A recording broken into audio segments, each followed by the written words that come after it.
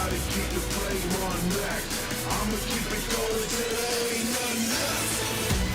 Gotta keep the flame on max. I'ma keep it going till there ain't nothing left. Gotta keep the flame on max.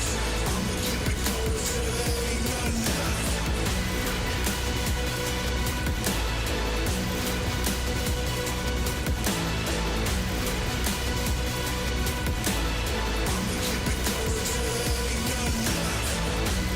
Gotta keep the flame on max. I'ma keep it going.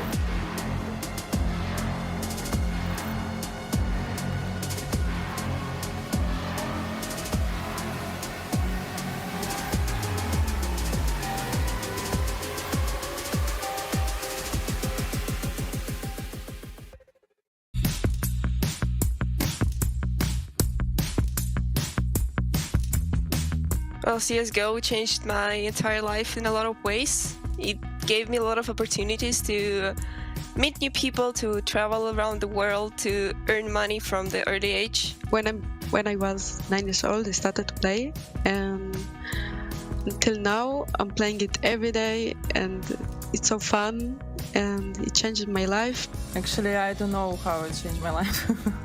I just have been playing like more than 15 years, I guess, and it's just my life, and I don't know. It was never like something different, you know? It changed my life in every way, to be honest. I changed as a person, I changed my day schedule, so in every way. Every time when I'm going back from school, I'm playing, Face It. Before I was in a team, so I played Face It with friends. I played every day CS. Every time that I could play something, I could play CS.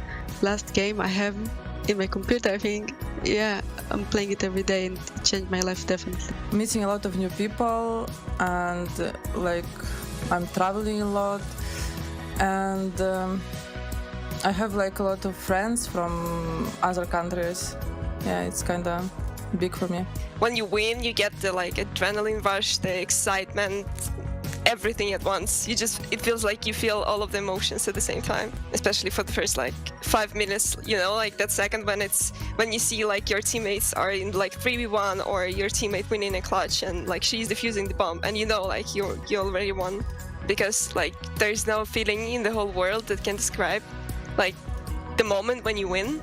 You need to feel it, and this is the best thing ever.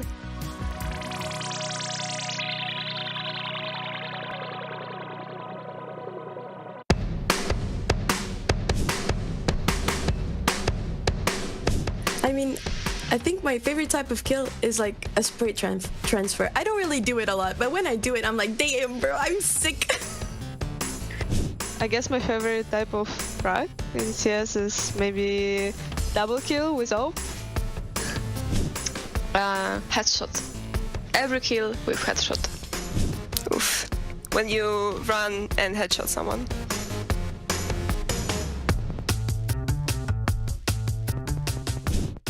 I think I would go to university to study psychology, and maybe in future I would be the psychologist. I would for sure work in IT field. Maybe I would be doing some art, because I used to go to art school. I really was inspired to be some designer or something around art, but yeah. Okay, currently for my personal level, I'm working on watching more demos and just figuring out how to play mid-round kind of situations, I guess. I spend a lot of time playing boss, playing DM. I really care about my individual level. My position, I have a new position, so I'm training and learning more. Currently I'm working, I think, on my reactions in the game. Mostly reactions, how I react if this happens, what do I do exactly on my position, what I can call, and stuff like that.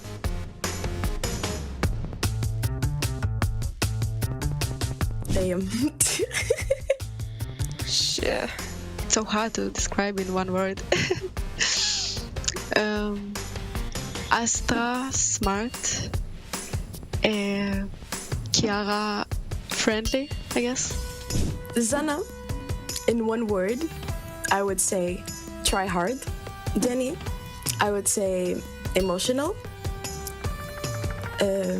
Marta, I would say, or D7, I would say bubbly. And Josie, I would say aggression. So Juliana, smart, Zainab, aggressive, and let me think about other two, because I've been playing with Julia and Zaz for more than with Gyos and Manka, so it's kind of hard.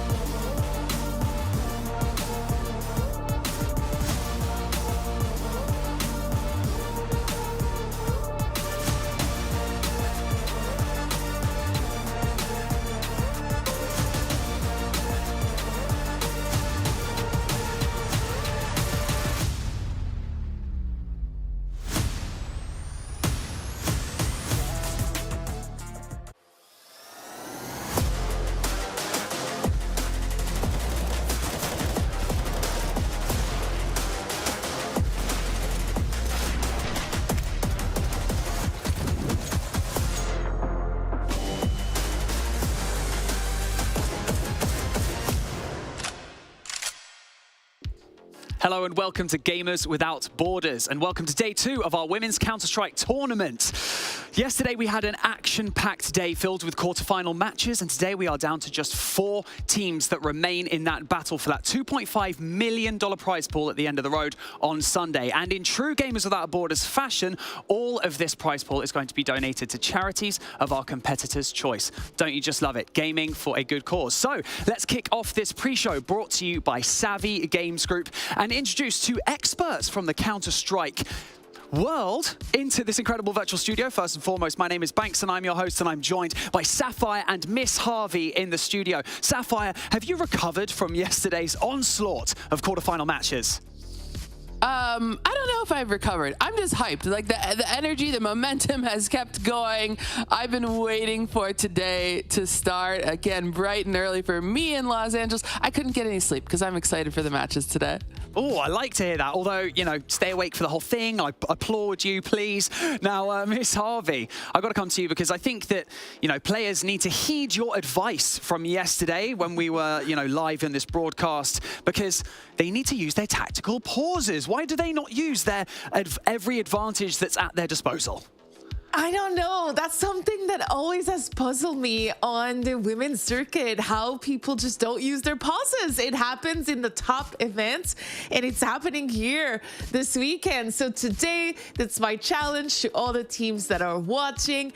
If it's 5-0, there's absolutely no reason you're not pausing, and you should be pausing every couple of rounds if you keep losing. Okay, let's make this clear. Let's make it happen. All right, after yesterday's performances, we definitely have high hopes for today's matches. So let's have a quick look at the bracket and see how things stand at this point. Today, we're going to have 9 Pandas going up against NAVI, Javelins, and NIP. We'll be taking on Nigma Galaxy a little bit later today. And the reason why our expectations and our hopes are so high is that NIP and 9 Pandas looked so confident in their matches. Sapphire, you know, even when we spoke to them after their series, they seemed extremely collected, you know, cool, pretty calm. You know, you said it yourself that all these matches they played yesterday were pretty clean. It was very clean. You wouldn't think they're playing against multi-time world champions. 9 Pandas look like the veterans in that server, and they said in the post-game interview, they just show up, they play their game, they're not too worried about who they're playing against. They're going to need to carry that same mindset into today because they've got a difficult matchup in NAVI Javelins. It's a team that it's the only team that has actually given 9 Pandas trouble in the last several months. Yeah, the top 2 seeds from this competition have been waiting in these semi-final spots since the beginning of this competition, and now they finally get to play, finally get to show up. And should, you know, the teams from yesterday be a bit nervous, Steph? Yeah, I mean, this is super interesting storylines, but at the same time, like you mentioned, I don't think they should be nervous because they actually warmed up. You know, when you're watching, you're not really playing. Obviously, you're not playing, but I think that playing, the more games you play in a tournament, the more you get to refine all of these tiny details. And that's what we could see from 9 Pandas as well as NIP yesterday. They were getting better as the games were going on. So these 2 semifinals are going to be quite interesting. We couldn't have asked for a better set of matches today. I also feel like Navi coming off the back of, oh, you've already spoken about momentum. Let's focus on that for a sec. Momentum coming back off the back of yesterday's performances. Yeah. An absolutely incredible show out from 9 Pandas. But when you're going up against a team like Navi, they haven't dropped a series in ESL Impact Season 3. So what kind of nerves? I mean, not necessarily nerves, but I mean, that's a bit of a worry in itself, right? Do Navi even need that warm-up? That is very correct. Navi is really oiled machine in the last couple of months, and they did also play 9 Panda recently, and I mean, they haven't lost 9 Panda at least in the last 6 months that I know in official matches.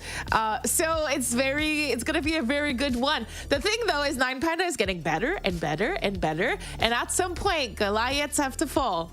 Oh, it's very true. Now, if you managed to catch a glimpse of that graphic that you had on your screen, we had the schedule up. Our first match today will begin at 5 p.m. CEST, and then later on, it will be taking place at 8 p.m. CEST. So if time is of the essence, make sure that you do all that transferring over to your time zone and all that jazz. Remember, CEST. So, with that being said, we had the chance to catch up with Hanka earlier on this week, and this is what she had to say.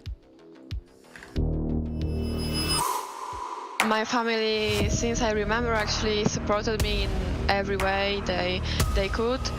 My parents are like my biggest fans, to be honest. So yeah, it's like it's just amazing for me that I have support like this.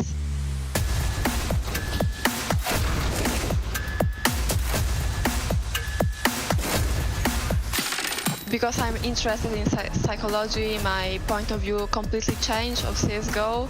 Actually, because I now understand that CSGO is not only about competing, it's all about mental health, it's all about physical health conditions. So yeah, it's not that easy to play on high level.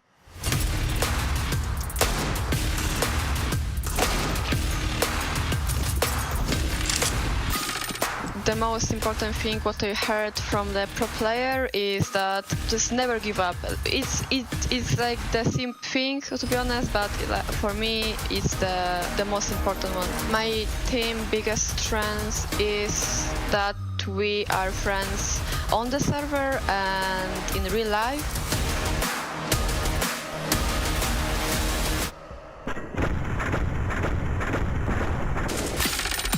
Playing in NAVI means for me that I was given like opportunity to show up. It just motivates me even more. We proved a lot of times that we are on the like good place. When I'm thinking about upcoming tournament, Gamers Without Borders, I feel really confident. I cannot wait to play it actually. The best CSGO thing I remember, I think it's when we qualify to Valencia tournament, because it was like our first tournament which we qualified. I've never taken part in such activity, to be honest, but I love it. I'm really glad that I can take part in it, because it's just like perfect combination, because we play in CS, we love to play CS, but in the same time we can help people. So it's like it's just perfect.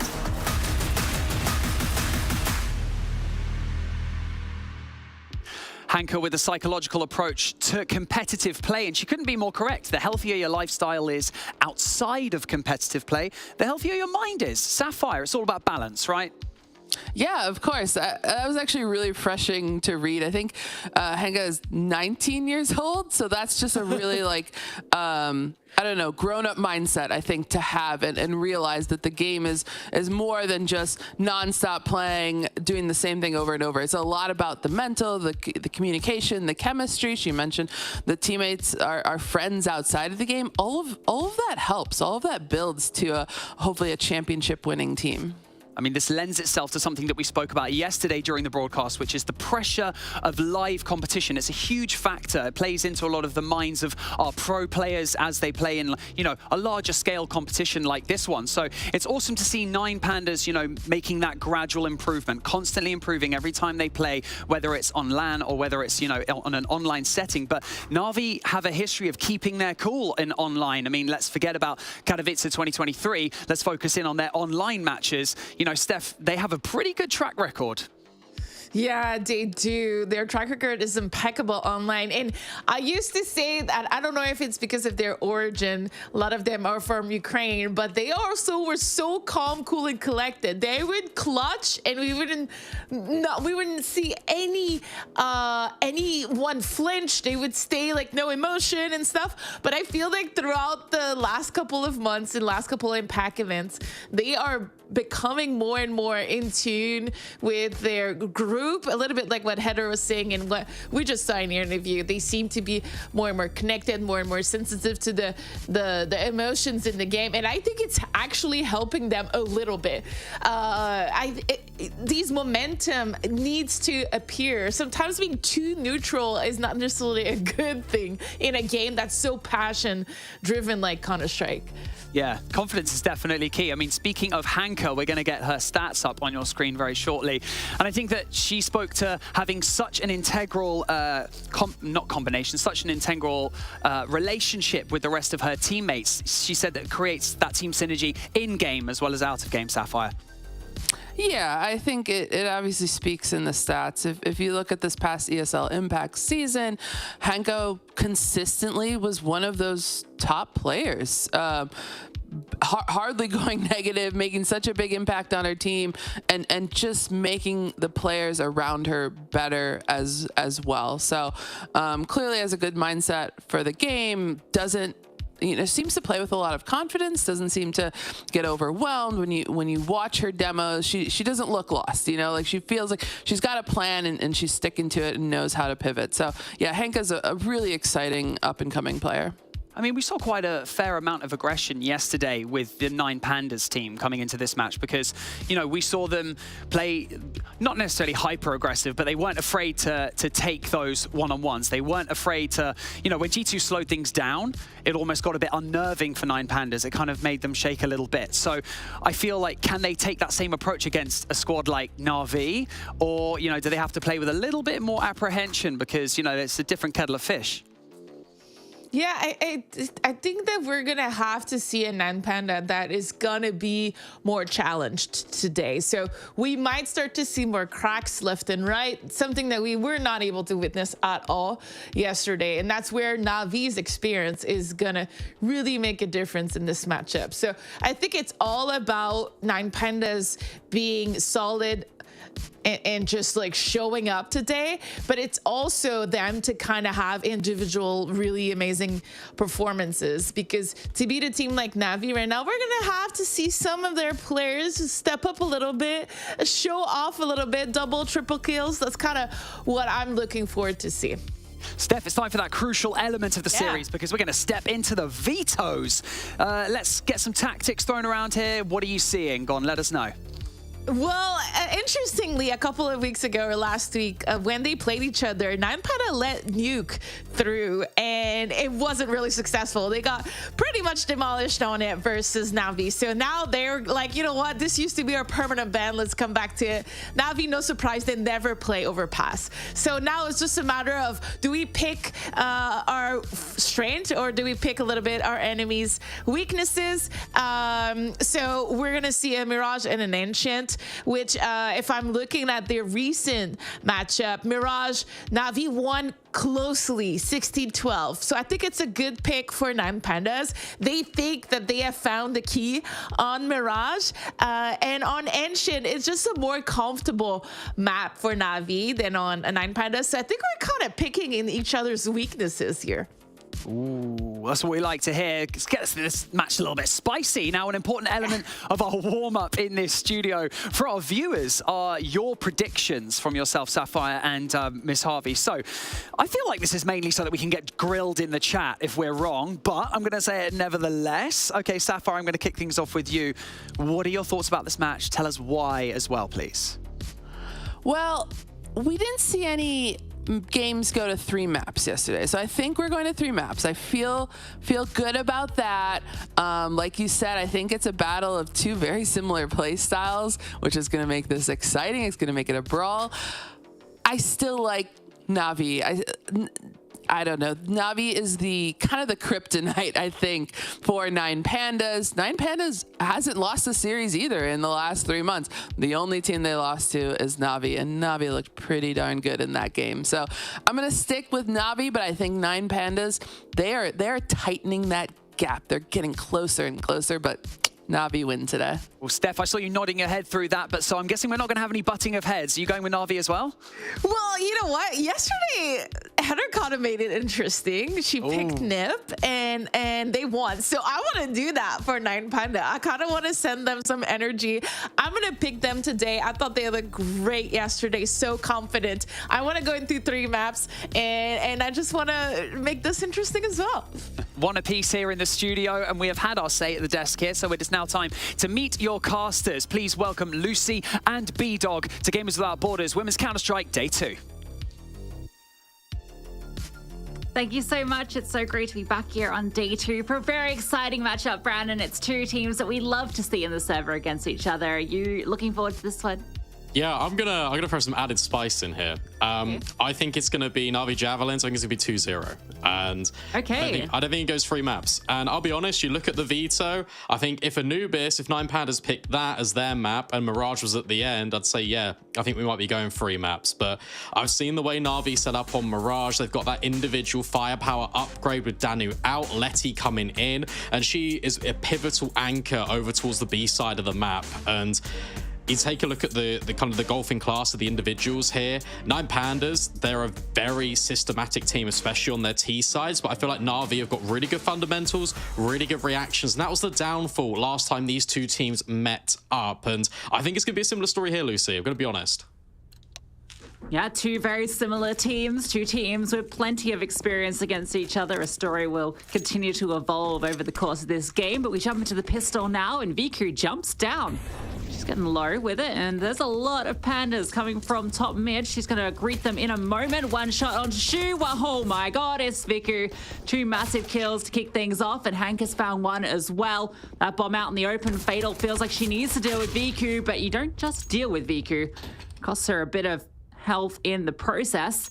That bomb now has to be recovered. A 2v4, a difficult position for 9 Pandas to be in.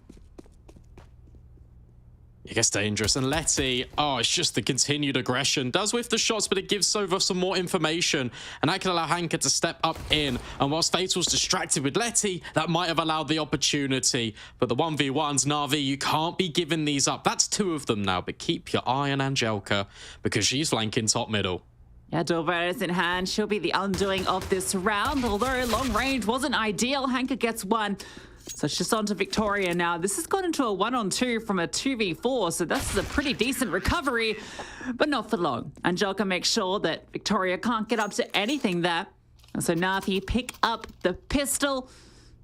9 Pandas, no bomb plant, unfortunately, on their map pick.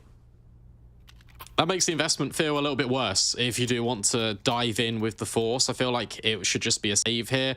Maybe a couple of flashbangs coming into the mix to try and get a bomb plant in for 9 Pandas. And yeah, they're in agreement. They want to bring the rifles out as soon as possible, which means that we're not going to have this Force. Take a look at this again whilst we've got the opportunity. Viku and Hanka looking crisp. They're 2 players that, well, one was definitely highlighted. Viku, I want to pick up on. She's looked incredible. Angelka as well. They're the X factor here for Na'Vi. Yeah, I rate Viku as one of the top 5 women's players in the world. Absolutely. And Angelka not far behind her, and she's going to get to clean up some M4A4 kills here. Letty as well can get some cash with the MP9, but that's an easy B hold. The flashes don't get too much done there. And Na'Vi respond to the eco very comfortably. Now the guns will come out for 9 Pandas Fearless. And we get to see what they bring to the table.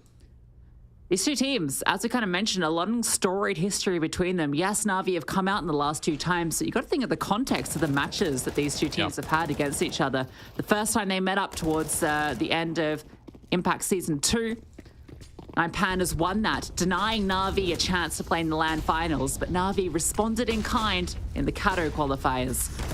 Now Angelka, she's getting aggressive, gets the opening kill and avoids the flame, so not traded out. But look at this pace. Letty's tucked on under in a powerful position, almost finds 2.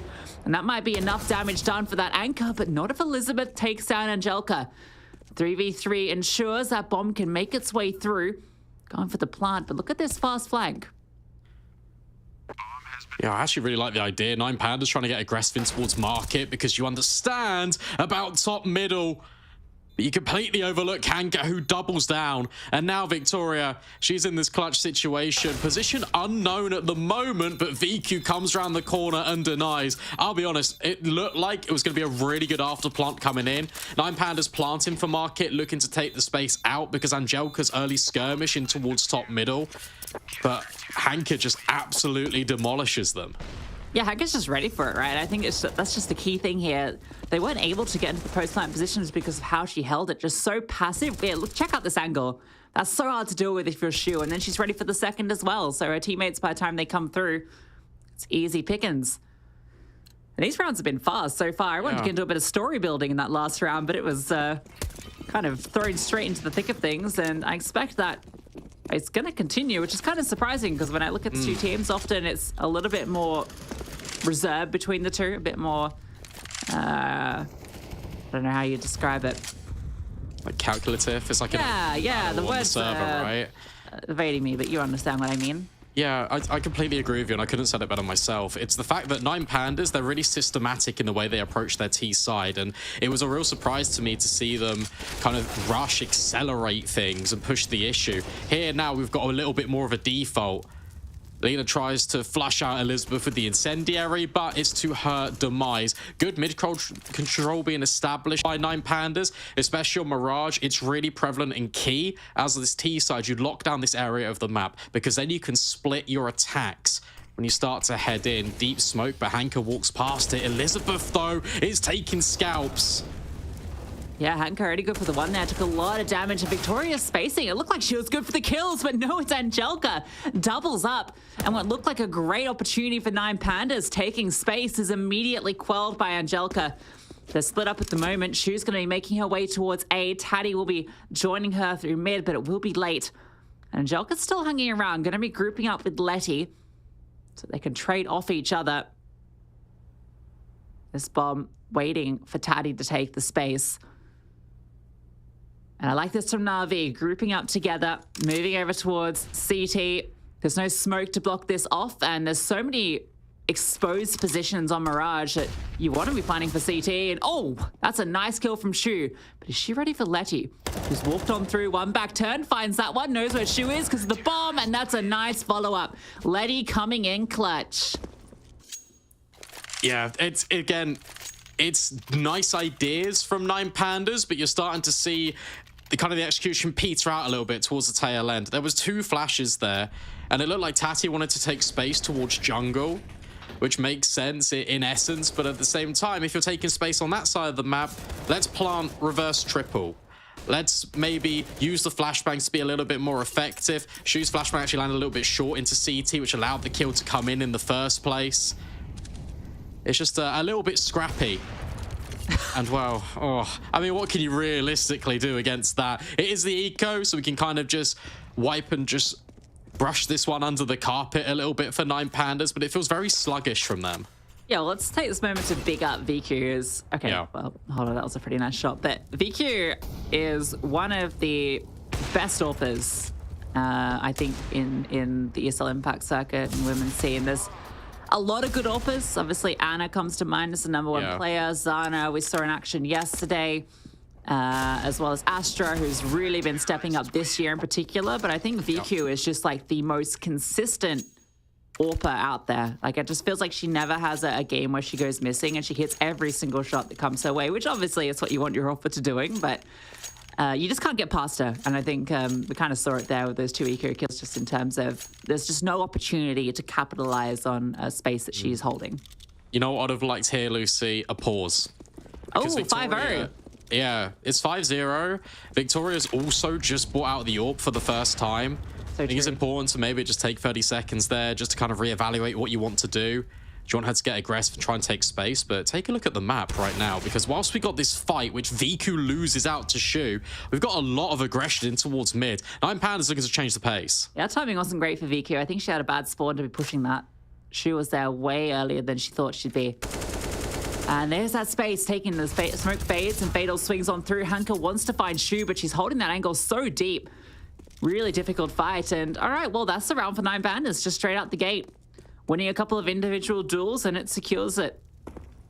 And, you know, they're all pushing aggressive in towards Palace. It's a nice play to be making, but I think really the issue there was the timing, right? Yeah.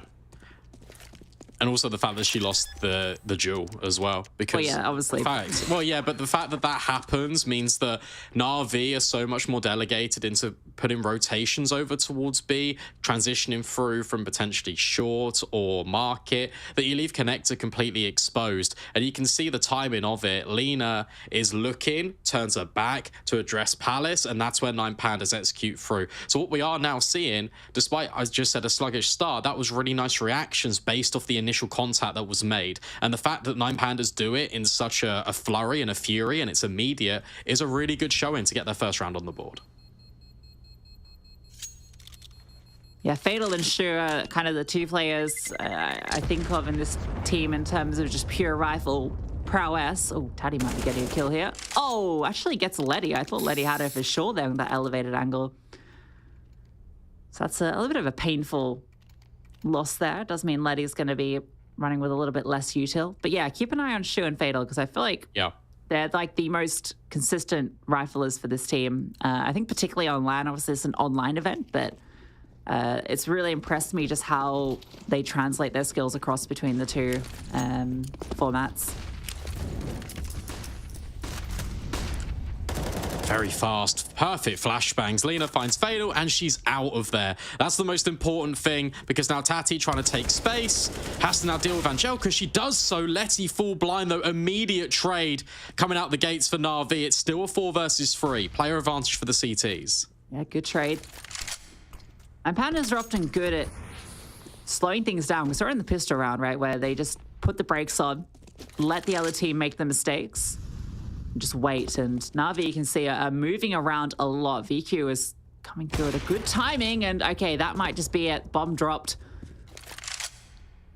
No chance now. Na'Vi are going to rotate players over to help out, although the bomb's not under lock and key at the moment. VQ had to fall back because Letty wasn't here with her. That's a cool flash. It is cool. Bounced off the fridge. Yeah.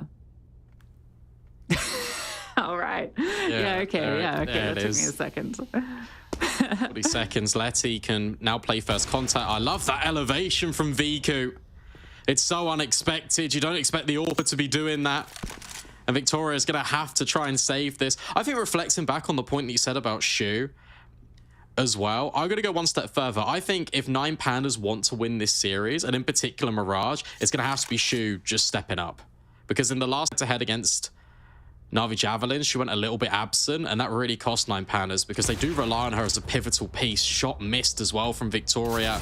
Often good with the no-scopes. Honestly surprised she didn't go for one there on Hanker. Yeah, I feel like she's she's almost better with the no-scope sometimes. It's kind of crazy how she makes those work. Yeah. I think I said it in chat as well. It's 9 Pandas in a series will not be complete without a Victoria no-scope and a Ninja Diffuse. That's almost a guarantee every single best of 3. Yeah, absolutely. Expect to see no-scopes galore and definitely a Ninja. That's how they qualified for ESL Impact 2 finals. It was off the Ninja Diffuse. I think it was Season 2 finals, wasn't it? Yeah, no, it was. Yeah, you're right. That was insane. And a heartbreak that Na'Vi never forgot and came back from in both follow-up series where they've taken them down pretty convincingly. I mean, this is a team that hasn't dropped a series this year outside of Kato, where they played in the grand final, right? This is a team that's on par with, I think, the very best in the world conversation. If we see a grand final, I don't want to get ahead of myself, but if we see Nigma Galaxy versus Na'Vi in the grand final, I think that's a very exciting affair. Obviously, the top 2 seeded teams coming in here. So good. You can see the way the AWP's being utilized as well. The fact that it's not actually going for a peek in towards window, which is what you'd commonly expect. It's the extremities. It's just picking off players that are trying to lurk and gather information. And it's also just allowing these mid players to be in position. But Lena gets caught off guard yet again. But Viku, dynamic as ever, drops the bomb, pushes Fatal in with the incendiary, but can't quite nail the shot. But they are being surrounded right now. Angelica, Letty combining. And once again, it's just Victoria in a very difficult clutch. Has to use the molly to allow a little bit of breathing room to try and isolate the player under Palace. Yes, it's so difficult for Victoria. 1v3. She has a lot of time, but so many players to find. That's a good first shot, but immediately Hanker swings out for the trade. I mean, I like the ideas there from 9 Pandas. They lose that player over towards B, then they put pace through connector. Try and catch Na'Vi off guard for the aggression on the other side of the map. And it works out initially, but the rotations were just fast from Na'Vi. Because VQ had gotten that kill, Letty was already on her way. So it was very quick for her to be able to come through Murder Hole and get the trade. It's also VQ leading a lot of these rotations. And you can see that the game plan, especially on the CT side, is very AWP-centric for Na'Vi. This time she wants to have a little bit of a peek in towards middle. Doesn't quite get the opportunity, which is a blessing for 9 Pandas. It means it gives them a lot more control towards the middle of the map. Victoria now looking for hers out towards Palace. Could come toe-to-toe with VQ in a second. Maybe just a smoke. There's VQ striking again. The op shot echoing across Mirage.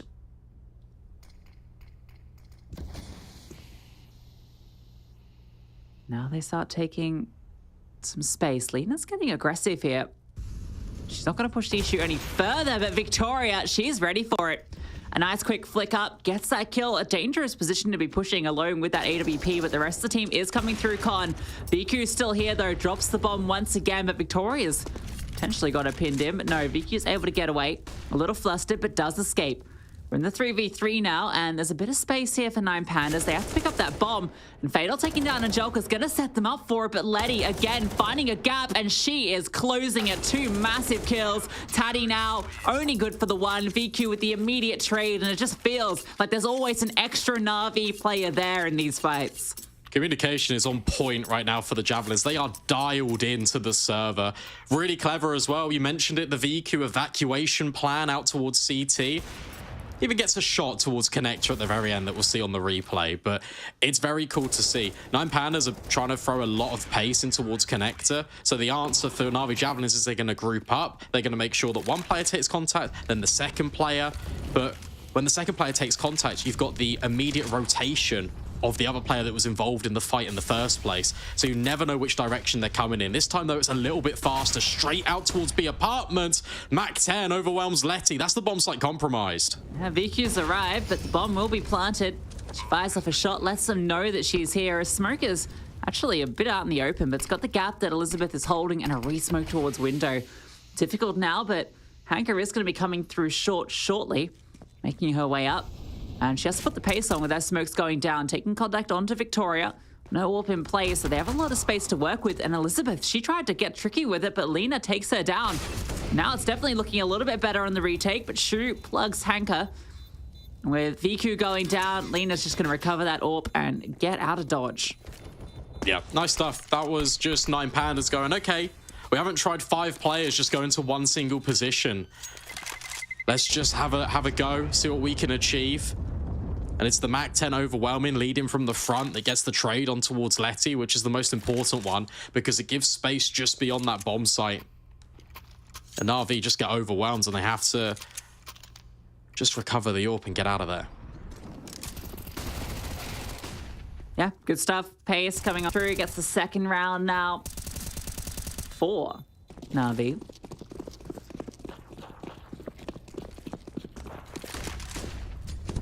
Sorry, for 9 Pandas against NAVI. And that's reset NAVI in a way. They've had to force into this one. The 5-7 coming in. Deagle, MP9, trying to get up close, and, well, 2 of them removed immediately. VQ's here, though, with the AWP. Doesn't want to wide swing too much, knowing that space is taken in towards ramp, and so worried about mid because of that presence that's been put there so consistently from 9 Pandas. A good line from Angelka, but doesn't quite hit the shot. VQ, oh, she's going to be jumping into the window. Fatal spots her out, and the timing not good for VQ. Fatal was just waiting for that moment. They're having no issues dealing with this force buy. Yeah, much better as well. These are the rounds that 9 Pandas need to get themselves back into this game. Obviously, Letty might even be hunted here because there's just so many players in close proximity to her position. Surely will be found out in a couple of moments, and that gets the third. Then you're going to have to go up against an eco, which will probably be 8-4. And then there's a lot of scope and a lot of possibility that we can then throw into the air about 9 Pandas, even coming out with 7. It's a long way off right now, but they are doing it round by round. Yeah, I will say 8 is actually pretty decent for Navi. I think that their T-sides have looked pretty good against 9 Pandas in particular in the past. So I feel like they're already pretty comfy with this scoreline, but obviously they're aiming for double digits here. You want them more, obviously. Don't need to say that, but I think their T-side looks particularly good against 9 Pandas, so I wouldn't be too worried if I was at any stage. 9 Pandas, it's all about the recovery. What I will say is that CT side looked good for 9 Pandas last time these two teams met up against each other. That actually was a 10-5 half in favor of NAVI, and the game ended 16-12. Yeah, exactly.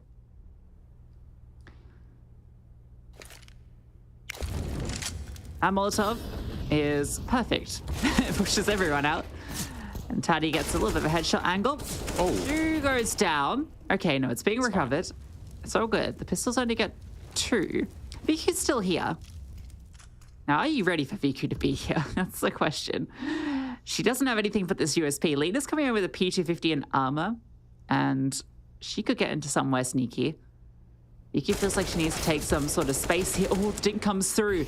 Taddy's able to recover, so now Lena... Oh, she's found one. Knows that Taddy's low, but now they're going to be swinging on her together, and Fatal is there to keep it nice and under control, but that got very scary. It's like the meme where the dog is sat in the chair and the house is on fire, and it's like, it's fine. Everything's okay. What was that, 3 kills, though, on the pistols? Limited investment. That is probably best case scenario for Na'Vi, bar winning the round. That's a lot of economic damage, and based on how close these rounds have been, look at what it's resulted 9 Pandas with in the bank. It's only Fatal with a little bit of a buffer. And Victoria. Oh, check this. Angelica getting very aggressive, but she takes the flak, and Viku by her side falls as well. Taddy had that under control. Now 9 Pandas get 2 opening kills without really having to do too much work for it. Kills came to them. Lena spotted on the jump, but does get rid of Fatal. Costs her a little bit, but she's able to get away, so at least making it a little bit easier for Na'Vi. 9 Pandas with the advantage. Looking to take some space back towards top mid. That smoking window, Lena's actually repositioned around behind it. 9 Pandas are patient.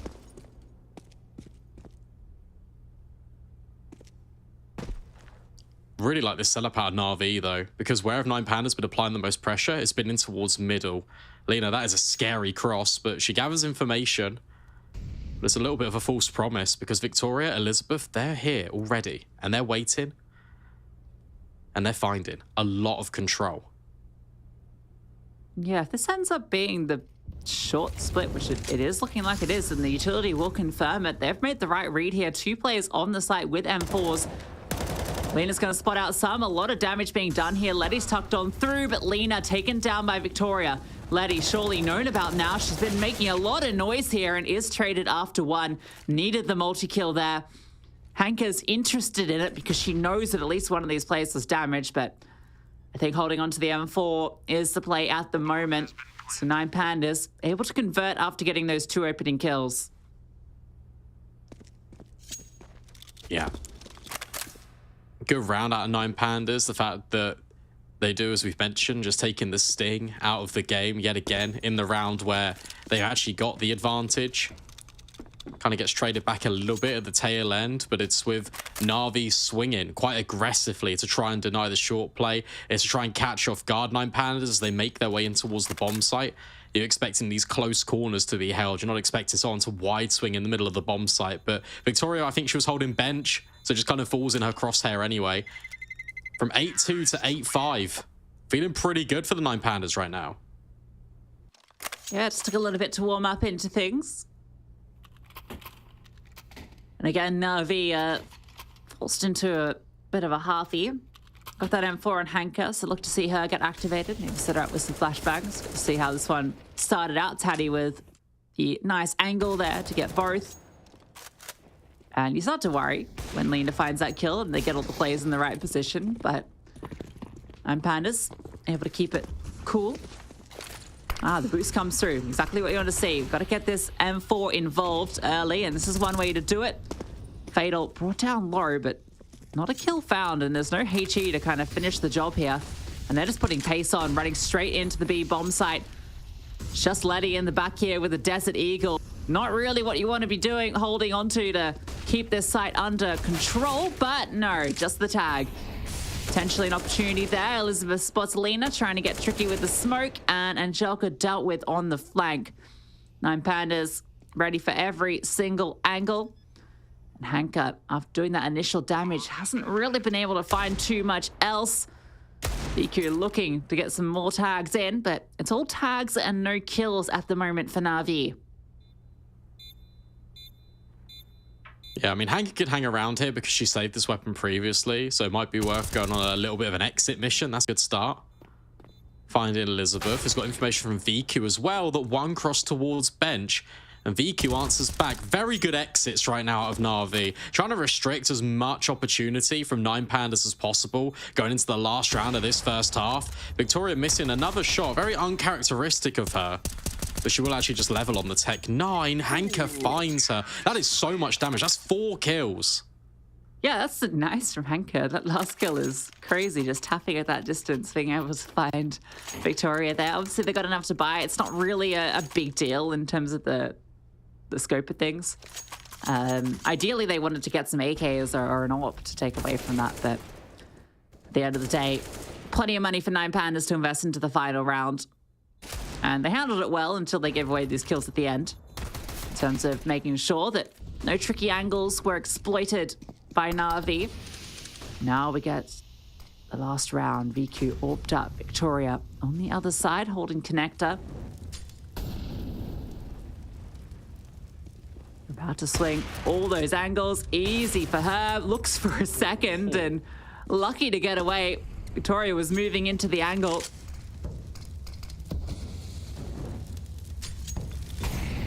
That's when you know VQ's feeling herself. The fact that she goes to that repeak is so audacious.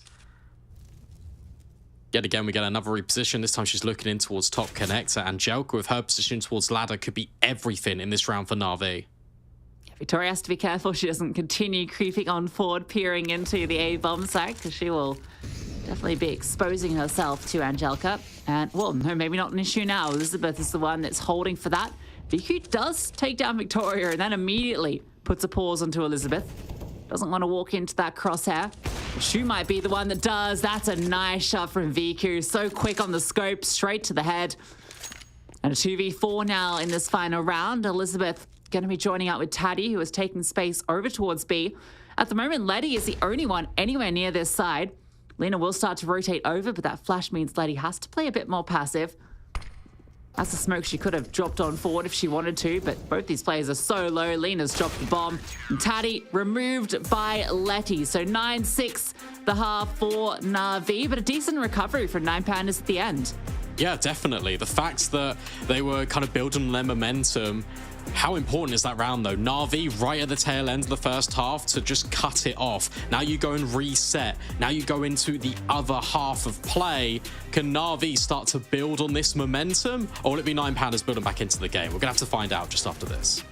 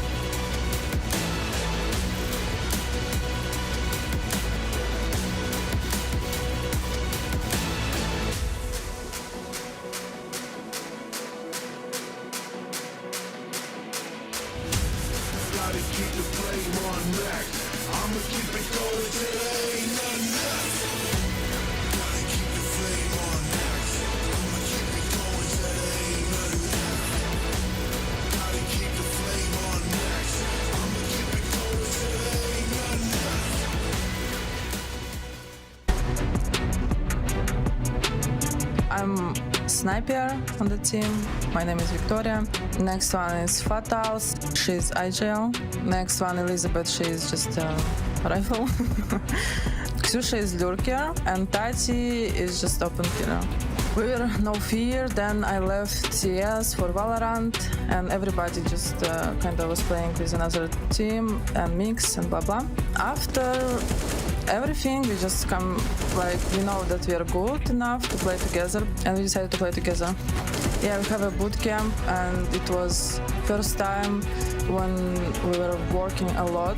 It was more than 3 weeks. We were sick, like maybe 2 days, but then we were working a lot and it's worked out and we won qualification for Dallas. We have a really good communication, I think. We are all experienced players. I feel like we are so strong right now and I can feel it. Catch the wrong timing. Olga caught in the back lines. Fall back, they don't. One player goes down. Elizabeth now has to do it all, and she does. 2 quick kills. The bomb dropped in the open. Gabby, the only one remaining, and Elizabeth. Playing here at Gamers Without Borders means a lot for us. We really want to win this.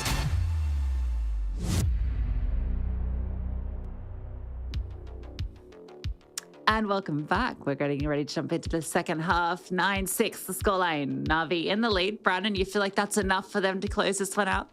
I think like it potentially should be, but given the landscape of the game, this was 8-2 at one stage. You've got to really praise the mental resolve of 9Pandas to build their way back in. They've given themselves such a solid foundation to now work on the CT side, and I've seen how strong it can be, so I'm excited. I think it's going to be a very close game, and that's a lot considering I thought it was going to be a little bit of a whitewash.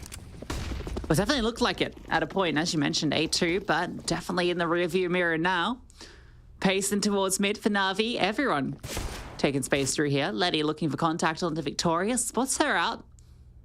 She's looking between a few angles. Fatal's in a cheeky little spot. And Joker's been boosted up, and you can see she really wanted to go through there. In fact, she's just going to break the vent. Walking on through. Surely been heard, and Shu starts to come on back to see what Angelica's up to. And well, Angelica's got a headshot. That's what she's been waiting to send your way. Victoria repositioning, and now she's the only one on the side spotted out. Hanka trying to push her down. Letty's just jumping around in circles, pulling away the crosshair, making it easy for Hanka. Elizabeth and Taddy, it's anything but easy for them. Angelica spots them out, falling back for a better angle, and she can just keep playing with them. So many players here. There is a kit on Elizabeth, but they need to find some headshots soon. At the moment, nothing coming their way. Letty's tucked on through, waiting for the jump over, but Angelica and Hanka combine for the final 2. Yeah, nicely done from Angelica. The entry to even that little bit of discipline right at the very end. The only way 9Pandas have got a chance in that retake is if you give them one-on-one gunfights. And whilst Angelica did give them a little bit of a shoulder, she did fall all the way back. Was kind of reined in, and that's good because I know how aggressive, and you know especially Lucy, how aggressive Angelica can be, and there's times where she kind of overextends a little bit too much and gets caught off guard. It's good to see that in her game. The way you said that was like as if she's in, like, you know, coming to my house and like threatening me. No, well, the thing is, I said me, and I was like, wait, no, you also know as well. I don't know why I didn't say it's us. like I had like a personal like vendetta with Angelica. No. Beat me up at LAN. She might. Yeah, I would. Yeah, maybe. I certainly wouldn't count it out. Not that there's a reason. Oh yeah, she's taking the silencer off. Okay, she's putting it back on. Just playing with us. It's just the USBs. Literally, just USBs. It's not even a flashbang here. And they're on the wrong side, so... What can you say, Brandon? It's the 11th round. I'm going to say it right now. It might be a bit of a controversial call. No, I don't think it is. I think Navi have won this one. Well, you know, some people might argue. Yeah. There's always someone. This is, wow, 11. No way. That's 4K. Really solid stuff. Yeah, it was. It was good. That was so tough to deal with all those USP players. Especially with no utility. Yeah, but good shooting, nonetheless. She's on 20 kills, by the way. 20 for 9. It's kind of a shame that Galil's got all these kills, actually. Yeah, that is the one. I guess if you want to put like a blemish on that round for Na'Vi, the SMGs could have made them more money. Actually, did they have any SMGs? I'm not sure. No. No true respect. I just assumed there was one in the mix, but you know what Assume does. Victoria taking a bit of damage onto, well, putting a bit of damage onto Lena. Spab that back through. Does actually do a fair bit of damage onto Elizabeth. So that's okay.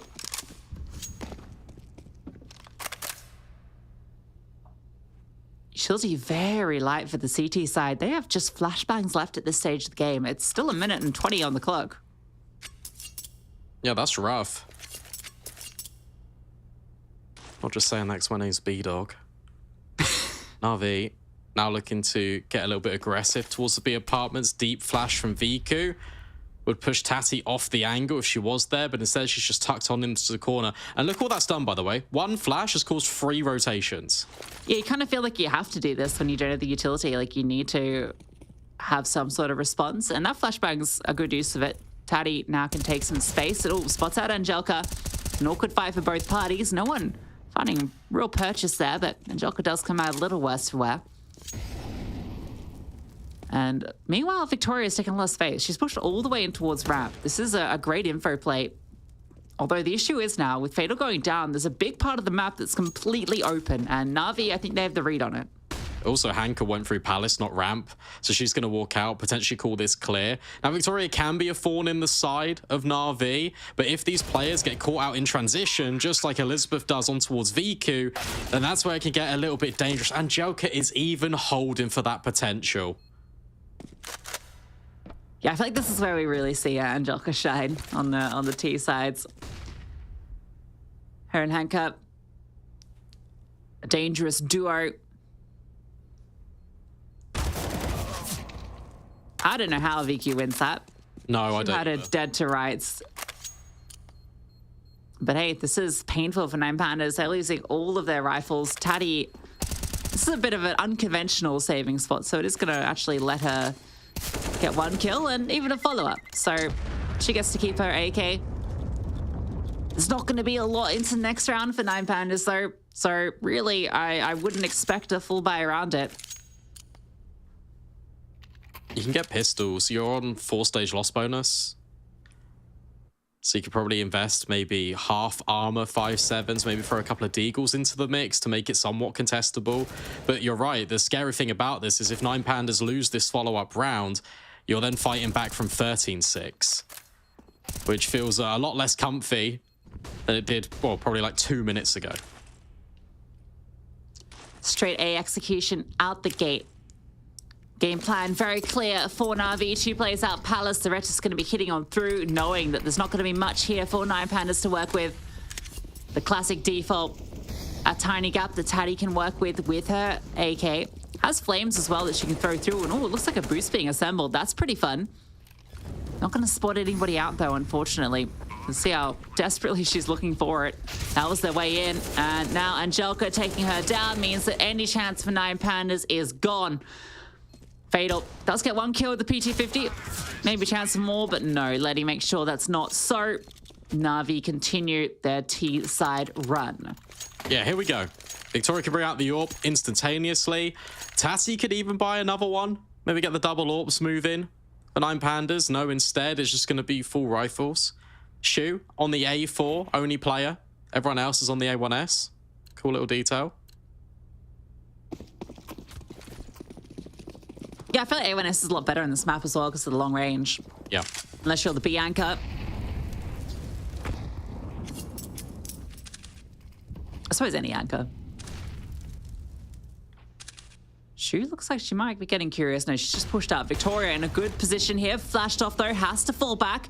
And that leaves Shu completely exposed. The comms maybe not quite quick enough there. Fatal's able to get one back. The smoke was towards Connector, not towards Stairs and Jungle. That trades fast from Viku. Lena on the lurk in mid. Oh, it's an awkward fight for her.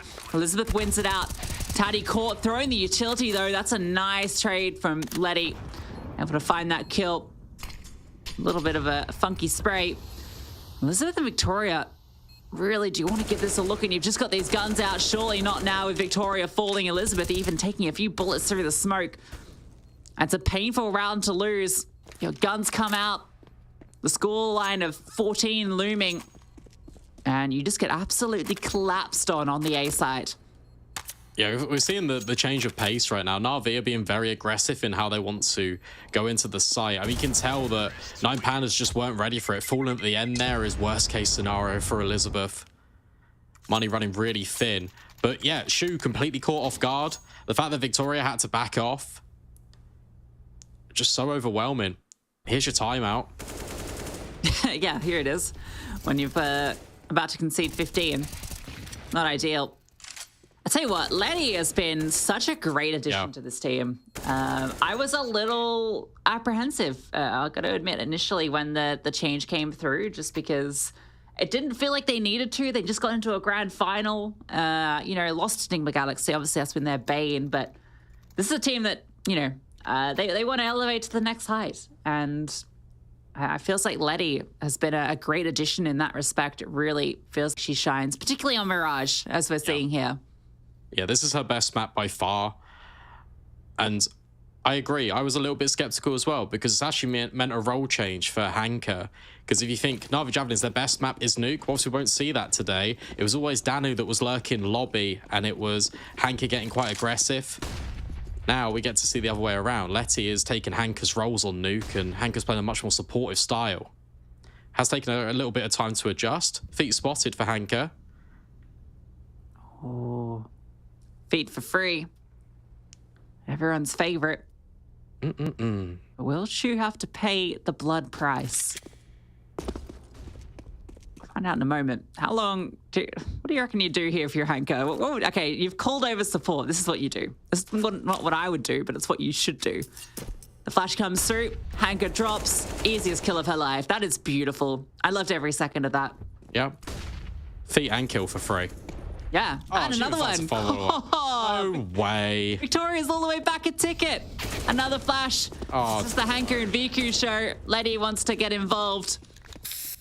And that's 15. This is just domination from Na'Vi, looking like one of the best teams in the world. Putting 9 Pandas down on Mirage. Yeah, this is one-way traffic. Tried to paint a little bit of a picture. Always knew it was going to be difficult on the CT side for the Pandas, but I cannot believe in which the manner of these rounds are taking place. It's so dominant. It's not like the last half where 9 Pandas were doing quite a lot of damage to NAVI Javelins when NAVI Javelins are winning the round. It is literally just the T side are killing the CTs over and over and over again. Yes, that's what I was concerned about, because the T side looks so good from Na'Vi on Mirage against 9 Pandas before. And, well, no exception here. Might even go flawless. Lena's found the opener. Taddy, okay, this is a position that can do a lot. She dodges the flash, ready for the fight onto the first. Oh my god, they were about to swing on through, and well, as the smoke fades, Angelika's actually able to get that trade. That was so messy. And somehow Na'Vi actually come out of that, I guess, ahead, taking down the Bianca. And that's freed up Letty. She's taken space. Look at this. Seeing so much. Nobody at all here. And she's actually managed to avoid Shu, who has walked all the way back around.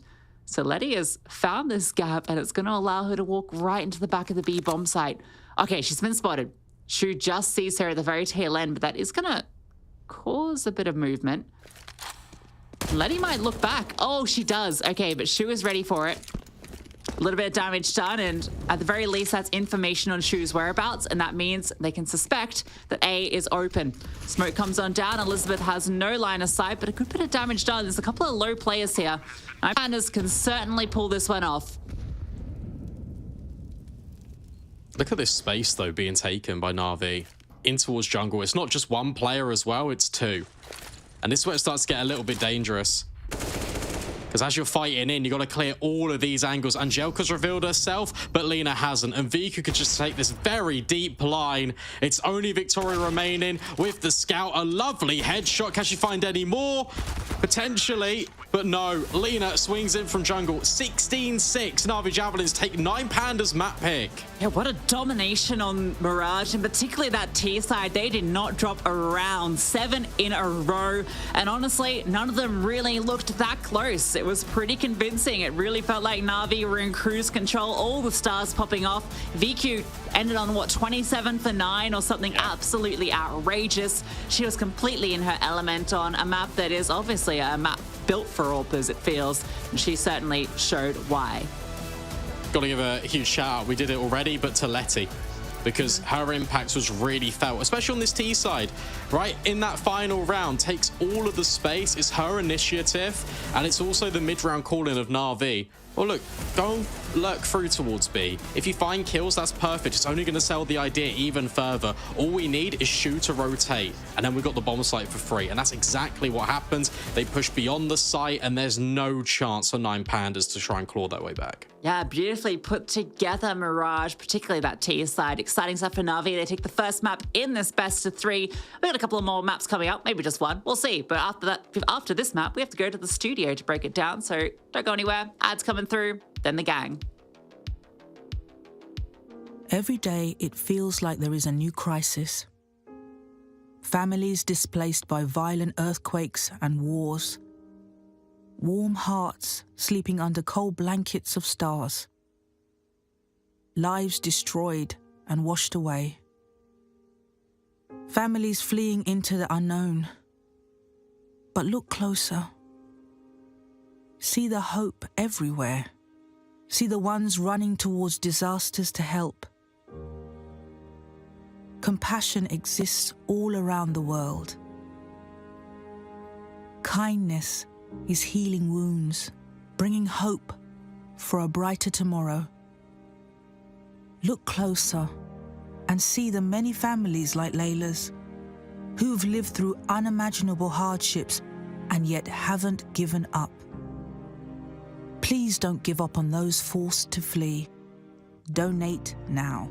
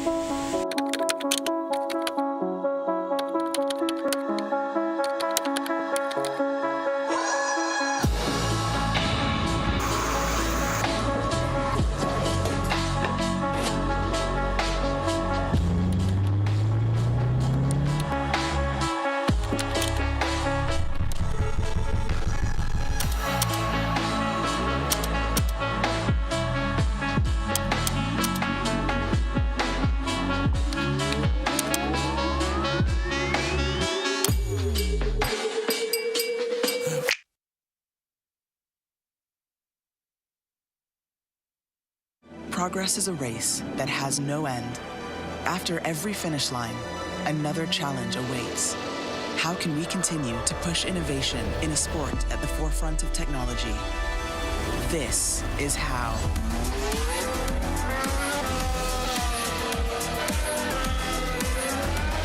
Discover how Aramco and the Aston Martin Formula One team aim to meet Formula One's sustainable fuel targets. Aramco, powered by how.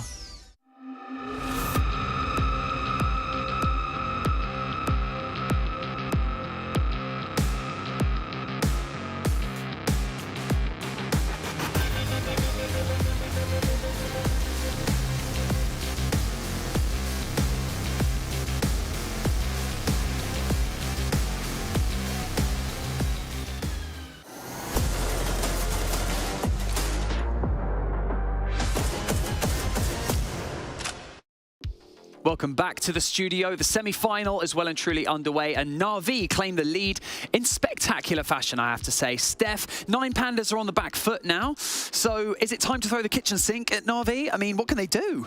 It was a little bit difficult. I think the game, we all expected to be a lot closer. Kind of synonym of this tournament so far, by the way, which every game we think is going to go into overtime, and it has not panned out. But if you take a look at that scoreboard, you can see how dominant 3 players on NAVI were, and the rest of the team didn't really have to do much. So it definitely was a struggle. Like, 9 Pandas didn't win a single round on their CT side. They never were able to get into the economy in just in the second half. They just couldn't find that groove. Sapphire, I mean, you said that we haven't seen a map 3 yet here at Gamers Without Borders. After seeing map 1, are you still backing that? Could we see it? Or, you know, is it all going to depend on what happens on Ancient, right? Yeah, do we get take backsies or whatever we call it? Because I might be ready to take that one back. This was a map they needed. This was obviously 9 Pandas' pick. They were starting on T side, whereas NAVI, like, we know that NAVI is just really, really good on T side. So 9 Pandas needed to start off strong. They had some late round heroics. They changed the pace a bit, but it just wasn't enough. Like, NAVI just had so many different layers to their defense. There was always an answer every time 9 Pandas seems like they were making progress into sight. NAVI had a really smart and quick rotation. We saw some really nice pacing and trading and layering in connector there. So it just wasn't enough. And then as soon as we saw NAVI get to T side, everything just went so well for them. This is where Angelica is just an absolute star, like, very confident. And then, as Lucy pointed out too, like, Letty has slotted into this team really well. Only has been on the roster for a month now, but looks like they have far more practice together than just a month based on the rotations, how comfortable she was on that T side. I mean, like B-Dog said, during map 1, as we approached into the second half, this was just one-way traffic. I mean, Steph, we can't come out of map 1 and not talk about Viku's performance. I mean, that was just pretty astonishing, let's be honest. Yeah, we have to talk about Viku. She started most of the round 5 versus 4. And I mean, you're playing Counter-Strike. Every flash, every utility, every dollars matter. And she was just able to pick a player a few seconds in the round, sometimes through smokes, sometimes through, sometimes by her movements and whatnot. But on the other end, if you take a look at Victoria, she's supposed to do the same in a way with 9 Pandas Fearless. And unfortunately for her, today was not her day, or at least in the first map, because she was kind of the opposite. You know, she was one of the lowest performer on 9 Panda in map number 1. And if they want to beat NAVI, she's going to have to do just as good, if not better than Viku. We can't have a wild Viku running around if you want to beat NAVI. A wild VQ, that's what we like to hear. If she can continue this kind of performance, this is going to be a very quick match indeed. Now, as we saw for ourselves just then, that highlight package was created by the production team here, and I've got to give a shout out to them because they do this on the fly, and that highlight package was absolutely chef's kiss. So, no one seems to really particularly be dragging their heels in map 1 from 9Pandas. I feel like they're just simply being outplayed. Is that a fair assessment to say, Sapphire? I don't think anyone's played badly. Do you know what I mean? Yeah, no, I mean, it wasn't bad. I mean, like, I thought Taddy had some nice rounds too. I don't think we've talked about Taddy a ton this tournament, and she played well. She was winning a lot of her opening duels. I believe she was 4-1 on opening duels, so that's good, giving her team an early advantage a few rounds. The rest of the players, like, they had some good moments, but it was just like generally being outplayed. It seemed like generally like Navi was just more prepared on that map. Well, it was an interesting map for sure, and map 2 is inbound very, very shortly, and we're going to be heading over to Ancient. So I have a question that I would like to pose for the casters. In terms of comparison to the previous map, what differences can we expect in style, in pace, maybe even in terms of aggression? Because that is what it seems 9Pandas need to come out of this second map with a dub. So casters, we're going to hand it over to you. Lucy and B-Dog, take it away. Well, I don't know what 9Pandas is going to show us here. It's a very tall order. Ancient is a really cool map coming in from Navi. It's a map that they don't pick a lot because often they'll get nuke coming through. So, you know, they don't need to pick it. But it's one that they've got a very flexible map pool. They've only lost Ancient once, to my knowledge, and that was like about a year ago. So, you know, I'm not expecting them to stumble here. But 9Pandas, they did dominate G2 recently on this map. It was a 16-2 absolute whitewash. So there's a chance for them. Yeah, that was on CT side as well. I was casting that one, and it was basically just 9Pandas getting really aggressive into the face, punishing G2 on these timings. But I feel like you can't really do that against Navi. And one player that I feel like we've kind of touched upon it with the analyst desk, but will now shine here on Ancient T side is going to be Angelika. Yes. She is going to take every single fight imaginable. She's probably going to come out very successful because that's just kind of the player that she is. Her playstyle is very much run and gun, find a lot of space for her team. And I think that's going to be a little bit difficult for 9Pandas to try and contend with. Victoria needs to step up, as we've already mentioned, but also I want to look towards Elizabeth. I think Elizabeth is very good on this map, and I feel like if she can kind of elevate her game, fire on all cylinders, then it could be a little bit trickier for Navi.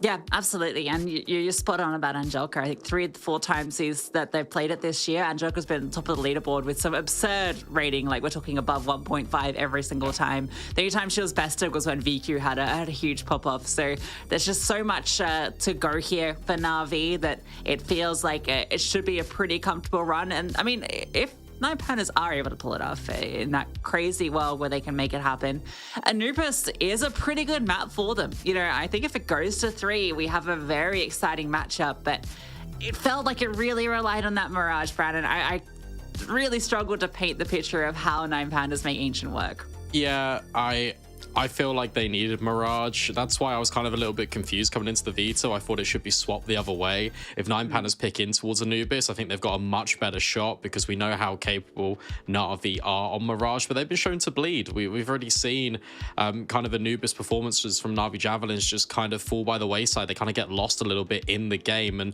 that is an element of the new map, but it's also just the style that 9Pandas play, I think really fits Anubis. But anyway, we're not there. We're here on Ancient instead. And I'm really excited to see how it will just transpire.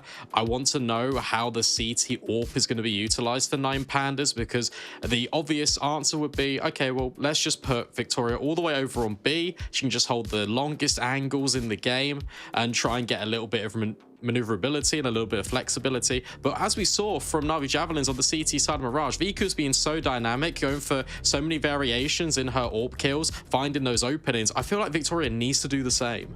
Yeah, and I think Victoria's one to note on, but also a player that you mentioned during Mirage that went absent last time these two teams matched up. has got absent here as well is Shu. I feel like, you know, we kind of hyped her up during that first map in terms of a very consistent piece for them, very solid rifler. And to me, it feels like Ancient often is a bit more reliant on those aggressive riflers. And so again, I'm looking towards her and Fatal to really try and elevate 9Pandas here on both sides of the server, because it was all a little bit missing, particularly that CT side of Mirage. And they're going to start on the CT side, you'd presume, right? Because it's their choice of which side to start on.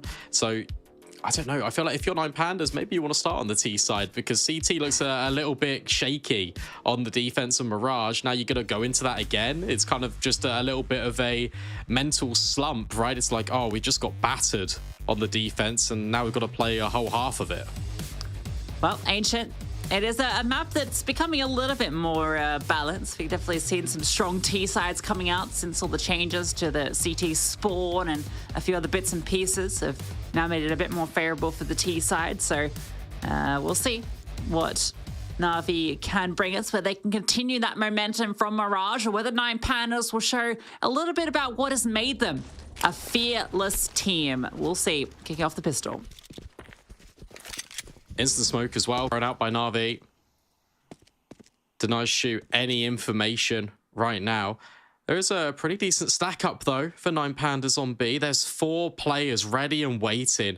And if you're going towards Cave, which at the moment NAVI definitely could be heading that way, that's where it gets spicy. But I like this. You sent your 2 players out towards Donut and A, trying to get a little bit of recon. Shu playing all the way far back. That's a fantastic headshot, but are you ready for VQ? No is the answer to that. Gets brought down low immediately. Look at the scramble from 9Pandas out the gate. It is the right read. VQ tries to get involved, knowing that she's got this forward position and can do a lot of damage here. Overwhelmed by the Pandas. Now it's a player advantage. Put back into the 3-on-3. That smoke comes down, and a beautiful time as well. There is a smoke and flash on the CT side. They're going to make the use of that flash to get into the site. Taddy leading the charge with those dual Berettas. Angelica finds another, and they need to get the smoke down, but maybe they can just find the kills. Letty getting Victoria, though, means it's all onto Taddy now, and she's split between 2 different angles. Looks for the first fight onto Letty, finds that pretty cleanly. Picks up that smoke as well, but time is going to be an issue. No kit on her. Taps the bomb, wanting to force Lena forward, and Lena is going to run through this, but even with Taddy getting the kill, there simply is just no time for 9Pandas. So they might fail all of NAVI, but they don't get the round. And Taddy goes down as she tries to escape. I feel like in the middle of that retake, there's a little bit of comms issues, because Tati comes straight out of Temple and she sees Letty tucked in towards CT, but Victoria is so loud and she runs through the smoke and gets blindsided. It's a sucker punch from Letty, and I don't know, to me, I feel like that should have been communicated. Nice shots from Tati on the cleanup, but it all amounts to absolutely nothing apart from economic damage. But it kind of goes both ways. It's just, yet again, USPs, P250s trying to contend with Mac 10s, which now can farm money. This is a cool little eco around there in terms of how 9Pandas is setting this up. The flash from A side rather than over from B towards mid, so it's a little bit harder to dodge it. You're not expecting one from this side. She decides not to throw it. I think they just got no contact, so they didn't want to waste the flash, and they are able to overwhelm Letty. Lena now, with that Mac 10, can keep them at bay. Jelka takes the space, and this one should be pretty comfortable for NAVI. Rotations start to come on over. Still are these flashbangs that can set up some kills, but not if Hankasach is taking players down. Tapping away, doing a lot of damage here. The Galil with just enough bullets. And even swap it to the Glock. She doesn't want to slow down at all. And why would you when you're hitting shots like that? Yeah, Taddy is out of there.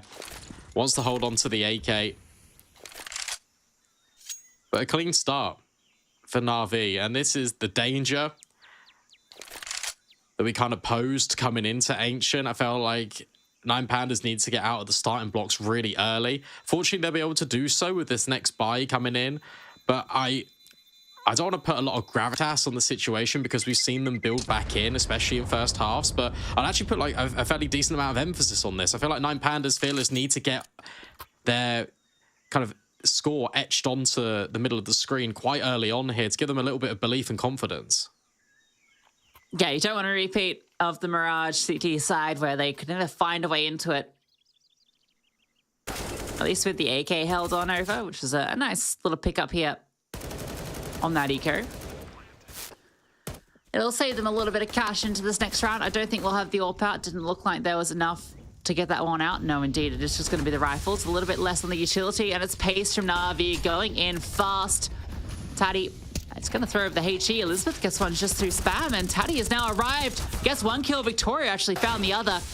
Letty goes on down. Viku is suddenly alone. This hold him towards B was fantastic. Everything works out for 9Pandas. Yeah, really good. NAVI trying to change the pace. It's technically a little bit of a bonus round. You got the SMGs and the Galils in play. So you want to just try and run up against the full gun round of 9Pandas. And it doesn't quite work out. There's a key fight on long where two NAVI players are facing in over towards Tati, and it feels like they definitely should have got the kill a lot cleaner than they did. In actual fact, they didn't get it right until the very end. You see it on the flyover. Very good response. That's what we needed. Yeah, keeping 4 alive as well when you just got the guns out is perfect. It means that they can invest the AWP in as that 5th weapon. Victoria can get that one out early, and she makes it strike. She had the spawn towards A, gets very aggressive, had the supportive shoot. And this is what we didn't see on Mirage. We didn't see these proactive AWP plays on the CT side because she never really got to use one. Limited by her team falling apart early on in the rounds. Now, she starts to push forward. Nettie is here. How far does Victoria clear here? Oh, quick flick from Victoria. You can see she was getting ready for the no-scope there, but Angelica a little bit faster. Does get that trade. But Taddy's dropped the bomb. And again, Na'Vi, this one looking a bit disjointed, starting to fall apart.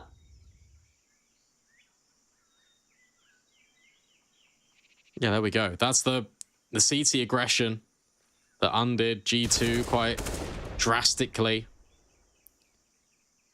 And it's starting to unweave some of the protocols for Na'Vi. It does look a little bit disjointed, as you mentioned, because, well, the players just can't transition in time. Fatal's even ahead of this smoke. And a deep push from Tati secures the bomb. For Angelica, it's going to be 20 seconds or thereabouts to save it. Yeah, she can grab the AWP. That's what she's off to get now for Viku. She can hang out here. It is still here. She spots it on out.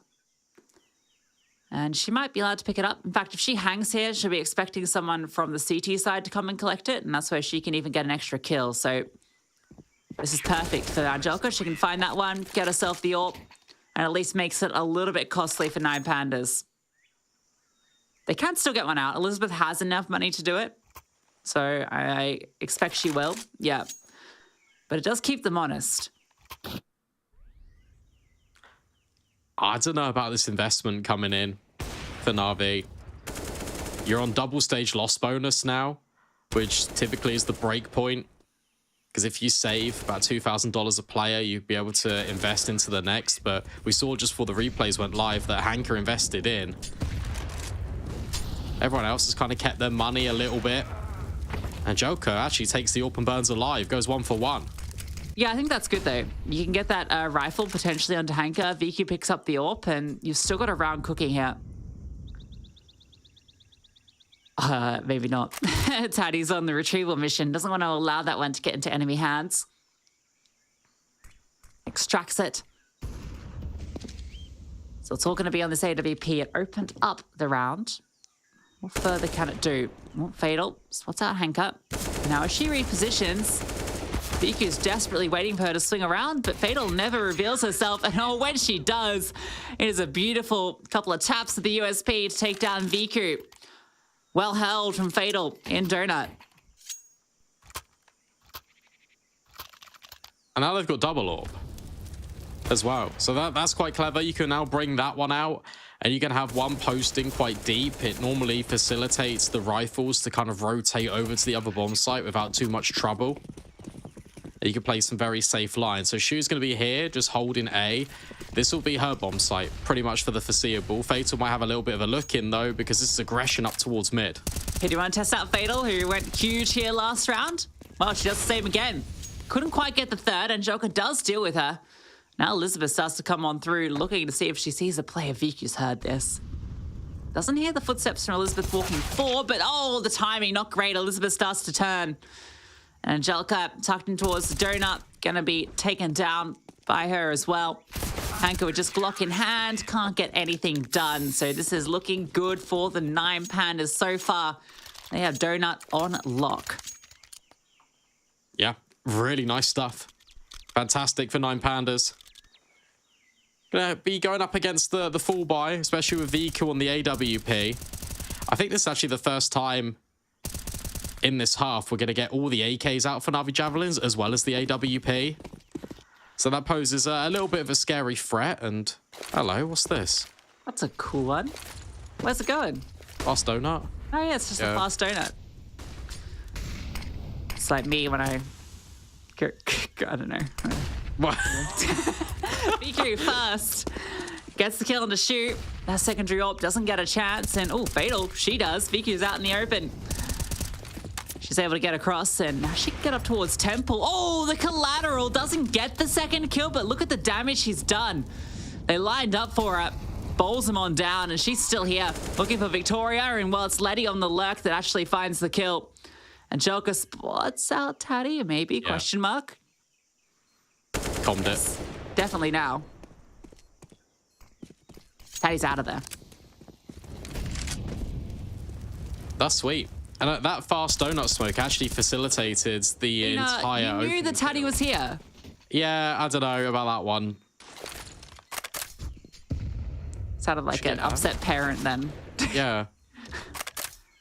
Come on. But no, that fast donut smoke actually facilitated that peak in the first place because Navi put so much pressure over there just by the pacing of the utility. The 9 Pandas weren't ready. Flashbang was also perfect to allow Viku that opener.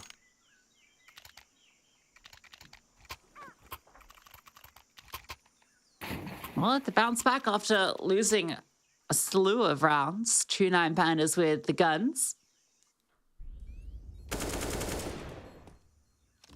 That's the final kill there. Elizabeth going down at the end. Hanka on a very nice little hunt to find those 2. And that's costly. Does mean if Navi convert this one, they won't be feeling comfy. Navi taking space in towards mid. 9 Pandas sitting behind this smoke. It was a bit of a missed one.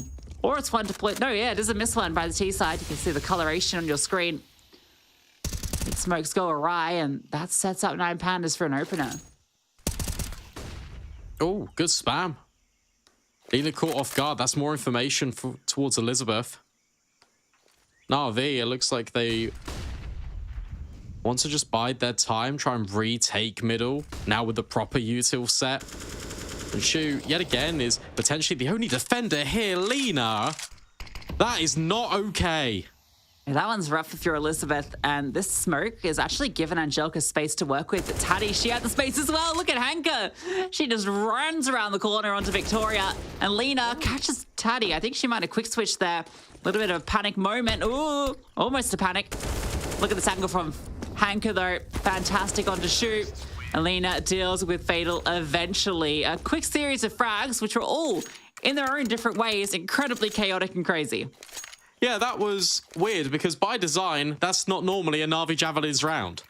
That is complete chaos. You've got to fight in towards red, you've got to fight in towards donut later on, Lena with the spam through the wall, and this all opens up because of a misread smoke. It's pandemonium, but not, you know, good for 9 Pandas.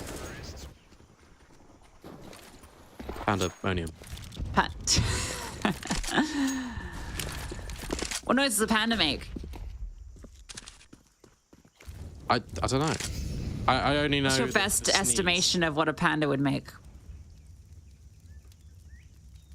Raw. What? That's your best estimation of a panda? I don't know. Yeah. I don't know. Well, the Pandas have run a little bit this round. They've found a kill. A lot of damage on the 2 players. All right, that's even more damage. This is getting costly. Lena wants to protect this AWP, but I don't know what her chances are. Yeah, she has to get out, so Elizabeth can pick this one up, and I think those flames are going to be her cue to leave. She knows that there's space now that she can escape. Fatal. She's not going anywhere. This is insane. They're finding kills everywhere here with these pistols. And I think these two remaining Navi players, I mean, one of them's going down. Hanker, I don't think she gets away from this. Oh, they might all go down now. Elizabeth has fallen onto the orb. Yeah. No, thank you. Oh my god, Lena, 1 HP. That's sick. Okay. Nice round from 9 Pandas. That's a lot of economic damage. Exactly what you want. You see the bank balance is starting to wear thin for NAVI. These rounds are very close. Something that we saw on the first half of last map. Check out this shot. Oh. Yeah, Fail's been stepping up in a huge way. Top of leaderboard at the moment for the Pandas, and in fact, for everybody. She's the frag leader. Sitting behind a smoke in mid, deploys her own, which is a bit of a funky one. I don't think that went where she wanted it to go. I think it bounced funny, and yeah, she's going to realize that immediately. It was meant to be space for her. It was meant to land in the middle of the stairs so that she could use it as a one-way. And as she flashes on through, she finds out that's not the case. And VQ, well, she spotted a gun barrel. Look at this. She just wants to get on close, use it like a shotgun. There it is. Even quick switches to the M4, but actually not able to connect that shot. Taddy's now got her hands on the orb. But Lena, she was there the whole time, waiting for that. And now Shu is in a 1v3. These are the most chaotic rounds I've ever seen out of NAVI. I honestly have never seen anything like it from their team. But it is working. They're thriving in the chaos right now. That's going to be 6 on the board. Another no scope. Sure, why not? Just for good measure. Shu eliminated. Yeah, why not? Who needs a scope? Not anyone on NAVI, apparently. We get our first tactical from 9 Pandas. They actually don't have an investment in this round, so likely talking about the follow-up. Oh, I say they don't have an investment. They've opted to force onto Fatal, and yeah, they're just straight up investing into this. Okay, so Victoria's got enough for the AWP.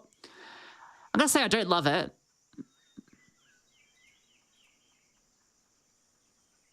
Do you love it? No, not really. No wearing it? Like it's... No. Not my style.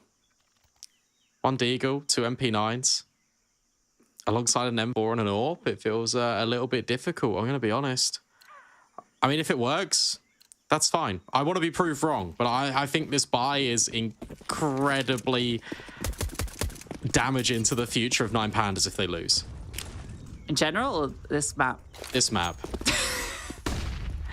All right, shoot. With that M4, getting up close. Now, the MP9s, if you can get them into these close angles, are very potent. Elbow a position where you can make them work. But I'm really wanting to keep an eye on where Victoria is moving about. She's making her way over towards B. Taddy is going to be hearing a lot of this going on in towards Jaguar. Nice HE, actually, onto Angelica. Makes these MP9s a lot more damaging. And they're looking pretty keen to hit onto this B bomb site. There are only 2 defenders here at the moment. One has the MP9, but the AWP is also here.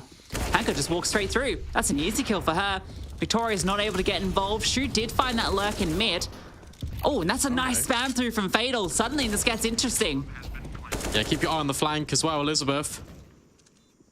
Being wardened by Hanker at the moment, but it all comes down to time, and Angelica slides in towards Cave. Elizabeth is holding for this exact line, and patience is rewarded. Meanwhile, VQ has found another, so it does go into this 2 versus 2 now. Oh, VQ misses a shot. Worrying here. Is there a kit? There is. Fatal's got a kit here. Oh, she's just going to ninja it. Oh, we knew it would happen. We knew it would happen. The ninja defuse from 9 Pandas. It comes on through. It's Fatal to get it done. The kit from that forced buy set her up. VQ misses that shot and Fatal has her locked in. And Angelica, it's a decision you have to make there. Is it the fake, right? She goes for the spam, hoping it will connect. Doesn't quite come on through. Hopes that it's just not a committal to the defuse, but it was, because of course it is. 9 Pandas don't fake. We've had a no-scope as well. That's the checklist complete. VQ, oh, another missed shot. Fatal takes full advantage of it. Top of the board right now for the CT side. 6 rounds plays 5. I think 6 feels pretty decent already on the T side. Anything more is a bonus, in my opinion.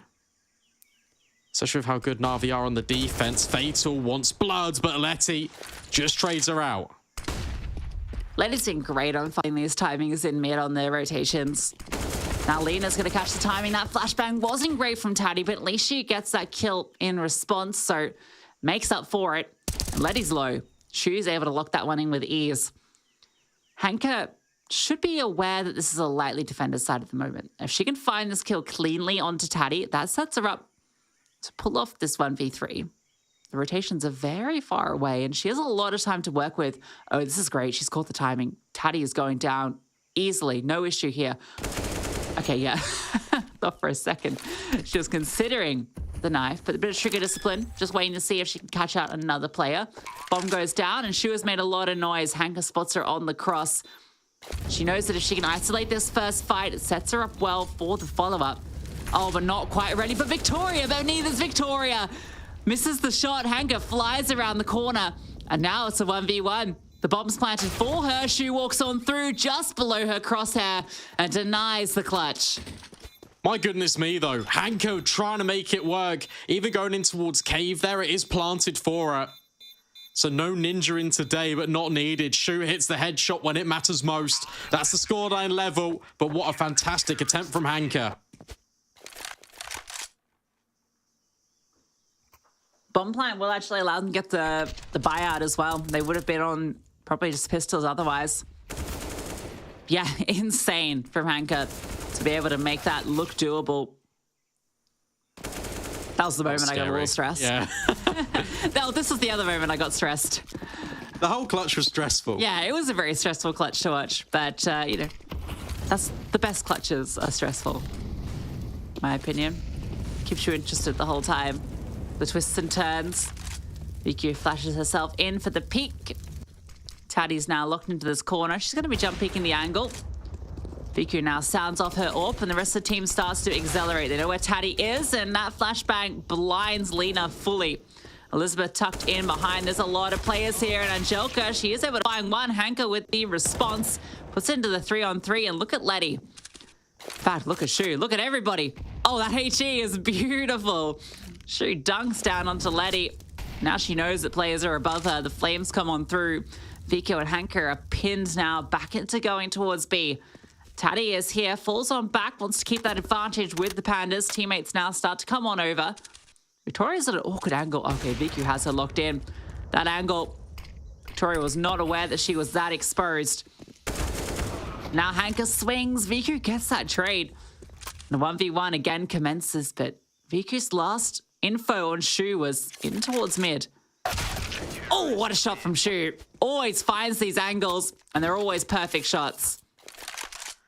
This half of Ancient is just so bizarre. I'm going to be honest. Like, I've never seen so much chaos go down in a round, and there's now, I think it's like 4 rounds in a row where I have no idea which way it's going at any given moment. I don't think the players realize on the server either. Look at all of these trades coming out early, but you got the aggression through towards A main that allows Letty to fall in towards mid.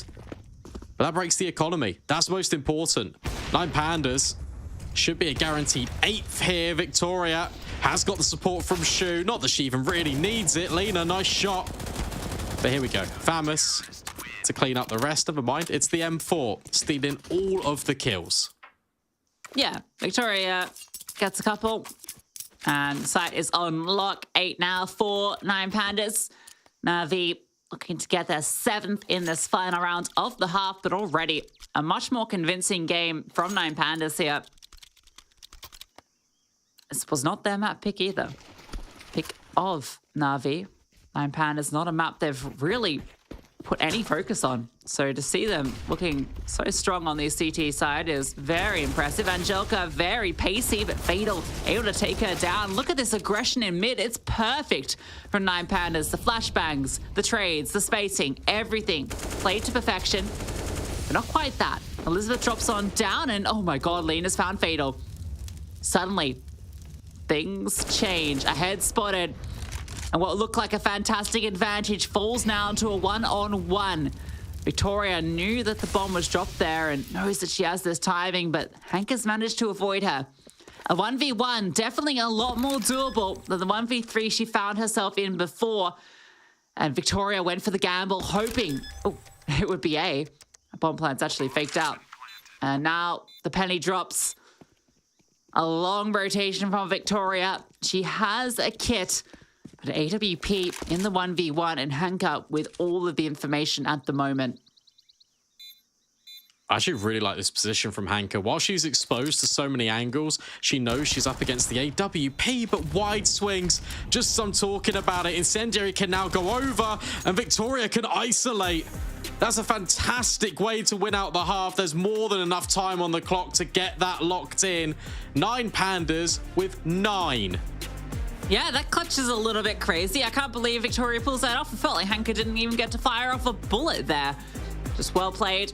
9-6, a very comfortable lead. Bit of a reversal of what we saw on Mirage. 9 Pandas thriving in the chaos that NAVI Javelins were throwing at them at every turn in this half. One more half to go. Elimination on the line for NAVI or Anubis looming. We'll find out after the break.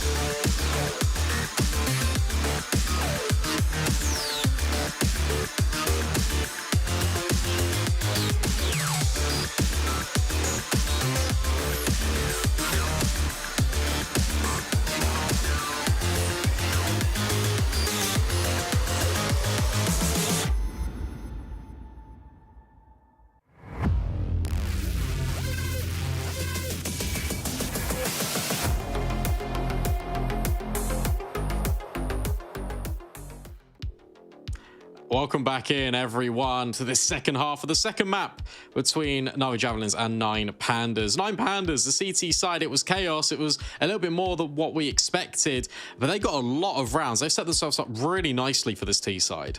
Yeah, I've been really blown away by what Nine Pandas have shown us here on Ancient. I was expecting, just given the history of these teams, given what Nine Pandas have shown on Ancient before, which is very little. We just had that one really good map they had against G2. But other than that, it's just a complete mystery. And, well, I think we're getting a lot of answers here because they look very good with that aggression, with handling what NAVI were throwing at them. And now they have a 9-6 lead and a chance to push us to that decider best of 3.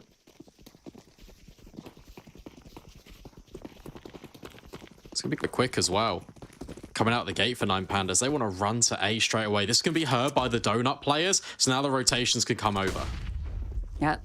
Flash comes on through. VQ getting up close with the dual Beretta. She is spamming them wildly. Gets one, and those are so precise from Hanka. Oh my god, she just lines them up, picks them apart. Look at those tabs. Okay, the last one was Letty, but still, that was so precise, like a homing missile. The way she locked it on their heads, took that half a second to line it up perfectly, and then pop. Now that was sweet. I love that Viku's just there, just in the front, just like, bah, bah, bah, bah, bah, bah. And then at the back, Hanka's just like, no, tap, tap, tap. Sorry, how did VQ go? Can you?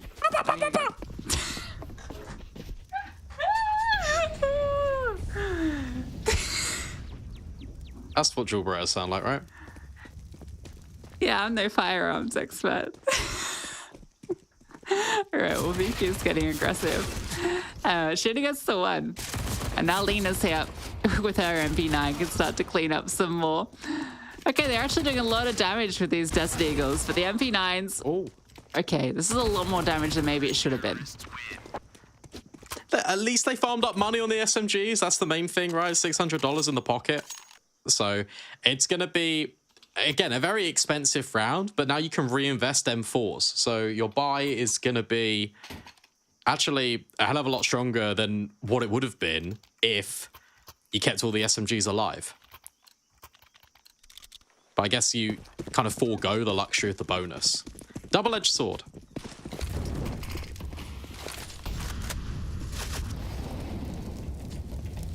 Fatal looking to press in towards mid, front of the flames. Flash being set up here, but no contact yet. Lena, wide swung on by Taddy. Now Letty trying to step in. VQ's found one, but Elizabeth with that kill onto Letty now makes it a bit uncomfortable for VQ to take this space. Joker feels like she needs to get something done, and well, okay, Hanker has found one as well. So Nine Pandas, they had an advantage, but Navi is so quick on the response. Now it's just Shu and Victoria who is on 14 HP. And look at this from Hanka. Low HP gets into a very dangerous angle, a difficult one to clear. I really like this. The fact that they've pushed both extremities, but Hanka's been a lot more passive, just allowing the players to move in tandem with one another up towards Shelf. It's all the information that it's going to be towards A. So that's where Hanka can then now step back in towards A main. And there are so many angles to clear here if you're Nine Pandas. One of them is going to be overlooked at some stage, and potentially that could be A main. Yeah, I mean, this is all in Shu. She needs to find the space for Victoria to come on through. And I think once she starts clearing this, then she'll peek into A main. I don't think she pushes any further. And that's going to allow Hanka to have that space. Rotations are a little bit slow. There are 2 kits in play. And Victoria with low HP. Okay, well, Hanka's the one that meets fate first. How does Victoria win that? Viku's now in a 1-on-2. She was the one player without a kit as well. And that could be a concern because look at where both her players fell. One was deep in Donut. So Viku has to make her way forward to find Victoria and collect that kit. Victoria's repositioned to a very nice angle. Wow. So incredibly well played from Nine Pandas to pull up that 2 versus 3. You're going to be honest, though, I have no idea how Victoria gets that first kill. Perfect time for the timeout as well. Have 30 seconds. You can make NAVI Javelins stew in the fact that they've lost that round. The second kill was fantastic because of the reposition, but the first one, I do not know how she wins it. NAVI Javelin should have her dead to rights in Donut. Yeah, it feels like a little bit of a misplay there. And, well, we get the timeout for Nine Pandas, in fact. Navi are going to force into this. The loss bonus isn't there for them, having won all of the rounds so far on this half until that round. And so they have a bit of a weird one. A M4 dropped over from Hanka to Viku. I don't know about that. I just use it if I'm Hanka. But fair enough. I guess like only one of them can get armor, so yeah. But you could have done it the other way around. Wait, no, you couldn't have. Okay, never mind. It had to be dropped to somebody. Gap in the smoke. Okay. It falls favour to NAVI. I was really worried for VQ there, but look at the space being taken out on B. But that's where the other M4 is. Lena will strike back, and suddenly this has all gone a little bit pear-shaped for 9Panda's Fearless. Elizabeth does find a kill in towards mid, but that allows Lena to now walk back through cave. Victoria 1v3. Yeah, look where she is. That was it. That was the opportunity. Now she's spotted. She can drop the smoke. She has to go get the bomb and fight her way there. Two players are going to be on the path. Although it is actually just Hanka at the moment that's kind of holding this angle. She's jiggling it back and forth, just getting the information. Victoria spots her out. Now she goes and collects that bomb. She goes back to B. That's the issue. That's where two players still are. Lena never revealed herself. And NAVI don't have to budge. This positioning they have everywhere on lockdown. I love that Hanka immediately off spotting Victoria crossing into spawn, goes deep in towards elbow, where she can hold these angles from that kind of square thing. I don't know what it's called. I don't know what it's called, Brandon. What's it called? I don't know. I just love the description of it. Yeah, well, VQ found the kill, and that was just because they had that great setup, which involved Hanka being by the square thing. That's true. Speaking of shape on the map, don't know if I brought this up with you in cast, but I'm going to do it. When we come back, look at the mini-map, everyone, because you've got on the left-hand side near towards A main, you've got it like a capital A, and on the right-hand side for B on Ancient, it's a B. Illuminati, right here in Ancient. Would you believe it? Pace in mid. Oh my God, Letty has no chance there.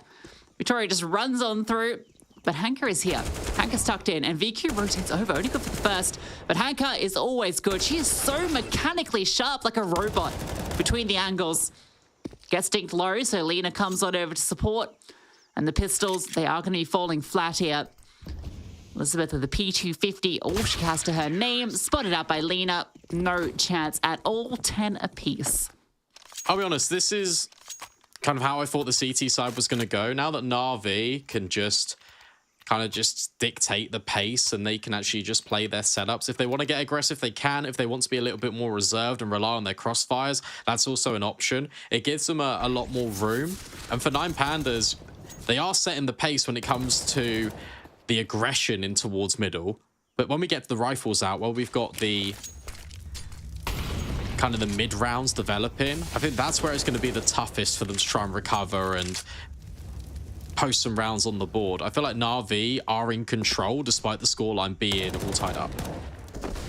Yeah, Viku gets the opener as well, and there's that one way being used. Viku gets the second kill easily. The smoke there blooming on top of the flames in such a way to set her up there to be able to see the feet. We know how much these NAVI players love spotting feet. Victoria, she spots a bullet to the face. Lena's peek doesn't allow the AWP to get anything done.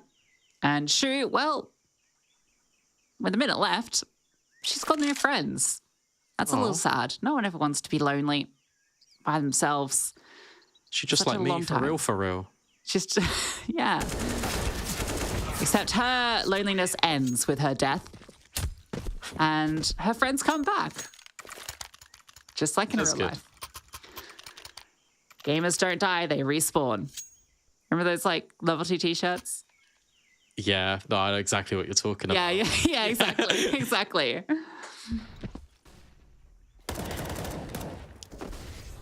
Another pause coming in. Sorry. Yeah, it's sick. One way. But yeah, it's another pause. That's what I was going to mention. 3 of them now being used for 9Pandas. Has to be the partial investment. Plenty of loss bonus, so this can accommodate just a Tech 9 buy. biggest thing we're going to run into is that they need to get the bomb down. There's been a number of rounds here where that hasn't been facilitated, which means no extra money, which means we're constantly going to get this effect. It's quite dire right now. And I like the fact they are taking the pause, but it needs to result in success.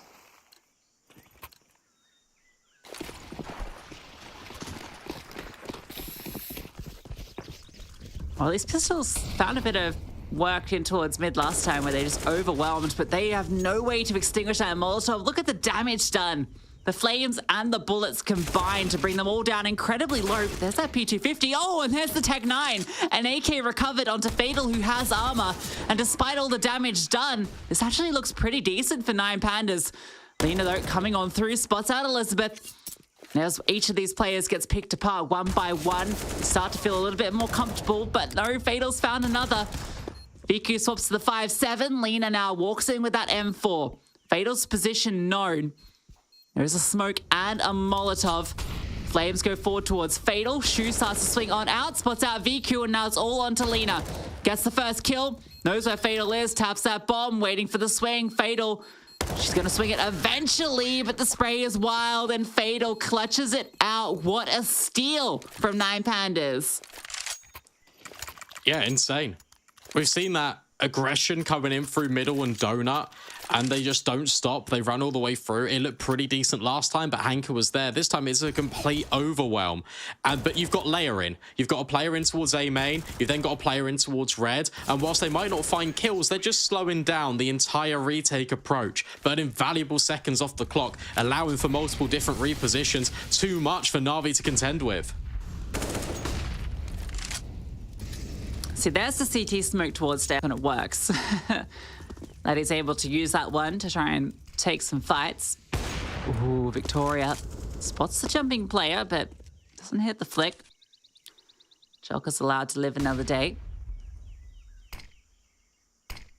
BQ's holding a very passive line in towards mid. They've completely conceded this control, just allowing the donut player to take full control of that and wanting an extra player to reinforce B, while 9 Pandas, they're like a straight line on the minimap. They are spread out currently.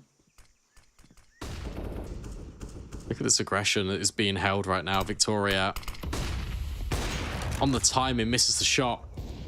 And the smoke coming in really helps facilitate this push. One player is out, but are you ready for Angelka on this close line? Fatal's been given space, but it's a bit of a ruse, a bit of a setup, and oh, Lena's able to adjust onto Taddy there. That's a great kill that didn't look like it should have been hers. Now Elizabeth wants to try and get involved, but the smoke is there, and yeah, Fatal with that space that looked like it had been given up. It was all a bit of a trick. Letty was ready. Yeah, I'll go back up towards 8. Hanka with a well-timed smoke. It's going to cause issues. The T-smoke might actually cause Lady to look away, but she's hurt Elizabeth. That spam is great. Was actually through the smoke. Killfeed didn't pick that one up, and yeah, they're getting picked apart. They can't go for this, and well, they're not even going to be allowed to save. Lena is here, takes down Victoria. At least Shu gets that trade, gets herself the AWP. She can hold on to that. That's all they get in this round, and Navi, they're going to be in the lead. Ooh, okay. Don't die after secondary time. AWP. Oh, no. You said not to do that. Yeah. But she did anyway. That hurts. $1,100. And that's a prime example of Na'Vi being aggressive on one side of the map, but relying heavily on their crossfires and their protocols on the other.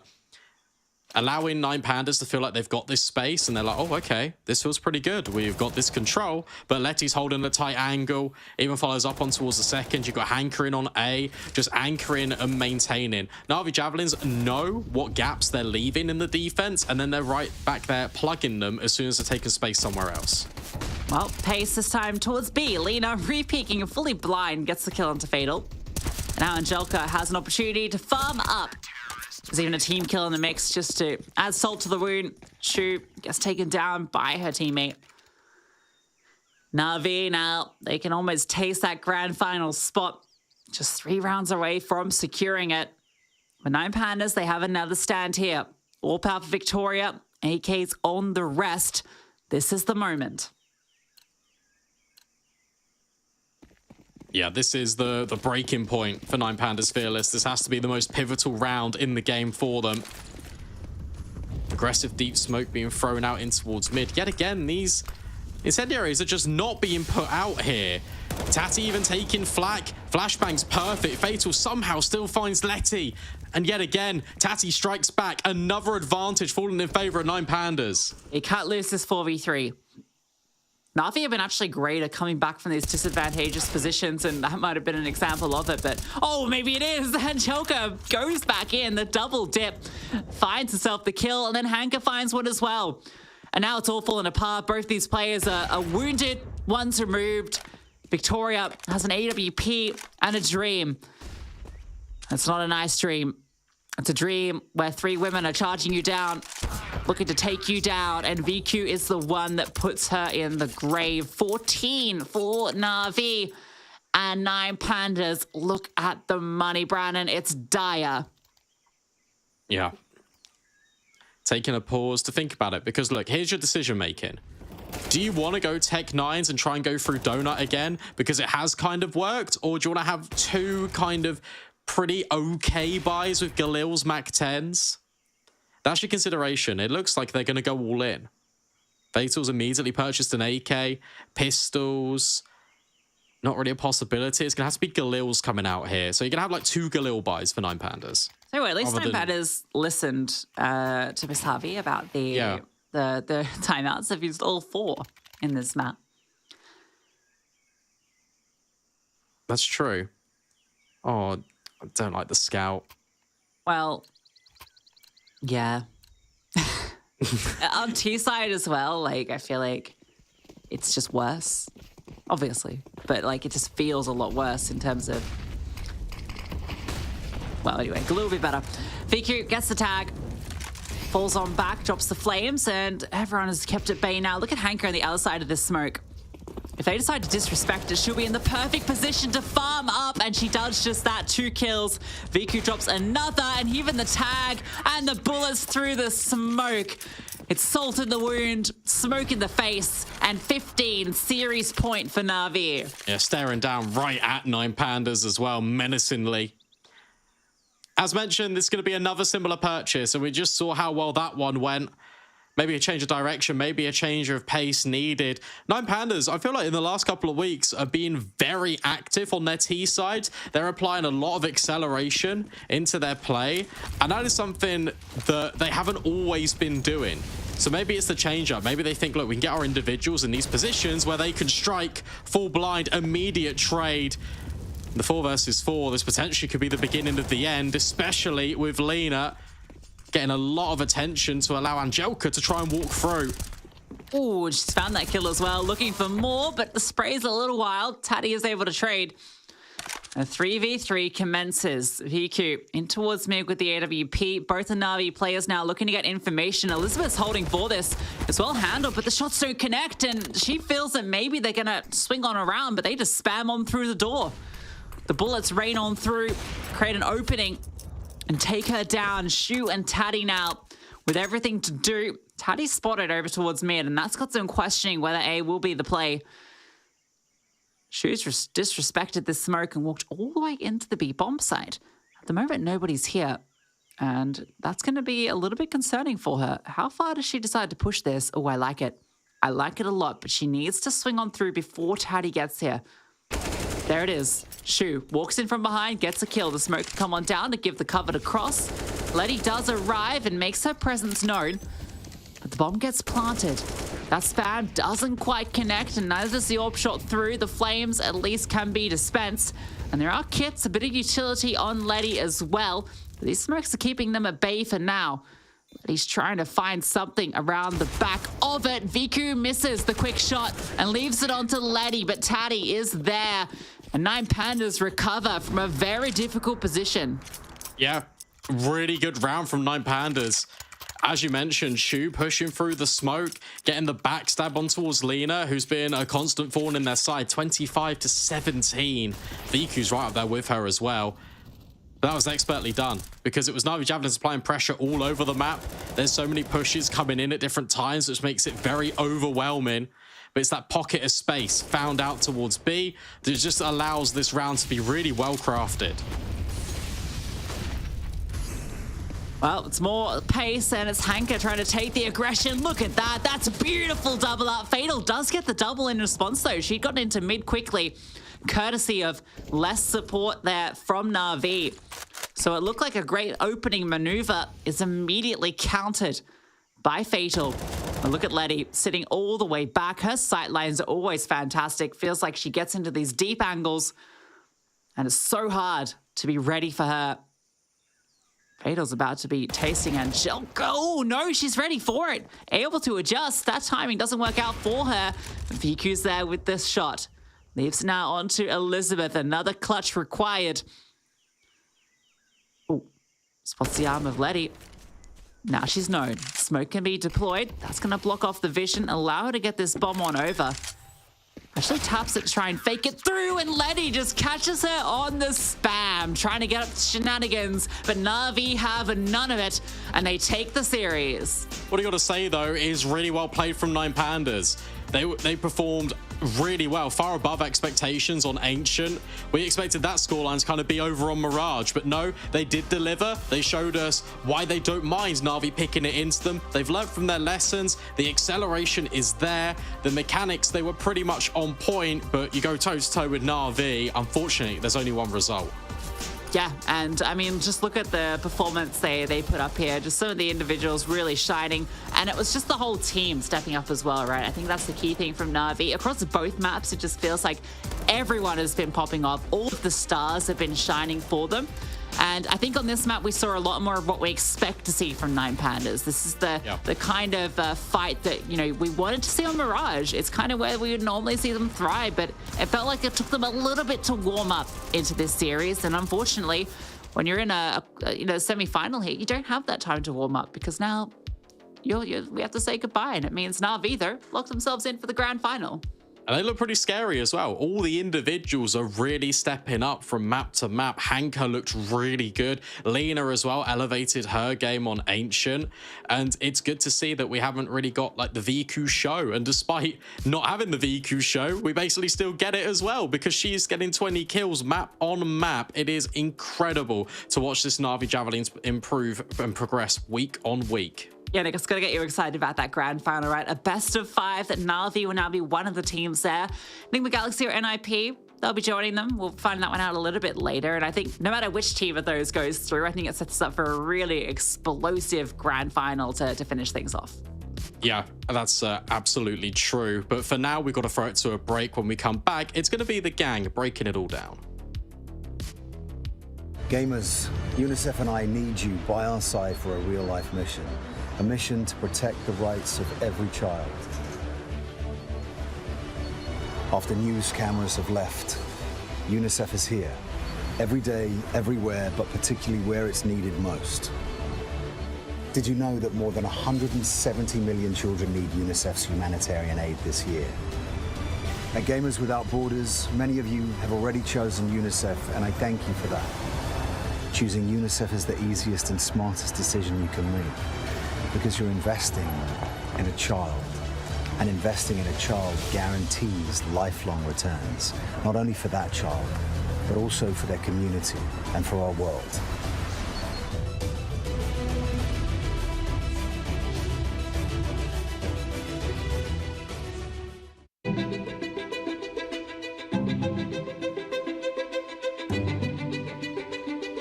The divisions in the world are stark. Recent years have shown some of the largest natural disasters ever in history. And that really hits hardest the people who had the least to begin with. These people need help. It would be a real tragedy if all these advances in science and health and technology only benefit people in a position to pay for them. There should be no lesser standard if you happen to be poor. These problems can be overcome.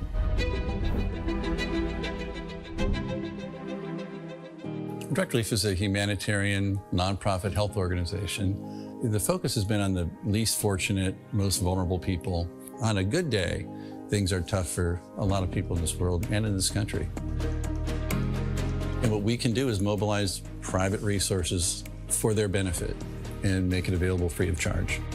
We're the first nonprofit in the history of the United States to obtain accreditation just like a commercial distributor.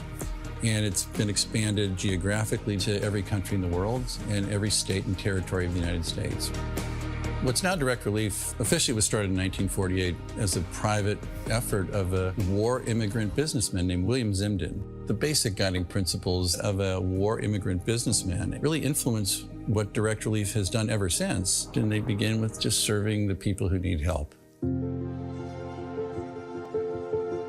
We have this great privilege of engaging with people who come in from very different backgrounds, but with the same purpose of trying to just do something good. It doesn't matter if you're typing or talking on the phone or working on the warehouse floor.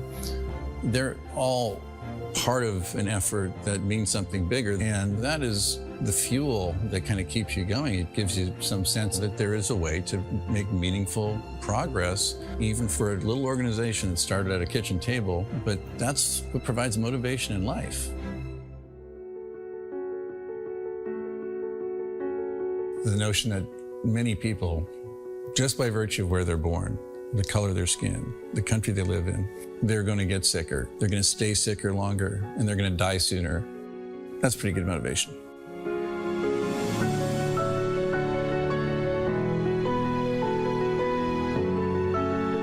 These issues are too big for any one organization to address. We really work hard to honor these guiding principles, invite people to participate, and we are sure thankful for the thousands of people across the country and world who have become part of Direct Relief by virtue of their participation.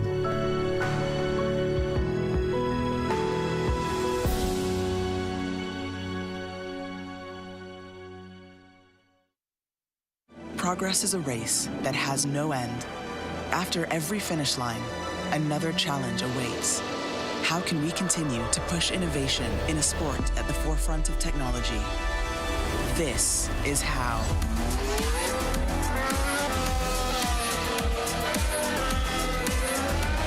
Discover how Aramco and the Aston Martin Formula One team aim to meet Formula One's sustainable fuel targets. Aramco, powered by How.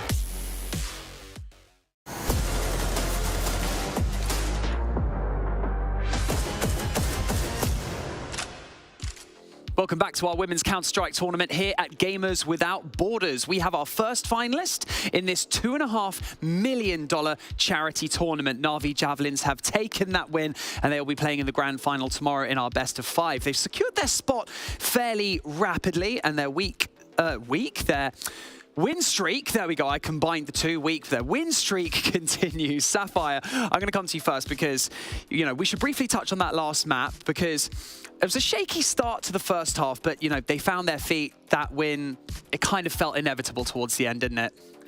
It did, yeah. We were all thinking, is there a chance? This is map 3, first half. It was looking like that might be the case, but then Navi just again looks so dominant on the second half, just so comfortable.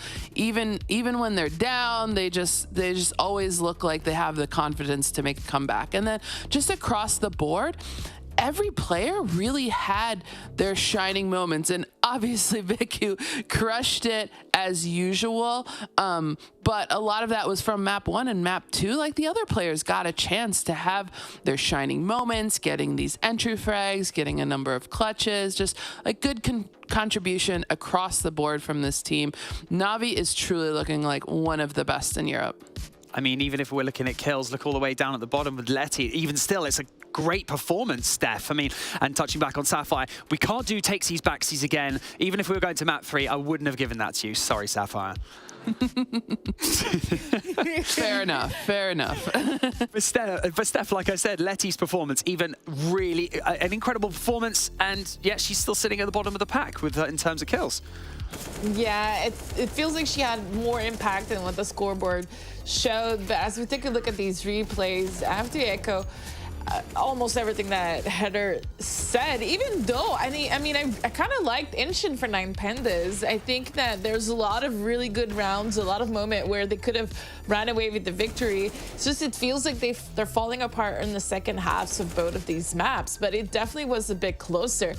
Too slow to warm up maybe versus NAVI. Maybe they were feeling the pressure. It's not quite sure what happened on 9 Pandas compared to yesterday and how solid they were, but it definitely, didn't pan out today. And on the NAVI side, we just have to talk about how it was so solid. Everyone was so performant. They came in extremely ready, and to be fair, they also won 4 pistols in this matchup, and I think that's important because versus a team like NAVI, you have to win at least 1 pistol out of the 4 if you want a shot at winning, and if you want a shot at shutting down a Viku who's going to be on the op really early in each AFs if you're able to win pistols. I mean, just look at that. An absolute no-brainer for that series. Viku with the MVP, brought to you by Savvy. That average damage per round is it's pretty outrageous, if you ask me, Sapphire. Yeah, Viku it is incredible, right? Like especially if we look back to the ESL Impact season over the course of so many matches, Viku is still #1 rating across the board. And that is surpassing Anna, who has historically and everyone agrees that Anna is like the opper in Europe, the opper in the world for women's Counter-Strike, but Viku is challenging for that spot, and we saw another MVP performance from Viku today. I mean, Viku seemed to be having not as much of an impact in map 2, and I was thinking it, and then she suddenly dropped bombs on 9 Pandas, and I was like, you know what? I think these pro players, they can hear me, they can either hear what I'm saying, they can hear my thoughts, so I'm just going to stop thinking that. I'm starting to get worried about it, but let's just crack on, okay? We are now going to be joined in the studio by none other than Letty from our first finalist team, NAVI Javelins. Letty, congratulations. You are now guaranteed, by the way, to be donating at least $600,000 to a charity of your choice. What does that mean to you and your team? It's something huge for me and for my team also. Like we didn't think that some of these events gonna come for female scene, so I'm very happy that we can be part of this. Yeah, it's honestly incredible that this amount of money is being donated. Letty, it's my first time talking to you. I'm super impressed with the way that you joined that roster. It's so hard to be the last joining 5th. Throughout my career, I've realized this is so much pressure on the player, but you seem to be fitting like a glove on NAVI. How has your experience been since you joined? It was big pressure for me from the beginning, but right now I feel really comfortable with girls and with my team. We work hard, we try hard, and I think everybody can see that we're playing really good. I'm really happy that I'm in NAVI and I can compete with other teams on that high level. Congratulations, Letty. So tomorrow in the grand finals, you're going to face either NIP or you're going to face Nigma Galaxy. What are your thoughts about that grand finals matchup? Is there a team that you prefer to play against, and why? It would be nice to play against Nigma Galaxy, of course, because my team lost last match on ESL Katowice against them. So it's gonna be really good to compete with them again and check who's better right now. Well, you are our first finalist, and not only that, but you're our first finalist ever in Gamers Without Borders history in women's Counter-Strike. Now, is there anything you would like to say to your community who have been supporting you throughout not only this weekend, but the whole Impact season leading up till now? I'm so grateful that everybody said good things to me that when I joined to NAVI, and everybody supporting me. So I'm really thank you, and I'm glad that everybody's supporting us so much. Well, Letty, thank you so much for joining us in the studio for your post-match interview. We really look forward to seeing you in tomorrow's best of 5, and best of luck for tomorrow. Thank you so much, guys. Ooh, I mean, that was pretty outrageous, but diving straight into the playoff bracket, we have NAVI Javelins being our first name that appears in that grand final for tomorrow. Who will be joining them later on? We're going to find out, well, shortly, I would say, when Nigma Galaxy go up against Ninjas in Pajamas. You know, sometimes there's just no clawing it back for 9Pandas. I was thinking that as we were kind of thinking about what happened in that last map. But with that first semi-final over, that map, what are you thinking about the next match, sorry, Sapphire? I just want to see one of these series go to 3 maps, right? Okay, I think, you know, we're gonna have a clear-cut favorite here. I don't think anyone's gonna agree once we get into talking about that match, but we want it to be interesting. We want this gap to close. We want Nigma Galaxy to be challenged, and maybe Nip will be the one to challenge them today. Steph, are we going to have a butting of heads before we go into the next match? Are we going to have you go opping for, you know, NIP maybe? Well, it's so hard to go against Nigma. It's kind of silly to be going against Nigma, but I also want to see a 3 map. I want to see a 14-14, but right now, I don't know if it was cast or cursed, but 9Pandas didn't really play well. So I don't know if maybe if I root for Nigma, Nip is gonna do well. We'll see. Well, the good news for both of you is that you have a very short break to think about it, to mull it over, and we'll discuss it when we come back. So with that being said, go grab a cup of tea, go grab a snack, have a bathroom break, because when we get back, we're going to find our next finalists who are going to be joining Navi tomorrow in our best of 5 grand final. Don't go anywhere. Every day, it feels like there is a new crisis. Families displaced by violent earthquakes and wars. Warm hearts sleeping under cold blankets of stars. Lives destroyed and washed away. Families fleeing into the unknown. But look closer. See the hope everywhere. See the ones running towards disasters to help. Compassion exists all around the world. Kindness is healing wounds, bringing hope for a brighter tomorrow. Look closer and see the many families like Layla's who've lived through unimaginable hardships and yet haven't given up. Please don't give up on those forced to flee. Donate now.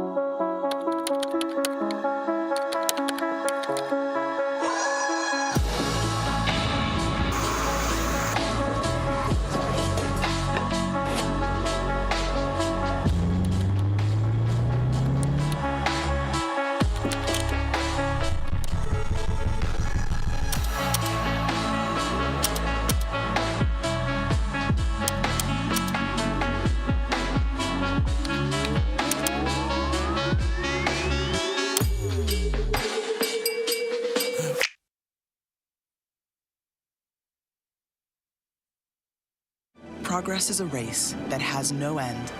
After every finish line, another challenge awaits. How can we continue to push innovation in a sport at the forefront of technology? This is how.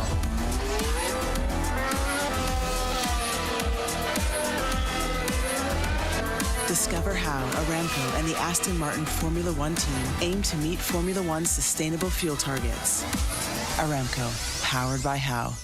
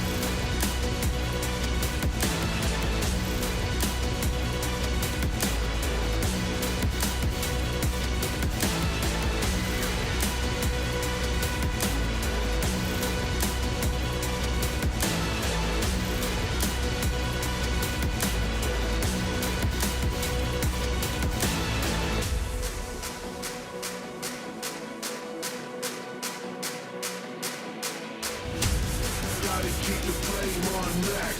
I'ma keep it going till there ain't nothing left. Gotta keep the flame on max. I'ma keep it going till there ain't nothing left. Gotta keep the flame on max. I'ma keep it going till there ain't nothing left.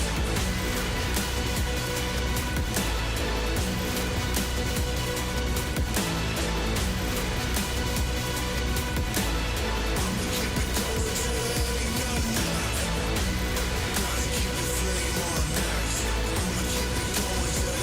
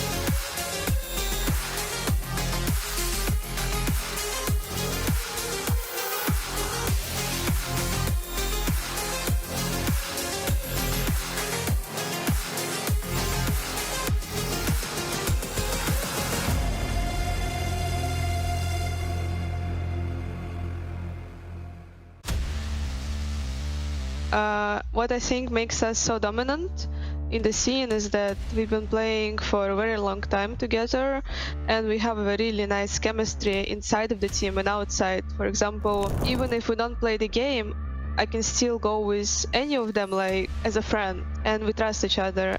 Since GTR left, I feel like it gave us more push to work on ourselves, because of course he was helping us a lot, but when he left we had a period like of 2 weeks when we didn't have a coach, and we were like doing a lot on our own, like everyone was bringing something new. And now since we got a new coach, his name is Husky, and he's like really good, and I think we're looking at CS now from very different perspective and learning like a lot of new things with him. Orb is huge. She can commit, but the bomb can't. Yeah, they need to get some information early. This is what I was worried about. Cat strike, Sana though, trying to recover things. Jenny's got the one in towards mid. Now she just has to wait here. The team through Donut can do their job. Zana, oh no, Cat's shot, another and another. Cat going crazy with 4. Not over, Zana hits the shot, but it's Cat with the ace. I think I see myself in the team as like the person who makes people around feel calm, because I'm always calm myself. Like, of course it happens that I can get frustrated or I can like show it, but I try to not show it to my teammates. Me staying calm helps my team a lot, and I can bring like something new, like some new round or something like this. Flash on over at 23, she's in the back line. All 3 line up for 23! When I think about Vilga's style of teaching and being in-game leader, of course, for me, I think she's the strongest person mentally. Like, she's also very strict with you. Like, whatever you do bad, she's always gonna tell you. That's what I like from her, because she's very straightforward person. For example, like you did a mistake, she's instantly gonna tell you, and that's something that helps you learn and improve a lot. Would have. They have the advantage as the bomb goes down. Jenny has gotten here early. It's getting up close. Started onto the first, but can't adjust. Cat takes both. I honestly don't see any threats, because we won against this team many times. I don't like seeing teams that you play against as a threat, because I think it's just a good experience, a good opportunity to play against those teams that they might not have a chance to play against us, or we might not have a chance. So I always look at it like, okay, cool, today we're gonna play against them, like I really wanna play. I don't feel like, oh, they're a threat, I'm scared of them. No, I feel actually the opposite, that I wanna show how good we are, and that's like the mentality we're gonna go into this tournament.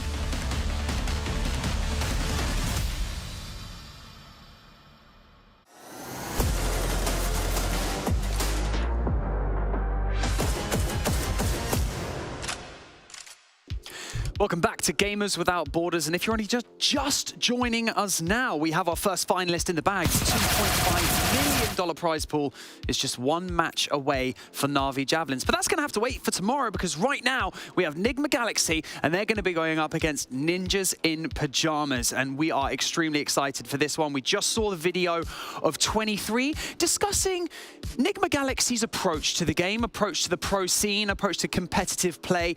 Seemed very calm, very confident, Steph. I mean, not confidence that's unwarranted. I'm sure you can agree. Yeah, absolutely. And just to mention for a second, I have to call the pra that we just heard out, because it made me feel like it was Brandon doing dualies. So it's now a new meme, guys. Every time someone has dualies, we have to do the Brandon. But okay, let's go back to our topic of the day. Absolutely. And you know what? This current matchup, I feel like finally, Banks and Header, we deserve a close game. We deserve map number 3. We deserve a 14-14. Like, I want to see some high-tension games here. I think that we've earned it, haven't we, Steph? We've definitely earned it. So, Sapphire, I'm going to come to you, because 23 mentioned that they have a new coach on board. I believe I'm pronouncing it right. Heskey, or Hiskey, I believe it is, a fresh perspective into the game for them, and she said that it's helped them learn a lot and adapt the way that they play. Always great to have a fresh perspective from someone new, and I feel like it's obviously working for them, right? Yeah, I think so, especially when they've had this roster for so long. They've been on top now, but you always want to keep pushing yourself. You don't want to get complacent because that's when the other teams are going to gun for you. So it's good to see that they're willing to see that there's still room to grow. You know, Nigma Galaxy have said themselves, it's not just the women's events that they want to do well, and they want to do well just in general. They want to be competing in the top events, so it's good to see that they continue to push themselves. Yeah, they want to compete at these top-tier events, and they also aren't scared of anyone, like she very plainly put throughout that whole video. But we've got an awesome GFX for you right now from Nigma Galaxy's recent wins. You've got to take me through this one. Steph, let's go to you first. I mean, in the last year, every tournament that they've entered, they won. So it's just as simple as that. And not only they won with a dominance. There was like some close games, some games we thought, hey, if they don't watch out, they might lose this map. But in the end, all of their players either had tremendous performance to keep them in the game and then win the best of 3. But like, what is there to say? Nigma has been the dominant team throughout the pandemic, coming out of it with intense practice, and they've just been reigning over their kingdom in the last years. I mean, you speak about dominance, and something I'd like to touch on is actually something that B-Dog said during that previous series, is that a true display of high-level experience in competition at this level as well is identifying issues mid-map. And that's something that we saw a great display by NAVI. They identified their issues halfway through the map, and then that second half on Ancient just went so much smoother for them. Is this something that, I mean, clearly it seems like Nigma Galaxy have this capability as well, so is this something that NIP should be looking out for, or maybe even learning from when we watch these, you know, top-tier events? Sapphire? Yeah, oh yeah, Nigma Galaxy knows how to adapt on the fly. They have veterans, right? They've done this before. They've done it online. They've done it on land. They've played against the best teams in the world. They are the best team in the world for a reason, because they can adapt mid-game. Even when they're down, they're not out. I mean, this team, I think in the last year they've lost 5 maps. That in Impact League events or LAN events online. But that's insane, because even when they're down, they find a way to still win. I mean, that's a true testament to being highly experienced and having incredible chemistry with the rest of your team. Something that I found, I don't know, funny. I don't really know if I want to say funny, but 23 mentioned, you know, how passionate she is about the game, as I imagine all of these pros are, and you guys are as well. Steph, Sapphire, you both have the experience in game at this kind of competitive level. She says she tries not to shout down the mic when she gets extremely passionate. I want to get a little bit of insight into the way that you guys played competitively. Did you have experience losing or, you know, playing so well you shouted down the mic and annoyed the rest of your team and got told off for it? Because it sounds like she gets told off for doing this. Well, it might be something internally that they struggle with, but I know personally my issue was like I was being really dramatic over everything, right? So one there, one flash there, which led for all my teammates to over-rotate, also have the sense of urgency, forget to watch their back, you know? So being a little bit like knowing when to pull out the sensitive urgency, so when to restrain yourself, is key and major. And if I recall, Heather, when we played together, we were kind of the same. We were both passionate like that.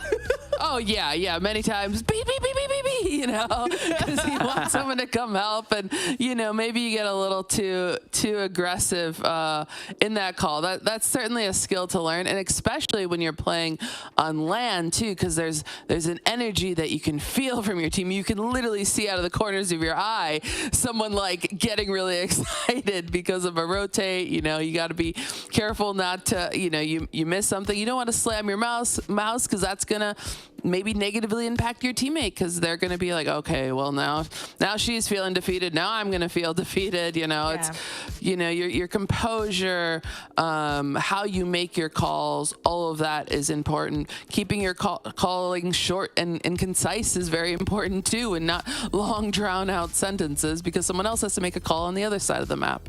Is that something that you guys tend to practice then? Kind of like tactical call-outs, things that you really need to kind of make as short and sweet and as understandable kind of as possible when you're in game? Because surely this is what teams practice when they kind of come together, right? Yeah, I've worked with sports psychology actually in my career to try to shorten the communication to be as efficient as possible. I mean, it might be simple for most people, but for some of the teams I was in, it was a really important skill to learn. So for example, you want to say a person's name to call out for an action. So I would say header, and then she can focus, even though if she's like really focused on her aim, header, peek B, or header, drop this. If you just say like, hey, can you drop this header? Then she might realize after that I called her out and not know what the action is. So it's small things like that. It's the same amount of words, but the way that you place them in a sentence will make a huge difference on the teamwork. Micro adjustments definitely being hyper important there. Sapphire, do you have experience with that as well? You guys teamed together, didn't you?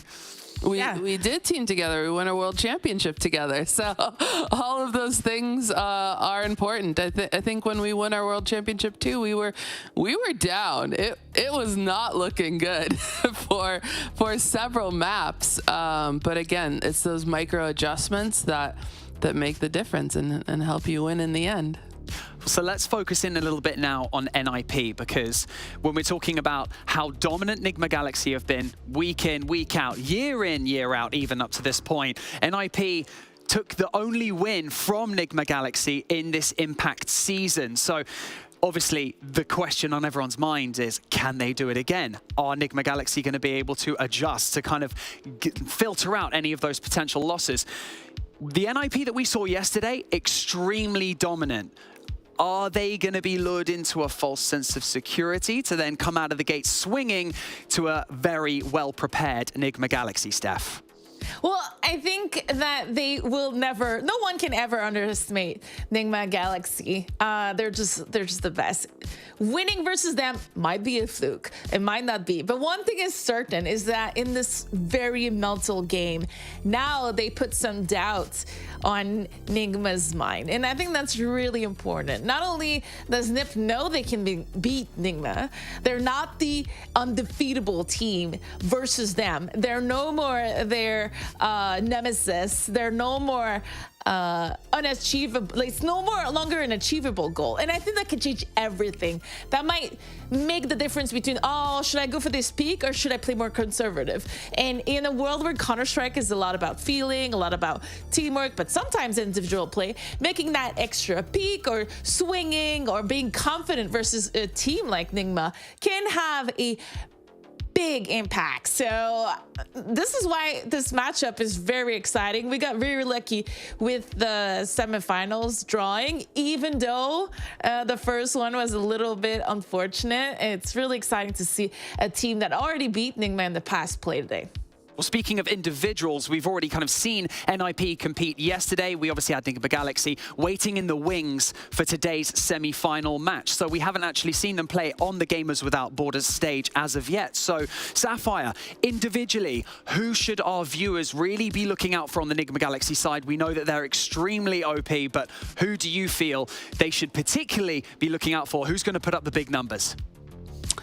Yeah, I think, you know, we hyped her up yesterday and she had a slow start, but closed out really strong. And Astra is a very, very exciting new player to watch. Looking at ESL Impact season, like statistically, was one of the top performers throughout every series she played. But then I also really like to watch Naomi and Kiara. They've been teammates for a while. Just seeing how they play off of of each other is really interesting. They clearly have chemistry. I imagine, you know, we're talking a lot about communication here, and if you know someone so well and you know exactly what they're going to do and how you react to that, you can actually like reduce that amount of communication. You don't have to say what you have to do because you know your teammate's already going to be peeking off of your flash because you've done that for so long together. So I really like watching that duo as well. Yeah, Steph, do you have anyone in particular that you're looking out for on the Nigma Galaxy side coming into this next match? Well, obviously, arguably or not, the best player in the world. Anna, at the moment, she's cool, calm, collected. She won MVP of the year for the HLTV award. Here you have it, her stats, the impact that she has, her rating, and also I don't even think that the ADR does her justice because most of the games that she plays, she is way higher than that. It's because she's usually opping, right? So a lot of the times your ADR is lower, but she has just been phenomenal. And it wasn't on Nigma Galaxy that she started to be that really sick player. It was way before on her X roster, which I think at the time was with Claudia. But it's on Nigma Galaxy that she became consistent and that she became the best in the world in most people's eyes. And so far, I've very rarely ever seen Anna underperform, which is very rare on any circuit in any game. So let's see how long she can keep this up, because so far it's been a couple of years. Will she be the best player of all time? You know, who knows? Will she be better than Zaz? Is the question we need to ask ourselves. And I mean, it's kind of that age-old story, isn't it, regarding any kind of sport, any kind of game. If you surround yourself with the best, it allows you to become the best. And that's possibly something that we're seeing, right, Sapphire? Yeah, I mean, certainly destined for that. The trophies keep stacking up for Anna. They keep stacking up for Nigma Galaxy. It's incredible what they're doing. And again, we don't see anyone really challenging to stop them yet. Again, NIP was the first team to take a series off of them in well over a year in Impact type of events. So I don't know, maybe NIP can start the trend, but Nigma Galaxy is sure looking amazing. Oh, so we got the vetoes and the picks over here. So Sapphire, we're going to stick with you. Talk us through what we're seeing, and you know, anything surprising or anything that our viewers should be looking out for.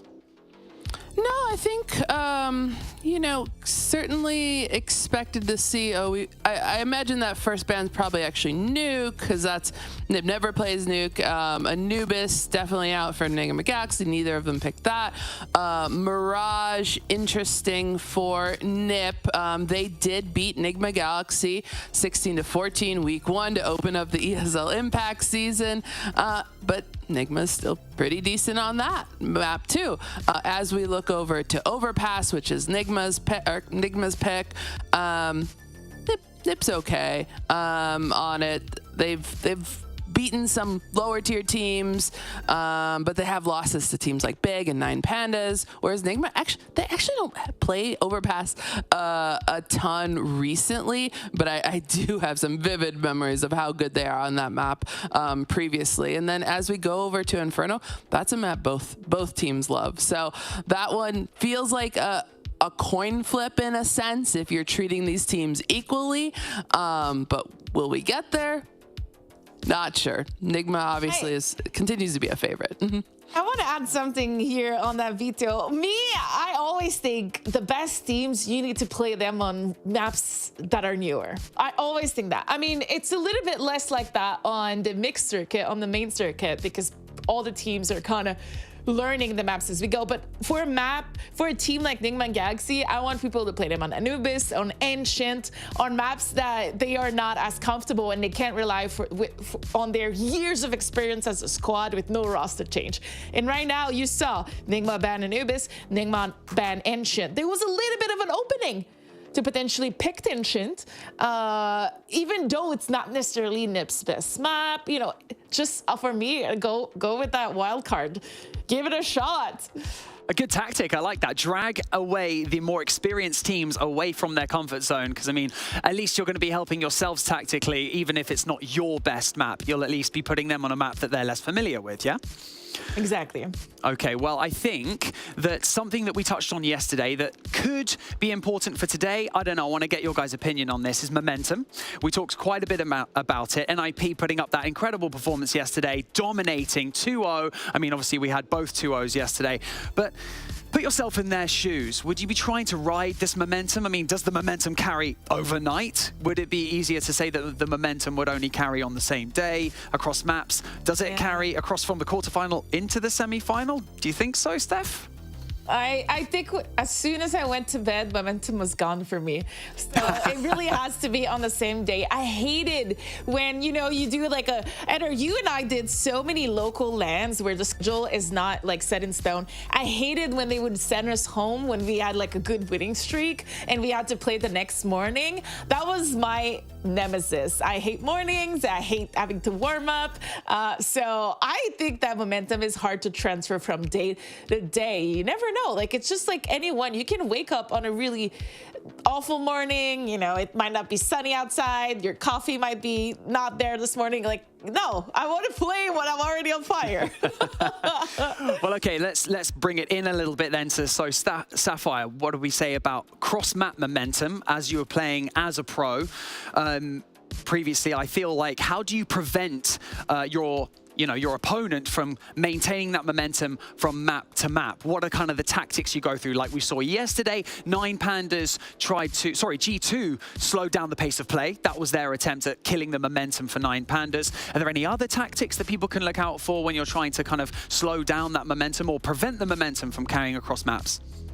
Yeah, I mean, especially when you look across maps, like, I feel like there's nothing really, as you're walking away for your 15 minutes between maps, you can't control anything about the other team. The only thing you can control is yourself. And if you're down a map and you were up, who knows, 11 rounds to 4 at half, and you let that slip away, like, you've got to control your own mental, your own momentum, and realize we're just going to start clean. We're going to forget about that map. We're not going to argue about what we did wrong in that pistol round, because it's irrelevant for the next map. Focus on the next map only, and what you can control, because you can't control how your opponents are preparing in those 15 minutes you have between games. So, you know, that's I guess my best piece of advice. Focus on yourself. When you're in game and you're actually, you know, losing the momentum, then that's when you want to think about changing up the pace, how to, you know, catch your opponent off guard. If you need to sit and spawn for 50 seconds, sit and spawn for 50 seconds and talk about it and slow things down. So there's 2 different ways to look at it depending on where you are, but there's the beautiful thing about Counter-Strike is you can always come back. You can always come back, and so, you know, even if NIP goes down in this first map, they've got to think ahead, and still they can come back. They've done it before, and they can do it again. Our fingers and toes are crossed for a map 3. We haven't had it yet. We're excited to see if it's possibly going to happen in this second semi-final before that best-of-5 grand final tomorrow. We are waiting for one of the Nigma Galaxy players to join up into this match. So we're going to go to a very short break, and when we come back, we'll have the game up and running for you.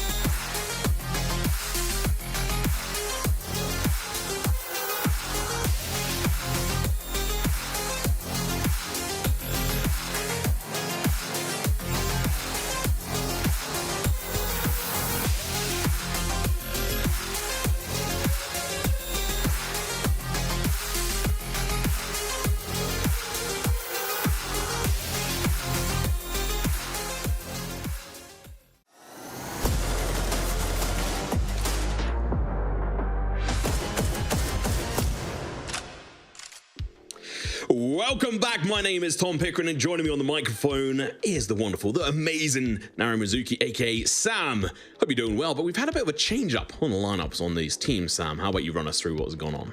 Yeah, that we have. Tori unfortunately had some internet issues. She attempted to fix it and unfortunately was not able to. That's why we had a bit of a longer desk segment in the break in between. But they have had a stand-in come in, and this is going to be Missy, who has been playing for Aces recently. Now, if this is someone that you're not terribly familiar with, that's okay. You know, not everybody gets the chance to tune into every Impact game, and unfortunately Aces hasn't quite had the same sort of success that some of these more well-known teams have had. So this is actually going to be a really great opportunity for her. Shame she's going to come into this really cold. She's not really going to have had a lot of time to warm up, but I think that, you know, having this opportunity here on a huge stage like this with the best women's team in the world, that's pretty exciting.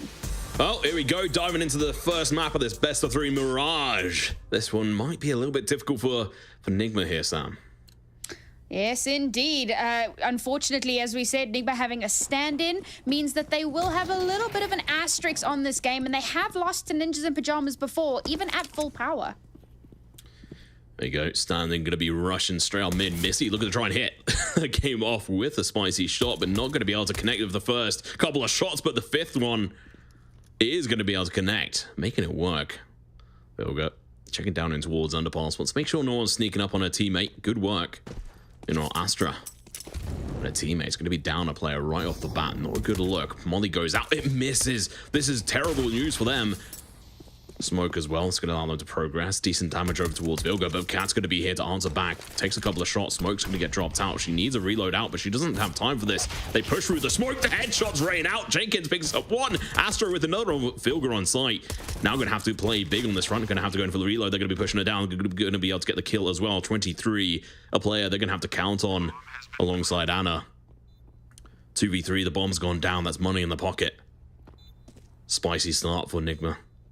And, well, NIP getting that bomb down is good. Paulie's going to be sitting in this corner near bench, waiting for them to go in for the peak. She's going to hit the first headshot, going in for the second one. Can't quite make it. Anna has to be the hero they want. Now left in a 1v1. No kit on the board right now. I don't think it's being dropped anywhere either. And this last player, oh, it has. She's going to be able to try and sneak this in. She may not realize the player's gone over towards short. We're not going to see it from their perspective yet. She's not holding it down. She's not quite baited it out. Jenkins now going to take initial shots. Anna doesn't even realize where she is. And well, there we go. Jenkins doing their name justice. Yeah, unfortunately, you know, Anna, it was mentioned on the desk a little bit earlier on, arguably the best female player in the world right now. Although with Zaz coming back in, I suppose there is a bit of a contestation in that one. But by all accounts, a phenomenal player. So if anyone was going to be able to bring that back from the brink, it was going to be her. And unfortunately for her, Jenkins plays that incredibly well. Plays out the time, doesn't get baited by the sound of the tap, and just lets it ride through. Oh, we dive straight into the second round. Advantage definitely going to be sitting on NIP's side. They've got the guns. Got the utility. Missy has got the deagle on the other side of the smoke. The deagle is very useful in these kind of rounds. And they've got 4 of them, plus the scout. The push is going to be coming through though. Naomi's going to be able to pick up the first kill. One of the Wonder Twins here. Paulie going to be pushing in as well. Missy's going to be able to find 1 kill, but meanwhile her teammates have just fallen. 23 and Vilga, last players left alive, but they're going to get mowed down. Vilga picks up an extra smoke, but oh, she already had one even. Takes a couple of shots, going to be turning around. Astra trying to clear all the corners. The shots are missed. No, not like this, Vilga. You had every opportunity. Still 1v4 though. It was always going to be difficult. To maybe take an extra gun or 2 would have been an excellent way to end that round, particularly given that it was pretty much an anti-eco. Doesn't do too much damage to Ninjas in Pajamas bonus, so a little bit of a reinvest into this, and they're feeling pretty confident. Nigma, unfortunately, put a bit of a spend into that last round, and so it looks like we're going to have another pistol, and very little that they're able to do. Yeah, I mean, if we just break down briefly, use this round to sort of give some thoughts on what's going on here, because obviously Nigma, we put them at a potential 3rd map series here. Oh, wait, hang on. Hang on. Throw that back a moment. There's actually been a turn of events here. NIP, they're going to be down to 2 players. Vilga on the other side of the smoke could actually be massively detrimental to the side of NIP. Depends on how long she can sit in this position. I think her pistol was spotted. It was. Maybe he's going to be able to save her teammate there. Match win, as it were. Her going to be peeking in. Molly out towards jungle. They can still bring this back, but they don't have control of the bomb at the moment. Player spotted. Headshot comes out. Anna's going to have to go big. Missy finds one. The stand-in doing justice, but they fall at the last hurdle. The damage is done, but they could have clutched that round out. Definitely a bit of a heart palpitating moment there for Ninjas in Pajamas. They come into that hard and fast, push straight onto the A site, and instantly they just start falling like flies. Beautiful pistol work here from the Nigma Galaxy ladies. But of course, Ninjas in Pajamas did have the superior weaponry, so that helps a lot. Positioning from Nigma was good. They keep it close. Only one player left alive from Ninjas in Pajamas, but unfortunately, it's not going to be quite good enough. We do, however, have an AWP on the board here for Anna. Well, we know what she can do with that. Yeah, I think it's going to be kind of hinging on if she's going to be able to get her first kill, and she does. It's going to be a wall bang, but it still lands. The kill rings out. That is so crucial. As I was going to say, Nigma, we expected them to have a bit of an issue here versus NIP, the one team that was able to really do damage against them and impact. And now Nigma have a disadvantage. They're having to play with the stand-in. Missy, talking of which, is going to be on the other side of the smoke. Going to be able to take one. No, they fail. They just crumple, Sam. Within a couple of seconds, all three players over towards the A site are dead. I'm lost for words there. I mean, that could have been so different, but no. NIP just absolutely demolish these players. And of course, that's going to force Nigma to hold on to the last vestiges of weaponry that they have available to them. So thankfully, they have a couple of rifles. Okay, if she lost that, I think that would have been absolutely devastating. But thankfully, she still survives. And that's one less weapon for Ninjas in Pajamas. And this is fantastic long term, because obviously that's going to do a lot of damage to Ninjas in Pajamas' overall economy. And this is exactly what Nigma want to do, particularly as they get into another round where there is still going to be some semblance of a spend, and thereafter, hopefully, back into rifles. But this round is going to be very, very important. I love talking about that swing round potential, and this could be that position for Nigma. That being said, Ninjas in Pajamas have had some really good pacing so far. It's only been 4 rounds in, but Nigma have definitely struggled to fight back against this level of aggression and speed. There's been a couple of moments where we've thought, okay, yeah, they might be able to bring this through, but one was on the eco pistol round, where they managed to pick up those guns. The following one was where Anna started out with a bang and managed to pick up the first initial kill with the AWP, but still unable to really be able to make a purchase into these rounds. Having a Famis on Missy isn't the end of the world, but it's also not the best situation. It does allow them to have a little bit of extra utility. Astra's going to be peeking in here. AWP playing it slow, trying to find any kind of sightline here on any of the players, and it might just be Missy. She finds, oh, she crosses over. Astra, quick flick on over, now is able to get the kill. 23, Anna over towards the A site. They're gonna have to get their rotation on soon, but they're gonna be distracted by a player sitting up in towards Palace. This is a big advantage Nigma have with the player count, and now the push is gonna be coming through. Cat's gonna get burnt alive. Smoke goes out. Allows her to sit in this position, but they should have this guess. She's going to be able to hit the first headshot, plays defensively, but still going to go down to Naomi. No, Vilga finds the trade. 2v3. She's going to be on site. She did make that footstep, so Jenkins has got a solid idea where she is. Astra going to be holding the crossover here. The peak comes out, and, well, Vilga falls. Meanwhile, Anna was having to try and deal with the Roman poorly. Really well played by NIP. They're just messing with the heads of Nigma right now. Yeah, I mean, Nigma do relatively well to kind of bite back a little bit there over towards the B side, get a couple of good kills in, but it's instantly traded back. Ninjas in Pajamas have some good rotations, and they instantly shut it down. And of course, bearing in mind, Astra getting that first opening kill, very, very impactful. This is... I know we spoke about it already, having that substitute player in, but I feel like the damage that it does to the mental definitely plays a huge part as well. Yeah, you gotta try and think how the well, the mental situation is for Nigma. They're playing at a massive disadvantage. They're not playing with their usual lineup. They're also playing on a map that, honestly, they wouldn't really, in particularly, want to play NIP on. And I mean, just going back to what both Heather and Sapphire and Harvey were touching on, is the fact that I want to see the newer maps come out. I want to see Anubis. You cowards, play Anubis.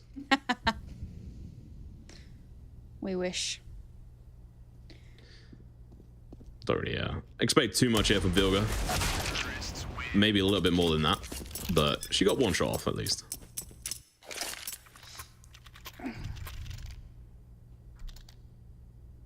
I think this is a very tough position for Nigma to be in for a lot of different reasons.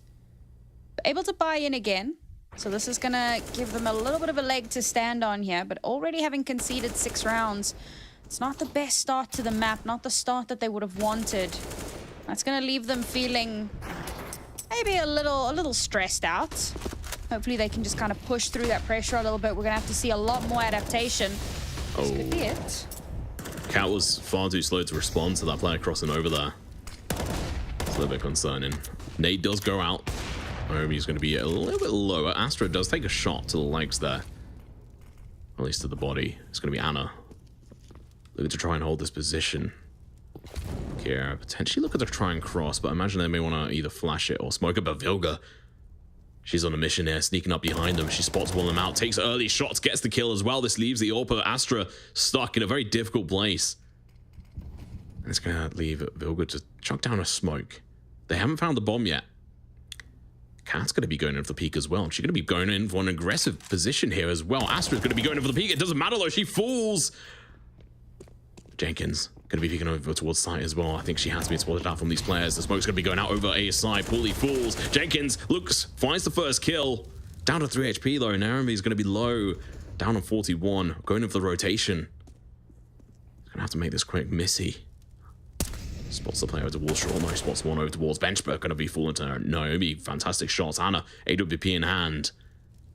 It's a 2v2. A lot closer than it potentially should have been, but still can work. Quick reactions. Kill comes through. Naomi unable to contend with Vilga's position in there. Really well played. A little bit closer than I would like, but finally, Sam, a round on the board. Well, you know what? Better late than never, as they say, and it certainly isn't too little too late just yet. Neither one of these teams has confirmed a lead at the half, so I think they still have a chance to bite back. And I love that, as I was saying, we need to see some adaptations. That's when we start to see it, right? Really good off angles, a fantastic lurk all the way around towards apartments from Nigma Galaxy, pincering poor Astra into that small little area where she just can't get out of. That's the type of play that we need to see a little bit more from Nigma. Yeah, it was aggressive plays. Smart plays as well, but the fact that Jenkins been allowed up in towards this window position, if they don't have a read on this, it's going to be dangerous. I don't think they do. Missy's just ignoring this. I don't think she even has an idea that there's going to be a play around this corner. Getting ever closer. Smoke comes out. I mean, Jenkins is going to be still playing around this at the moment. That smoke, trying to bait a player in. Jenkins' position may well have at least been hinted at now. Thanks to that smoke. Oh, no. Jenkins, headshot onto Missy. We just caught it there. Anna is going to be trucking out of the flash, but Naomi's going to be jumping around the corner, even if I can catch my words. Speedy Gonzalez, and well, Anna finds one, but the trade is so quick. So fast. Now Cat and Vilga have to try and go in for the trade, and unfortunately they can't find their way through jungle. So instead, Vilga's going to be going in for the backstab, but it's going to be a 2v4, Sam. I just don't see how this is going to be possible. Nigma finding that win was great, but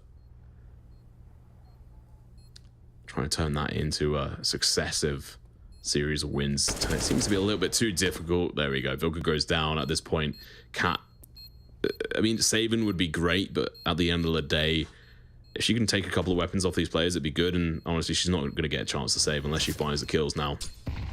She peeks in towards the site, and that's perfect. Jenkins jumps in, gets another kill. Her second on the board this round. Really well played, Sam. It was 7 rounds already.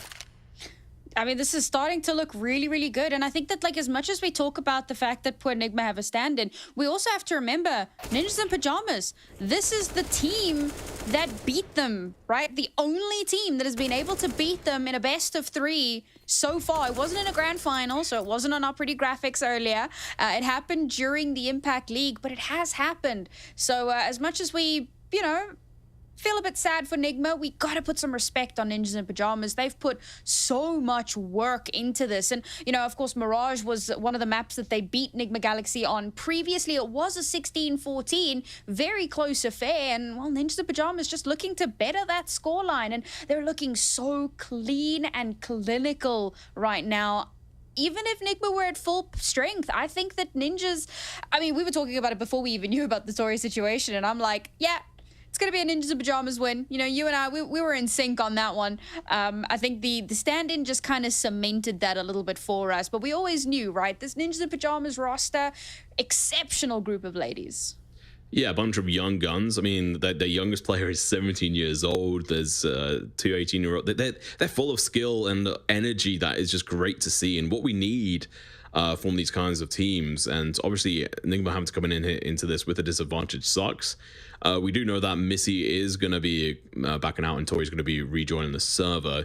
Obviously, just watch your screens. That should happen at some point, but otherwise we'll confirm if anything else changes. But yeah, I mean, coming into this, I was saying to you, I was like, well, it's either going to be a 2-1 in favor of NIP, or I just didn't. That was just what I could see on the cards, especially with the fact that we know that Mirage is picked, and like you were saying, they beat Nigma on that before. The fact that they've got this lead, it's really kind of cementing that. But what do you make of the second map that we'll be going into on Overpass?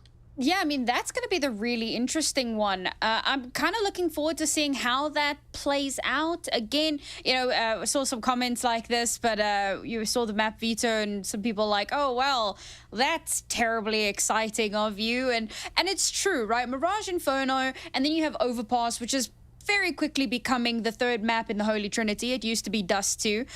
So it's very, very straightforward, I feel like. And I think that might be what's being leaned into here. You take the maps that you understand the best at a fundamental level that you've been playing since the dawn of CS just about, rather than risking it on some of the newer, more kind of mechanical heavy, or rather strategic heavy maps. This way you can rely a lot more on that individual skill, and when you couple that with your strategies, you kind of shoot off a little bit, you know, a little bit further than what you would have. So I think it's definitely a safe bet, which is probably the reasoning behind it, but I'm very interested to see how it is actually going to play out. Seems like there is buys coming out, so maybe things are being sorted. I think they might need a bit of a refresh on the UI, if I'm right in saying. And then I think that's the case. That is that she has joined. There we go. No. Still not there. There we go. There we go. Chatters. It is now sorted. And you can see Tori. Hey, welcome back. Yeah, she said to Missy, thank you very much. Hold my beer. And she jumped in the ring. Thank you for stealing my joke, Tom. Appreciate you. Yeah, no worries. Yeah, thank you. Someone else, to be fair. Nigma haven't really played Overpass either. With it being their pick, makes it more interesting. See how it goes. Probably one of the first times I've seen this in a long time. Player comes back into play. Substitute is stepping out. Thank you very much for Missy, though. It was some golden plays from her. Big props. Make sure to go show her some love. Either way, we dive into this. NIP looking very convincing so far. See if this can get changed. Nigma with pistols. We saw them do a lot of damage with these before. Anna with one, but the trade's going to be coming out thick and fast. Vilga with a rifle, unable to get a conversion with it whatsoever. Last player left alive is going to be Cat. Nothing happens, and Tori's first round back in, no kill, but that's fine. Probably needs to warm up a little bit. Yeah, I think the panic of trying to get everything sorted out probably left her a little bit flustered. So give her a round or two just to ease into it. Unfortunately, Nigma don't really have a round or two. 8 rounds here, 7-round lead for Ninjas in Pajamas, and Nibba Galaxy really need to start putting some rounds on the board. Ninjas in Pajamas have full run of this map, and again, it comes down to that pacing. They're just completely outpaced. Yeah, we expect them to potentially do a lot better on Overpass, but they at least need to try and make this a close affair to have me convinced that they can do that on Overpass. We'll have to wait and see. Tori's back, and honestly, this could be the fire that lights underneath the cap. Meanwhile, Underpass gets the kill on Carrera. Some good initial moves. Veal going towards mid, looking to try and play a little bit dominant, but the Molly's going to be burning her away. She has to back off. Jenkin as well going to be pushing Paulie. Oh god, that is not a fight you lose, but she does, and 23 gets the kill. That's going to be 2 players down. They need 6 rounds in a row to try and get the best result they can on this half, and Cat, she's looking convincing. Her position should have been known, but instead she gets the kill and Jenkin goes down. Well, Astra, last one alive to try and kick this into gear, a 1v5. Odds are she doesn't manage to, but she does spot out some legs. As Lucy would say, spots out some feet. Oh, gets a kill as well.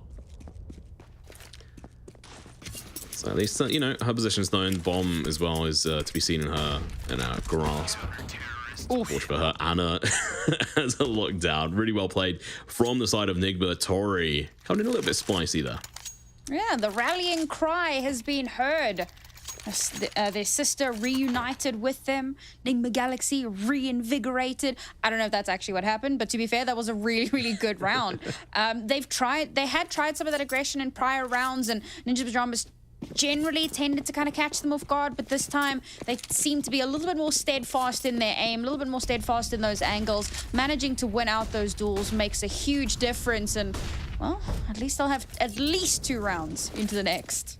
Tori starts off spices as well, going to be able to get the first kill. They're going to be pushing through ramp, looking to try and find another kill. But he's going to be able to upgrade a gun. 23 is going to be low. Astra goes for the aggressive push. He goes almost down to half HP. Now 2 HP even. And Vilgash goes in for more. A little bit too eager. Too greedy there, maybe. She falls. The damage is out. Astra's down to 2 HP, but she's the AWP player here. Naomi is going to be low as well. Tori finds a 3rd kill of this series so far. 2nd on this round. See if she can find some more here. Cats! I think that was a bit of an odd peek from herself, a little bit of a mistake. Anna gonna have to try and make up for her teammates' past discretion. Shots are missed. She gets burnt alive. She can't go in for the over-aggressive PK like her teammates have, so she has to wait. Astra gonna be holding over towards short smoke. Gonna be coming out, blocking out her vision as well. This is really well played by NIP. Capitalizing on Cat's mistake. Vilga playing too aggressive as well onto short. And all 3 players going to be playing in from market. This is going to be a difficult spot for them to try and come out from. Paulie has this position held. She goes for the spray, takes down 2. They don't even see where the bullets come from.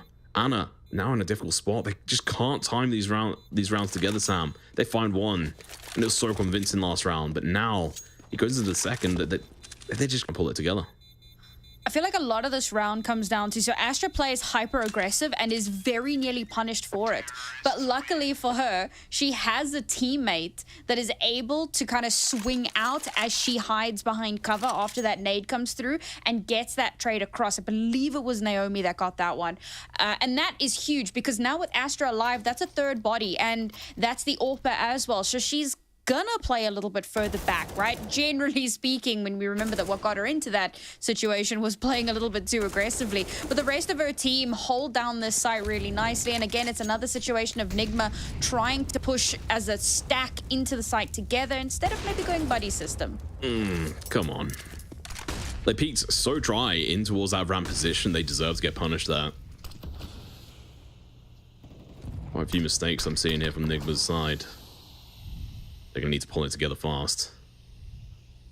Don't want to lose any more rounds. Tori with a kill, but she's going to get slapped back down to 14 HP. They're going to be pushing and getting the kill as well. Jenkin mid-flight is going to be able to pick up the kill. Vilga gets damage onto Naomi, but it's not going to be enough to really cause any concern for their side. They've got the position. Jenkin peeks up into wars. Ladderun gets the headshot as well. They are just dissecting this team. Having no issues in doing so either on most of these rounds. Carrera's going to be peeking in, gets the kill onto Cat, and this leaves 23, AWP in hand. a lack of hope. I think you go hunting for this. Once you get the bomb down, you secure the site, you're going for the hunt. Never mind. I probably would be less eager to do that now. You don't know, you do know she's got an AWP. But if you have a look at the economy on NIP side, probably not worth it now. Definitely not. Don't want to lose more players if you don't have to. If we're able to get that kill there and 23 goes down right there in Palace, cool, great. We'll take those. But now it's definitely not worth the push. And what's interesting to me here is that I never thought I would say this against Nigma, but it really does feel like they're being a little outclassed. The 1v1s are generally being won by ninjas in pajamas. Nigma need to rely on the buddy system a lot to win some of these duels, whereas Nigma seem to be very much in control. The pacing is also very much in Nigma's favor. The utility usage, some of these flashes have enabled so many incredible plays. It's just been a masterclass on Mirage from Ninjas in Pajamas. And from Nigma's side, there have been a few mistakes. Tori's come in swinging. She is hot to trot, but there have been a few misplays here and there, right? Like you said, that peek through the smoke, basically dry into that archway, instantly loses them a player early on in the round. Little things like that are causing this runaway train. Jenkins gonna get pushed in. Tori with the double kill. Naomi falls. Tori could be the hope that they need and want. Her spotted out a player, goes over the shots, takes no damage onto that player there. Astra gets killed towards Cat. Keep in mind, Tori's on 1 HP now. Herrera's going to be able to find Vilga. All the work that Tori did is looking to be meaningless as she falls as well. Leaving 2 players to try and pick up these pieces. The bomb isn't down yet. And look at this, 23. She's sneaking up behind Astra. Please find her. Get the knife kill. She's now up close and personal. The knife comes out. It stabs in. The kill rains through. She plays for info. It's going to be Anna with the kill there, though, on towards Carrera. And Paul is left wondering where she has to go. She's got a minute to play with. This is such a fast and explosive round. Tori, those first initial kills were so good. I'm really enjoying all the different ways you find to pronounce Kiara. It's been great. Oh my. It's an odd name for me, all right? Oh, this read. They've gone all the way over to B. Paulie has complete control of the A site. This will be figured out, but it's going to be a retake with a rifle and an AWP. This is going to have to be perfect. Remember, there's no kit as well, so timing is going to be absolutely everything. She has got a molly and a flash and a nade, so there's a few unique ways she could play this. Let's see how she does this. Playing aggressive against them is actually a fairly good position here. Sitting in towards CT, as long as they don't both play her, but she's going to be peeking around. They're going to have their guns out, though, and she's caught off guard. She went in dry, unfortunately going to be falling a little bit short. 3rd round on the board, but an expensive one at that, as Nigma lose 3 of their players. And the money on the board for NIP just means they could buy into the next round. Difficult one for Paulie to navigate. I kind of favored her situation a little bit, but I thought she might play a little bit further back, maybe closer towards Palace. But instead she goes for that kind of aggressive push down towards Long, and I think maybe that's where she gets caught a little unaware. I say maybe, that was definitely where she gets caught unawares, right? Like 2 players swing on her. Buddy system, very strong here for Nigma Galaxy, and that's finally their 3rd round on the board. I'm still concerned, even if they do manage to get these next 2 rounds, which realistically they could, especially if you take a look at how the cash is going. Like, obviously, Naomi's got quite a lot of cash and a few of the other players as well, so they can kind of spread the wealth around, but now they're on that knife's edge. So if Nigma can, drive this round home, then realistically the next round is in their favor, but a 10-5 half doesn't leave a lot of confidence, and there is every possibility that Ninjas in Pajamas just win the next 2 rounds, so there's a lot of concern here. Hopefully Nigma can break that curse. This position is actually really good for them. Could catch Astra off guard. She hasn't seen this from them before, so playing in towards this spot, but it's all going to be down about her pre-aim and spot on this. They're going for a flash. It's not going to work out. Their spray's going to be coming through. They get the kill, but Astra with the trade-off. Kiara gets the kill onto Cats. It's not going to be so good. Vilga. Playing aggressive towards apartments is great, but it's all going to be down if she gets caught off guard here by this player. I may not realize she's going to be here either. She's going to carry on playing aggressive. She has no chill. She might get caught off guard by this AK though. No, she wins that fight, turns around, but it's too late. The bomb's gone. Tori looking to catch this play off guard. It's going to be Astra. Drops the bomb towards T-spawn. Just outside Palace there. They're now going to have to... They're all over the place. This is some scattered teams, if I've seen any. They need this 4th round so badly. Nigma going to be clawing to bring this in. The funniest part about this is that they don't realize that Paulie had been chilling in Palace, so she's gone back, retrieved the bomb, and is heading over to the B sites. She's the last one left alive, but hey, I do love the very interesting roundabout way that this round has gone. It's I was trying to do like all the calculations in my head, just like, well, I mean, if she goes there, if they go there, but it's like, well, I mean, who knows? They're just all over the place here, and that's going to be round 4th round in a row, and finally Nigma break that curse. Will 5 rounds be enough if they manage to claw it back? That is the question. And interestingly enough, this is one of those rounds where ninjas played a slightly slower pace, and they get punished for it. They tend to do really well when they have a faster pace, when they're very much in control of the tempo, and they're driving Nigma back. When they slow down and they give Nigma the time to explore the map and to cut off those rotations, to clear out these spaces, that's when Nigma starts to really shine. So it feels like ninjas need to maybe keep up that fast pace. And like we said, losing that round, economy pretty broken. So it's a broken bye to end out the half. 10 rounds. They're going to be feeling pretty good about themselves, but Tori definitely has come in here and really imprinted herself into this round, into this map so far. Smoke's going out, but it's going to be a little bit too late. Molly eventually going to be going through. Cats is going to have to go for a multi-kill here, but going to get taken down. Anna with 1, Vilga with a 2nd. Anna going in for a 3rd, hits the leg. Vilga finishes off the player. Now it's going to be a 1v4, running out of bullets. Vilga's going to have to be careful. Goes in for the pistol, but Astra is going to be taking care of business. Picks up the bomb, AK as well. There is a world in which she is able to pull this off, but it's a very wild one here. Nope, not this time round. Really well played by these teams. Yes, sir. Not the half I think that Nigma Galaxy were hoping for, but there is a light at the end of the tunnel. If they can win that pistol round, maybe, just maybe, they bring it back. I mean, there's such a small chance here. It's going to be a difficult one. This is the map that we saw NIP come in with advantages on. But we'll have to wait and see. We're going to go into a quick break. We'll be back after these highlights in the break with the second half. Don't go anywhere.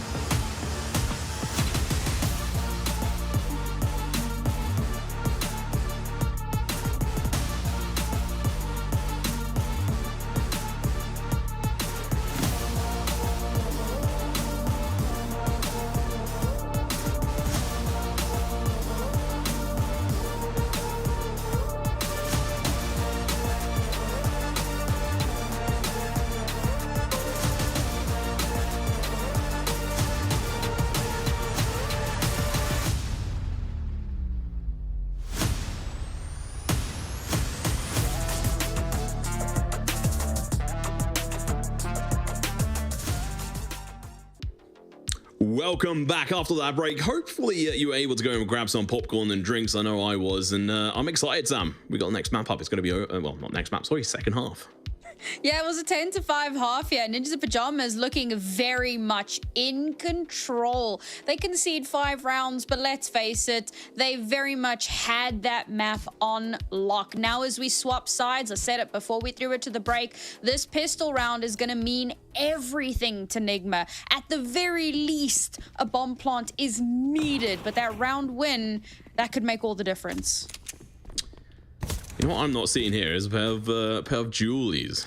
So I'm a little bit disappointed. We can't. I can't do my reenactment of Heather's or Brandon's. Pew, pew, pew, pew. I did it anyway. Tori finally picks up a gun. I was wondering if that was a glitch in the UI or not, but no, she literally just had no gun for the last 30 seconds. Either way, execution in towards B is coming through. Cat looking to try and find these kills. The shot's going to be draining out. Finally going to be able to hit a headshot. Peeks around, but Naomi's going to be splatting her head. Looking to try and find some more as well. It's going to be Astra going down. Anna with another one. This is looking good. Nigma coming into this healthy. 2 players left. And Paulie, she's used to being in these clutch situations, but 23's got this angle held at the moment with the teammate on the other side of as well. The headshot's going to be raining through. And this last player,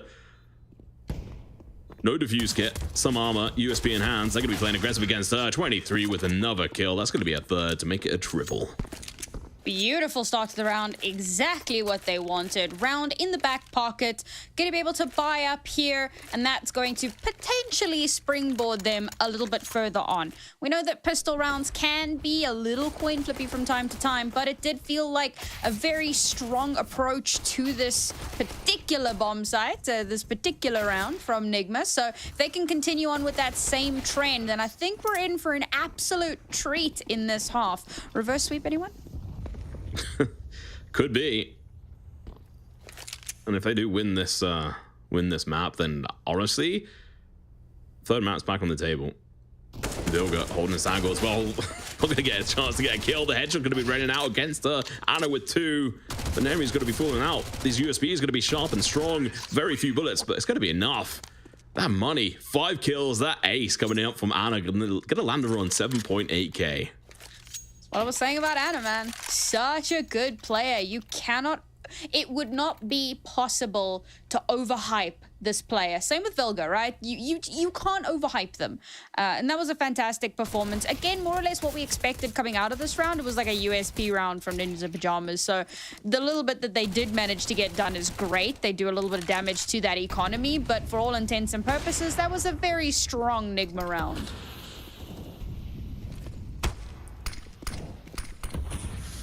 He's coming out, going to be giving away the positions of one of the player. Vilga going to be chucking in the Molotov. Have to be careful making this jump, but the Mac 10 on Vilga, honestly, not going to be in the most favorable position at the moment. Acting as a bit of a distraction, trying to make her way in here, but Paulie going to be peeking through, going to get spotted out. The damage going to be coming through, but instead, her teammate's going to be able to get the kill. Tori does find one. Vilga's going to fall eventually. Gara is going to be coming in from this stair position.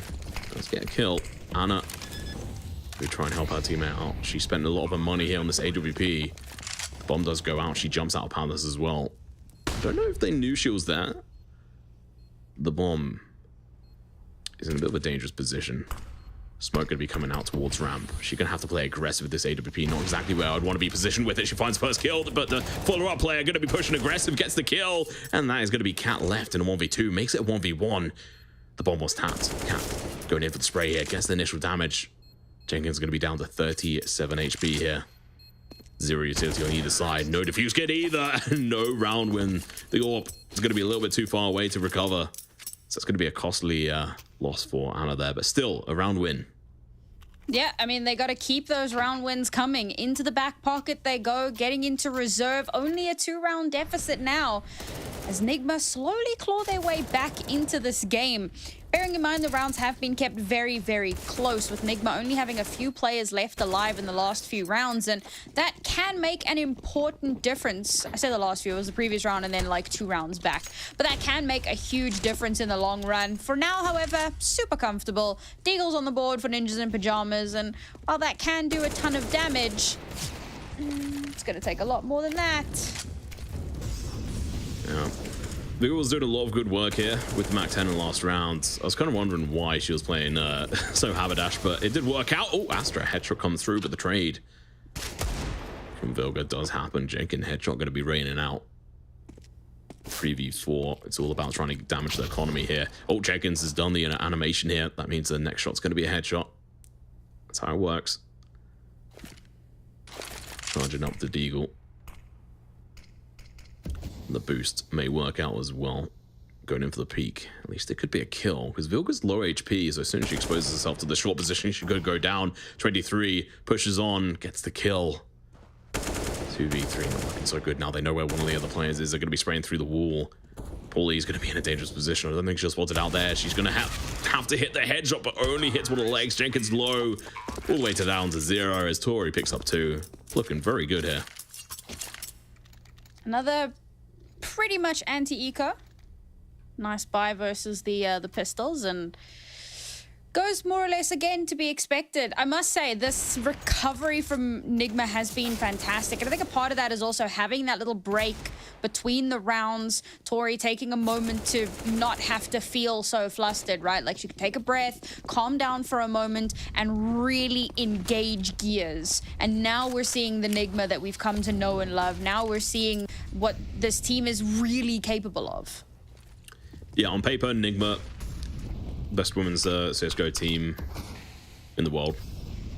Absolutely dominant. But NIP have kind of been their kryptonite in the last season. A team that have been proven very good so far. It's still going to be difficult. Nigma are not going to be making this easy, especially with Tori now back on form. Still got disadvantage on her side. And what? They're just going to destroy them. 23 and Tori. Naomi's going to have to try and pick up a triple here. Finds one. 23 is going to be backing off. Molly's going to be raining out, but she's going to be playing aggressive. She finds the triple. She does exactly what her team needs her to do. She's still got 58 HP, but she's going to have to try and dance around the flames here, and she does it, but not for long enough. She goes down. Jenkins still alive. They don't expect her to be here whatsoever. You can see they're planting away towards the CT position, so now all Jenkins has to do is try and hold this. She finds the first kill. Astra, not alive. It's actually going to be Anna, the AWP there. Holding it down, trying to find this player, but not going to happen. Jenkins too sharp, too quick. Love to see it. AWP in the hand. Astra's going to be thanking her for that. I was a little panicked there. I'm like, oh man, if you allow her the time to scope in, if you allow her that sight line, and then the flash came out, and I was like, yeah, this could be it. Obviously, she's still behind box. The flash doesn't actually connect, and still, that final kill comes through. Fantastic work to clutch out that round, and a much needed round for Ninjas in Pajamas as well. It's their first round that they've been able to get on this half, and they're starting to potentially see the results of that. Nigma down onto 1 Galil and a little bit of limited utility, so slowly chipping away. Yeah, I think we definitely need to talk about that position from Naomi as well, and being able to get a triple is absolutely huge. Good initial kill though. Going to be coming out, that's going to leave. Then we're going to be down with 1 player. The spray from Anna. Anna comes through. Doesn't, well, okay, never mind. It does eventually hit through the smoke. Cat onto Paulie as well. Astra going in for the nice trade-off and going in for the no-scope. It's not going to work. They've dominated this A site. The bomb is down, but it doesn't matter. They're just going to be destroying these players. They don't even have to plant the bomb, Sam. Nigma trying to clap back. Yeah, I mean, that was chaos. That was the purest of chaos, and I loved it, right? Nigma literally giving Ninjas in Pajamas a taste of their own medicine. That same aggression, that same fast-paced play where they just take full control of the map, push Ninjas in Pajamas back, pincer them in, right? We saw that happening with Astra as well. She gets stuck here between like 3 players, and while she's able to get 1 kill, the last 2 remaining pincer her in. She has nowhere to go, and that's what Nigma are doing so well, cutting off that space, denying movement. This is just like a different team, Nigma settling in. And just FYI for those of you out there just joining us, I mean, Tori's actually playing in from a internet cafe at the moment due to some technical issues, so she's got a massive disadvantage on her side, and she's still doing fantastic work. Naomi, she was a clutch meister for this team before, but she's not going to do it this time. Send back in these pistols may not be enough. Jenkins sees Ed in the park. You don't really want to see this on board too often, but this time it might work. Never mind. Tori out the window gets the kill. Deagle, never mind. Tori again. That is going to be her 3rd kill. Can't get an ace, but Quad could be coming through, but no, Paulie bounces back, gets a kill. There's no way she can try and go in for the win here. No defuse kit, very little firepower, and no life as well. Anna has the angle cut down. 22-11, Anna, come on. And we've evened out the scorelines. I wasn't sure that we would get here, right? 10-5 in the first half. I was like, things looking a little bit dicey for the favorites in this matchup, as it were. But no, Nigma Galaxy, they get it together. They're showing that same control that we saw. And Ninja Pajamas don't seem to have a response. They understand this type of playstyle. It's very similar to their own, but they have no way of answering back. They look just as lost as what Nigma did when the tides were turned. I mean, second time out there, Sam. If I'm right in saying Nigma haven't used a timeout, I have to get that double checked, but I'm fairly certain they haven't as of yet, which is, you know, pretty interesting considering they came into this with a disadvantage. They have also obviously managed to switch out a player, bring in Tori. And without Tori, I don't think they'd be in this position. Good util though now. Yeah. Paulie going to be playing aggressive. If they throw the right flashes, they could catch her off guard, but honestly, she's really up close and personal here. And Kat's going to be going in, and it seems like it's going to be a dry peek as well, but she gets the shots! She ducks around the crosshair, gets the dome shot as well. That's going to be Paulie going down. Astra holding from Ticker Booth at the moment. The CT spots the AWP, but it's not going to be a fast, explosive initial round here from Nigma. They could have waited a moment. They get the initial kill from the player that was playing aggressive from NIP. Now they just wait. Vilga's playing anchor. A little bit of a lurk over towards B. She knows the smoke's out there as well, so they're just waiting for her to be able to play around that position. Once she can play and push towards B, that's going to be the time to go for it as well. The smoke's gone. She has time to play around this. There's two players from the NIP side over there. So no matter what, Nigma going to be in a 4v2 situation here over towards the A side. Astra going to be looking to try and play around this one-way smoke on the Ticker Booth at the moment, but can't quite spot out anyone because they're not pushing through this position yet. She goes for the shot, hits nothing. 23 pushes up. She's going to get taken down. Carrera doing a fantastic job. It's not over yet. The bomb looking to try and get planted, but it's not working. NIP, they've come back in. They're reinvigorated. Vilga going to be coming in from the rear here, from the flank, trying to find the kills. Cat with one, Vilga with another. All of a sudden, it's going to be a 2v2. The advantage from NIP is lost as quickly as it was gained. Bomb. It's going to be planted in position. It could get slightly wallbanged here, but it doesn't matter. Vilga goes in for the spray. Bomb goes out. 1v2. Spray from Cat. She finds the first kill. Astra going to be very low HP. The shots ring out. She can't do anything. Cat with a fantastic clutch. Finally winning them the advantage here. Oh, that was also a round that looked like it was gonna go one way, and then it didn't.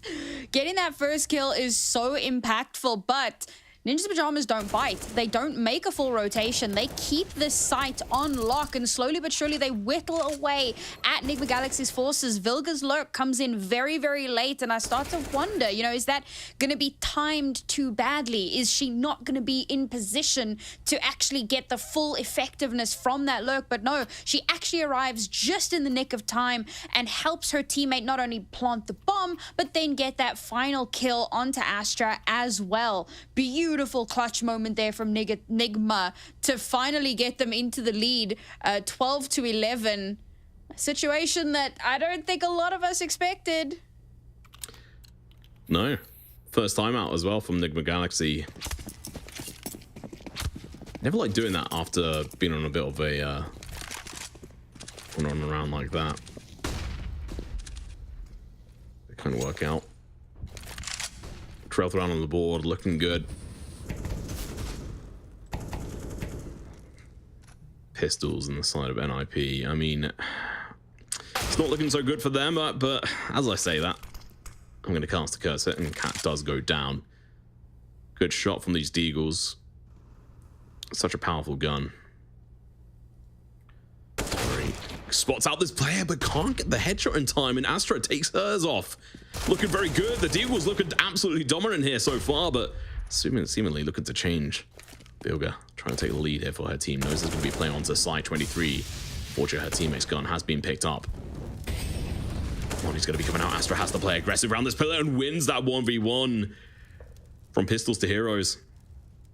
Anna, Vilga, left in a 2v4. Disadvantage on the player count, but they've got the guns, they've got the position, and they're going to find out multiple kills. That Vilga looking in for another one, going in for the knife kill of all things. It's going to be a 1v2. Astra with 9 HP. They've at least done the damage, but they know, well, she has to know that they know where she is. What is going on? That knife kill of all things. Vilga, you absolute beast.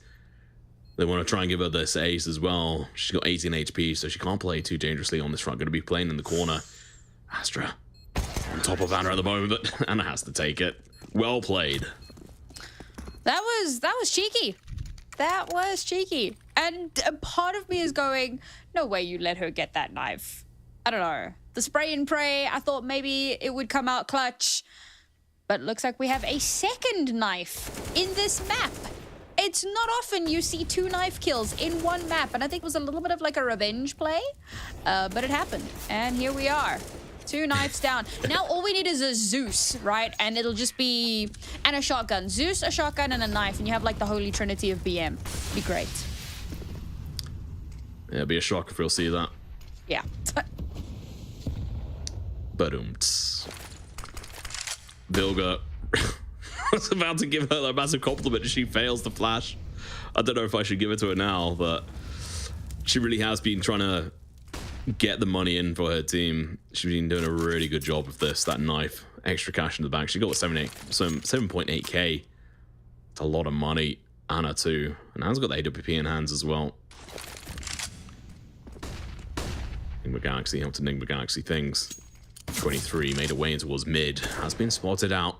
Gonna have to be careful. Flash is not going to be too effective. The second one is, though. Has to make her back off. Vilga, she falls very early. Pool gets that kill. 23 as well, going to be falling. I was a little bit too slow on that front. Jenkin, sharp aim, takes the player down. They have player advantage. Tori's trying to get position here. May well have just been spotted by Paulie.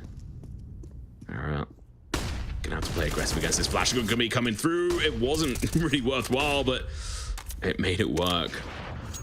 Tori definitely should have been able to get that kill, but failed to be able to respond in time. Anna gets clipped as she jumps. Stays alive, but is going to be very low on HP. And Jenkin's going to be playing an aggressive push down mid. Cat is there to try and catch her off guard if she plays over aggressive, which she might as well do. Playing for that information at the moment. There's still 13 seconds left on the clock, but she goes down. 12th around the board here for them, Sam, on NRP's side. Equalizer? Yes or no?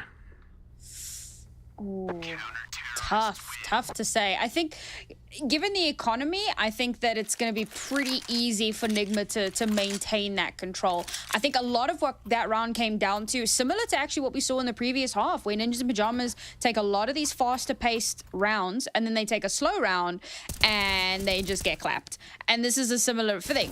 So Nigma have been playing also that very, very aggressive, very fast-paced play style. They take a slightly slower approach, and Ninjas in Pajamas are able to outmaneuver them with some really good map control. And that's kind of the big concern here, is that it makes it very difficult to be dynamic in your play style when there's only really one style that seems to be working against this team in particular. Be aggressive, be explosive.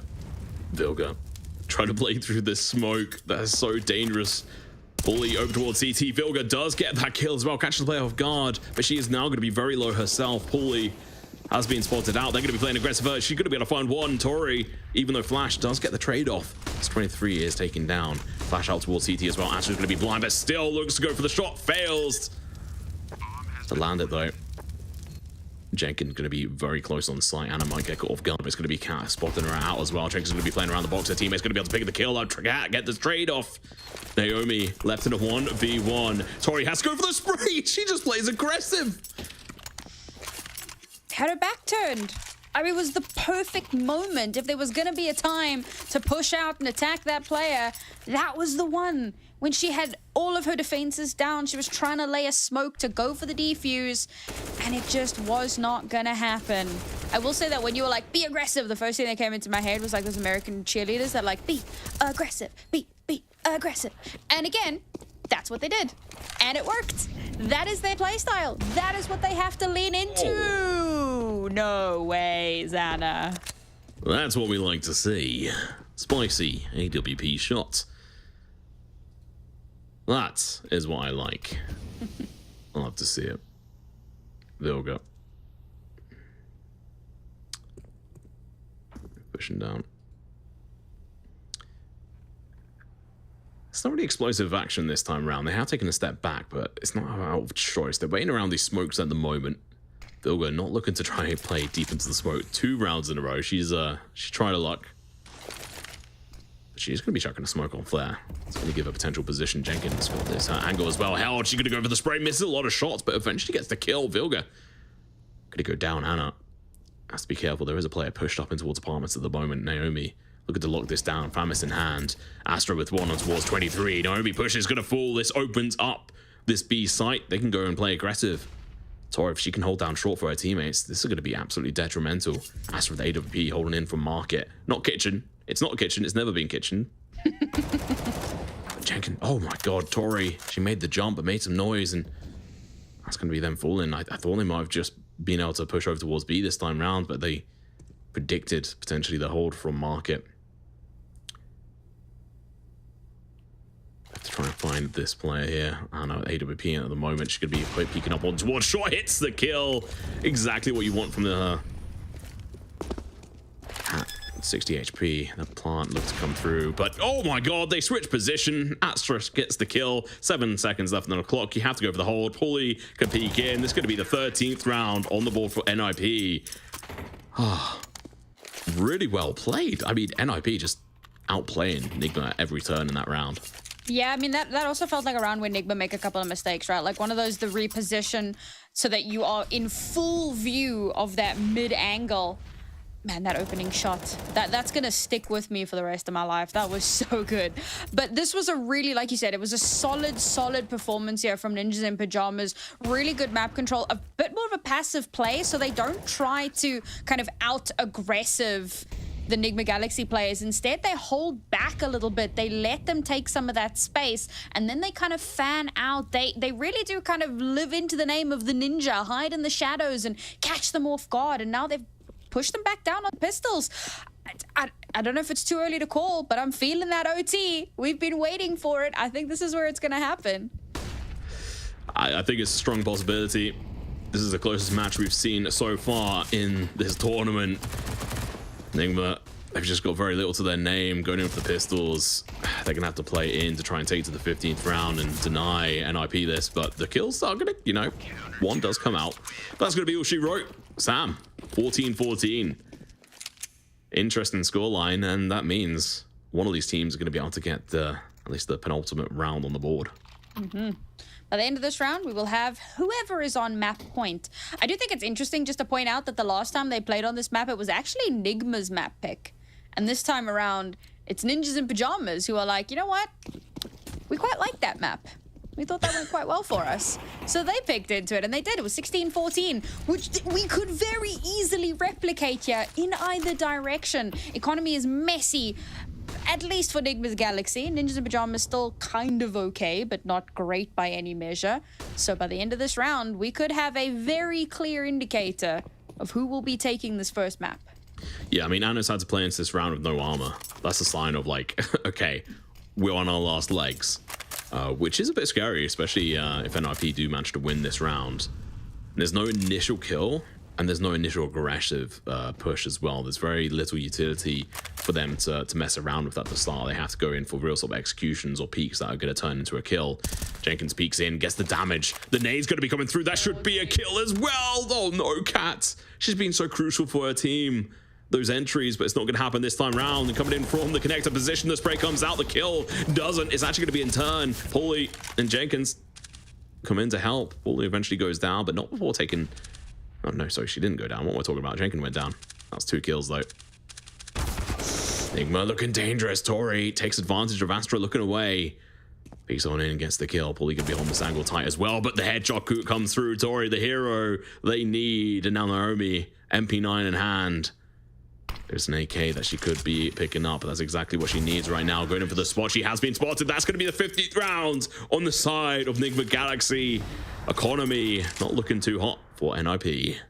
And Ninjas in Pajamas had everything going for them in that round. They had the control, they had the numbers advantage, and so much of it comes down to Tori, that play against Astra, where because she's scoped in, she doesn't have the full view of the battlefield, and as she's scoping out, as she's trying to retreat, that's when Tori swings out and gets that kill, and she follows it up with the second, cracks open that sight like a can of tuna. That's a ninja salad right there. Bomb goes down, round in the bag, and it's a broken bye for Ninjas in Pajamas to attempt to take us to OT. That's a fishy reference if I've ever seen one. But we move on. Tac pause coming out from Nigma. That's an interesting one. I think NIP would have done one either way. At least they should have. I have to say, I'm actually not too worried about NIP's buy here. Because of the way that Nigma play, these guns could actually be fairly good, especially the MP9 from one of them. It's all going to be down to this initial push. If they can catch Nigma off guard, find the initial advantage, get the first couple of kills, that'd be absolutely amazing. But, you know, that's just, you know, standard in the game. Just pointing out the obvious here. This could be the reverse, Sam. Is this going to be 16-14 in favor of Nigma Galaxy, showing that they've learned, and even when they have a disadvantage, they can come through fighting, showing that they've done their homework. Astra with the initial nade, gonna land. It's 28 points of damage to Vilga.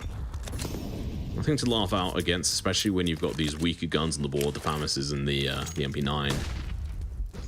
Over towards B, they look to roam. Jenkins has been spotted out. Naomi, meanwhile, sitting up in towards the apartments. Has got some time on her side at the moment. Kyara. Oh, that flash does actually work. I thought she missed it.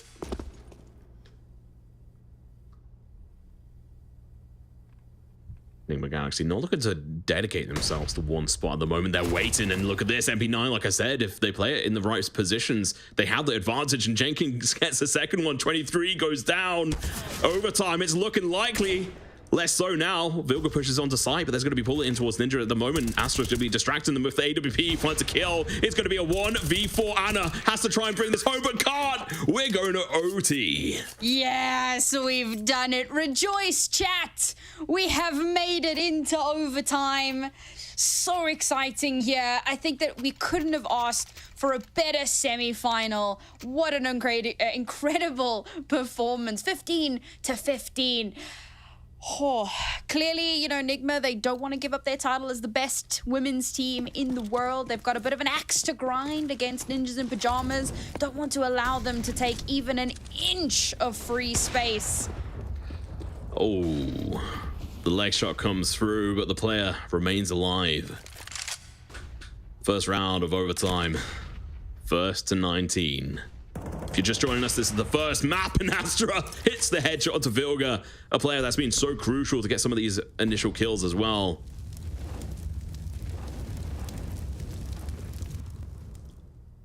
Tori looking to try and push over towards A, get a bit of vengeance on towards Paulie, potentially, who's sitting under Palace at the moment. Astra playing aggressive, may well have just been spotted, but Paulie on the side angle gets turned on, and Tori tries her best, but Kiara's going to be able to get the kill. Goes in for a triple even. They try pushing through into connector, but that's her spot. That's her position.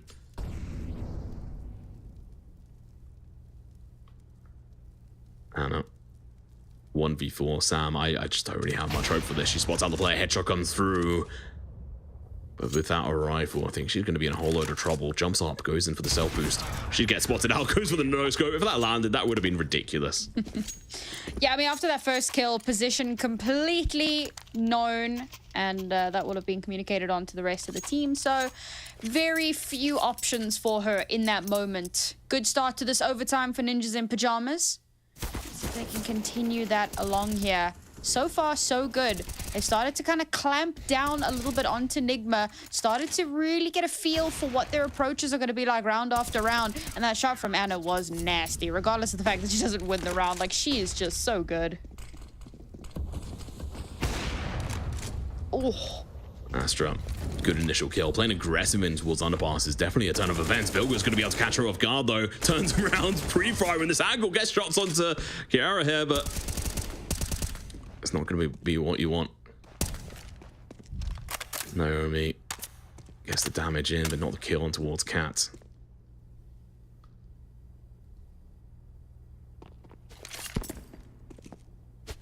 She's going to be rotating on over towards mid. NIP, they badly want this map. If they can go over towards the finals tomorrow, they'd be looking pretty good.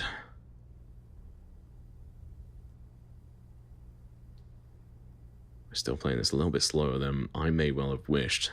Nigma, they haven't really got the players to do this with. Tori going to be in the same position again. Paulie's going to be under. Palace at the moment, she may not expect it to be there. Spray comes through, but she misses.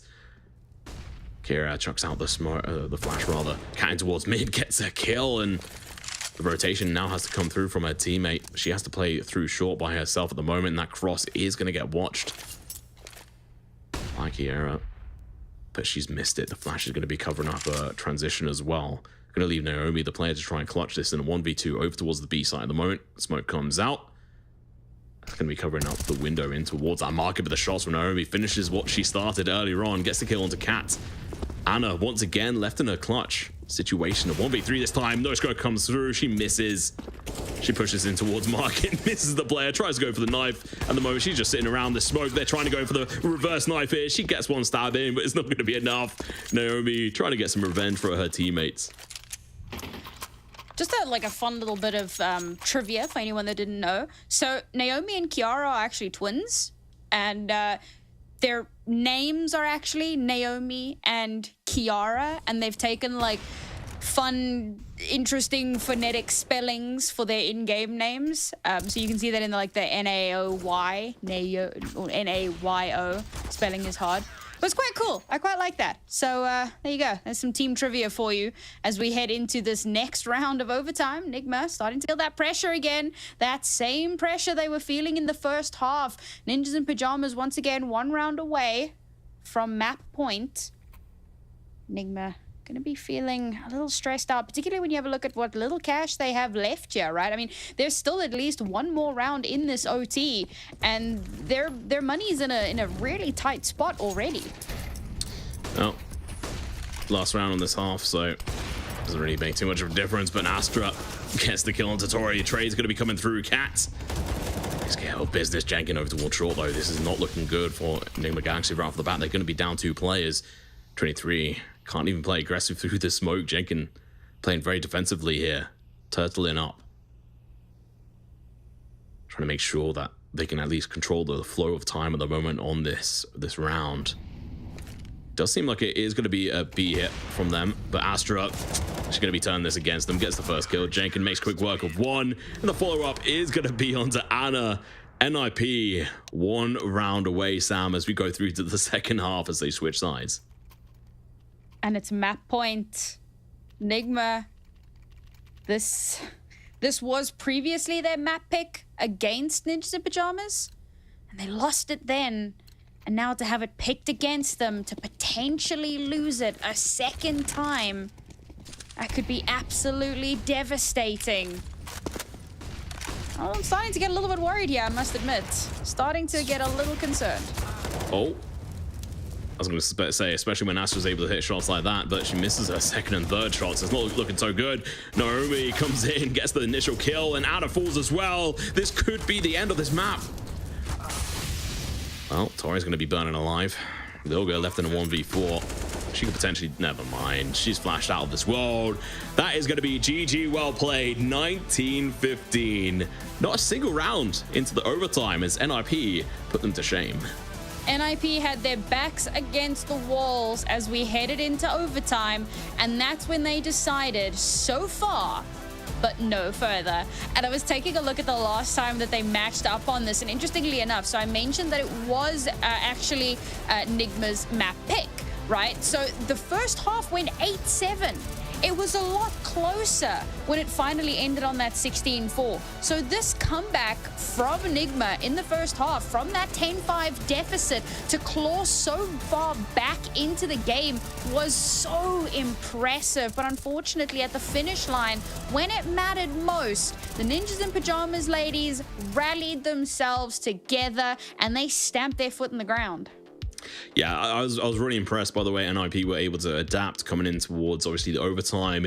They were showing a lot of gaps into their defense on their CT side. Obviously, that's where we saw a really good turn of events coming in from the side of Nigma Galaxy. Definitely happy with how they were playing on that one as well. So, I mean, if anything, any particular highlights for me before we chuck on over?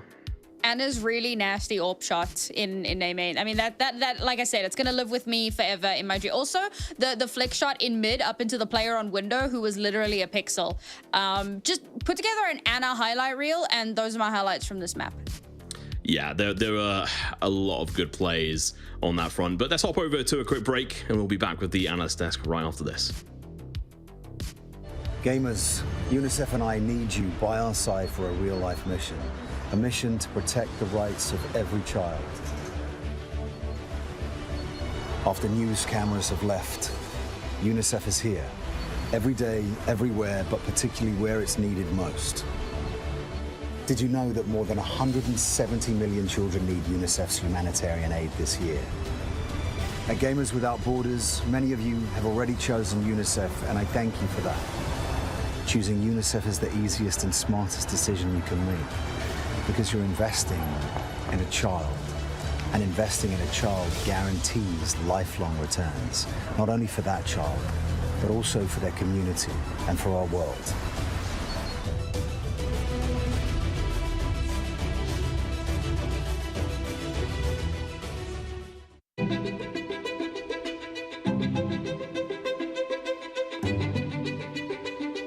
The divisions in the world are stark. Recent years have shown some of the largest natural disasters ever in history. And that really hits hardest the people who had the least to begin with. These people need help. It would be a real tragedy if all these advances in science and health and technology only benefit people in a position to pay for them. There should be no lesser standard if you happen to be poor. These problems can be overcome.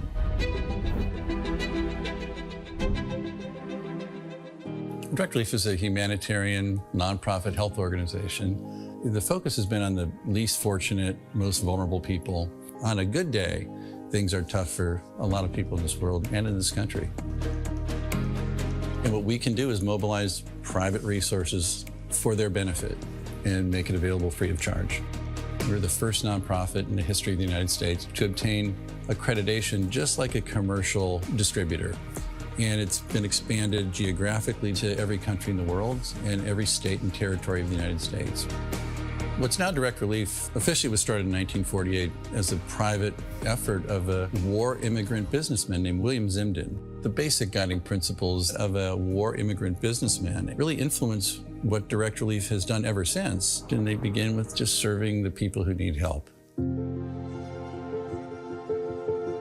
We have this great privilege of engaging with people who come in from very different backgrounds, but with the same purpose of trying to just do something good. It doesn't matter if you're typing or talking on the phone or working on the warehouse floor.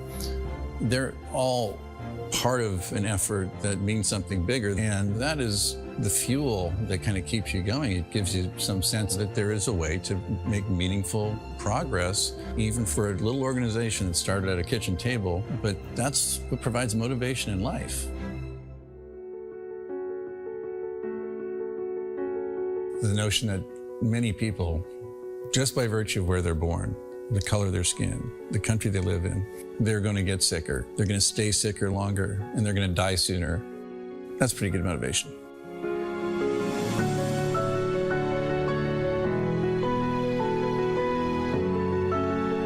These issues are too big for any one organization to address. We really work hard to honor these guiding principles, invite people to participate, and we are sure thankful for the thousands of people across the country and world who have become part of Direct Relief by virtue of their participation.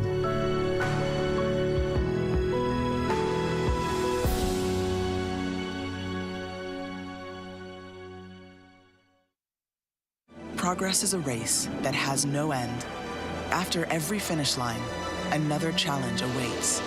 How can we continue to push innovation in a sport at the forefront of technology? This is how.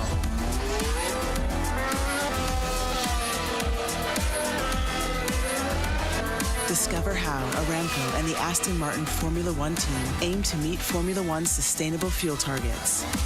Aramco, powered by How.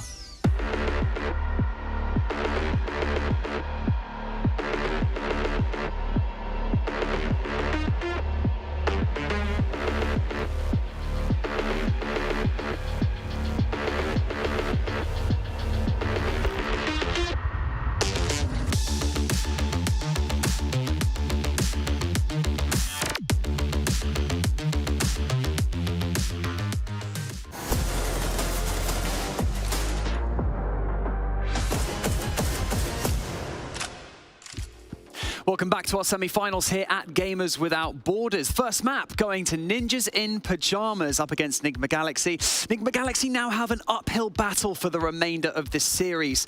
And coming out of the gate strong definitely seems to relieve some of that pressure, obviously, going into the rest of the series. And a difficult pill to swallow for Nigma Galaxy, I have to say, right, Steph? Yeah, obviously now this is the second time they lose versus NIP on Mirage in similar circumstances. I mean, this time it went into overtime. Last time it was 16-14. So it seems like they really have our numbers as we take a look at these stats. I don't even think it would have gone into an overtime, to be honest, Heather, if Tori didn't jump back in, because it's not because Missy wasn't really playing well. It's just that Tori really pulled out a couple of really clutch situations, a good amount of entry kills, and look at her ADR. She definitely was at the top of the scoreboard. So thankfully she came back and she was able to make it a 15-15 at least. Yeah, that was a good moment for Tori to hop in, especially as we know she's playing at a LAN center, had to come in really late into this match. So to be able to come in and pull that score line is impressive. I think if Tori was here to start, maybe this would have been a different story. But at the end of the day, props to NIP. Like, this was a game of momentum. We talked about a momentum in the pre-show for this match, and there were some massive swings here, right? We had NIP going up 10-2 or so, and then Nigma Galaxy rallied back but couldn't close it, and then NIP just walked away with it in overtime. So a lot of swings, and the swing of momentum right now is in NIP's favor. Yeah, we're taking a look at the map highlights right now. A scrappy start for multiple reasons, as we've already mentioned. Sapphire, we also spoke about this before. With all your in-game experience, you know, letting go of that one map deficit to ensure that you're mentally prepared for the next two maps, potentially. It's tough. So, come on, give me the pep talk. I am a player for Nigma Galaxy. You're the coach. What do I need to hear? I think for Nigma, what they're going to say, just we're the better team. We didn't start off with our full roster, which is not a normal thing to experience. Now Tori is on this new computer, feeling more comfortable, clearly. This, I think, of all the situations you could look at of how you can start clean from map 2, like, everything's in Nigma's favor here in that, like, I think they're going to be able to brush this one off. Listen, we didn't have our 5 players until round 8 or so. Players on a new setup, all warmed up now. We had a great comeback despite losing it in the end. Remember that you are all world champions. You can come back from this. So that's what the coach should be saying right now. I like it. Nigma Galaxy came into this competition with only 1 loss from their last 5 series in competition. And a daunting opponent, but I have to say, I am so impressed. We saw on the scoreboard before we kind of jumped into the highlights with Naomi. Steph, what a performance so far. Yeah, and I mean, we've been talking about Oppers all weekend long so far, putting them in head-to-heads, putting them as MVPs. But to see Naomi, one of the twin, being really popping off in this map and just carrying a lot of the rounds, a lot of double kills, triple kills. It was really impressive. She wasn't alone, but she's the only player that got to 34 kills, up to 30, I mean. So she really dominated everything. The only player above 100 ADR. Like, overall, thankfully, that's what we needed to see today for Nip to be able to beat Nigma in 2 or 3 maps. So she's gonna have to show up again. At least someone else is gonna have to show up just like that on map number 2 for Nip to go away with a win. I think we also have a head-to-head graphic that we're going to see on your screens very, very shortly, because our players head-to-head are going to be Kat and Naomi. We've already talked about how OP Naomi, performed, only one reaching, 33 kills, as we can see on our screen. But why Kat, Sapphire?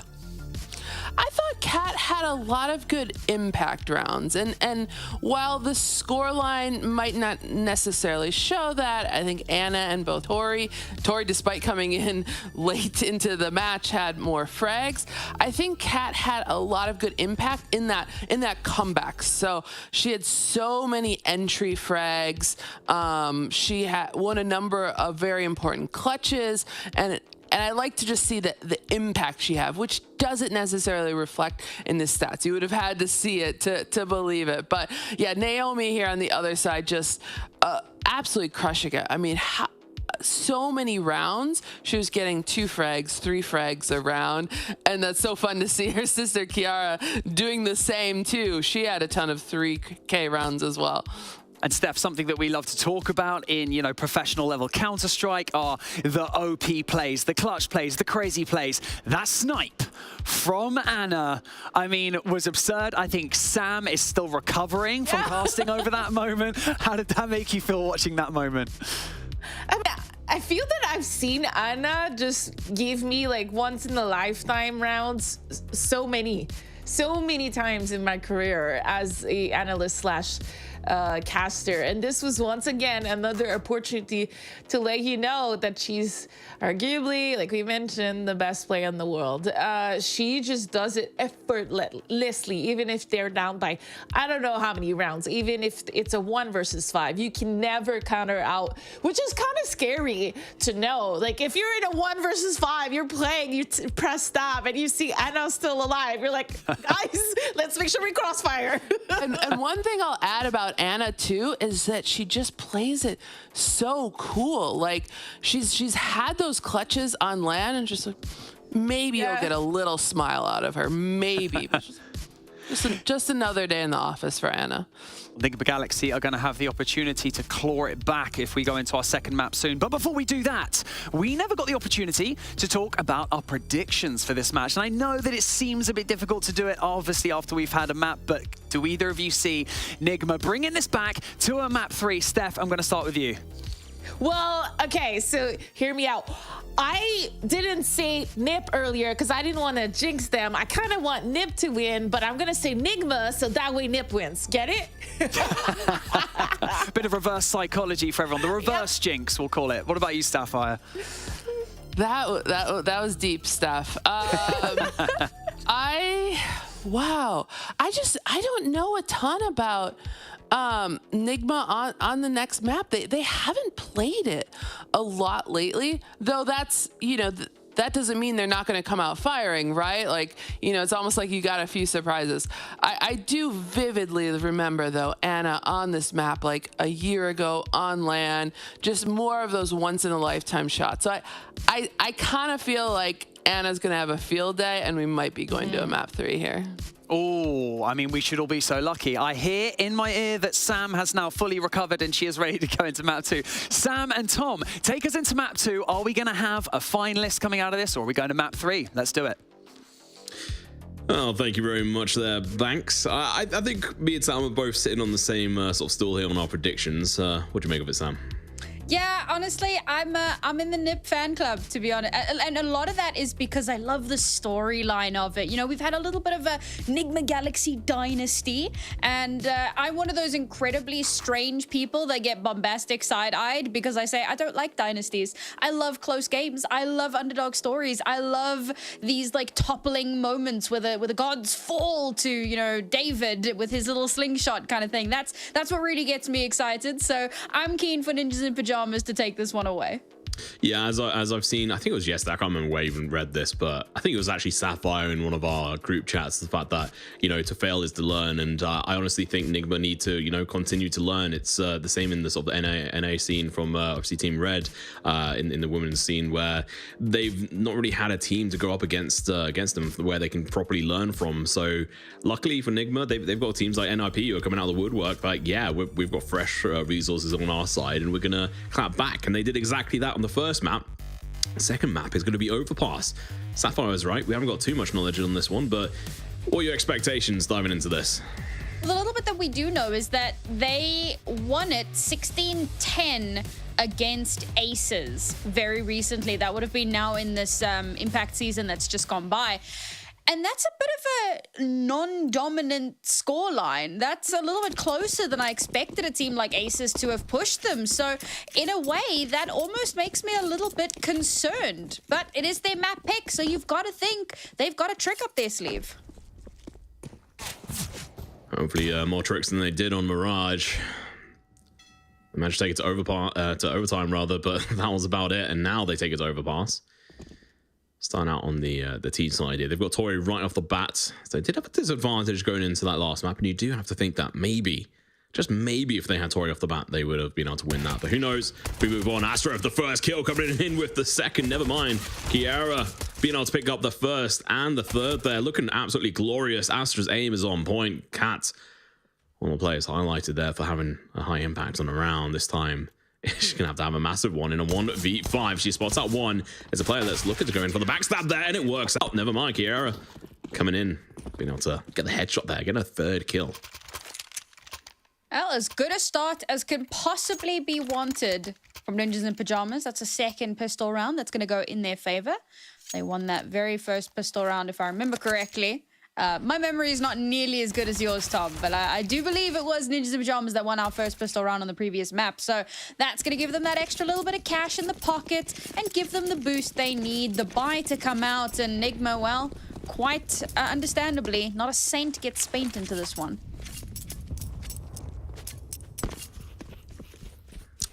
The Glocks are looking to maybe make a bit of progress down towards Astra, and I don't think she can have anything to do with it. She just wants to shut them down. Spray comes through. She does get tagged down. Only 3 bullets left in the magazine at the moment. Anna's going to go for the peek, but the headshot comes out. She wants the ace, but I think Vilga's kill is going to get stolen away. Astra's going to be allowed to dive on in against this player. Going in for the shots, gets the kill, gets an ace.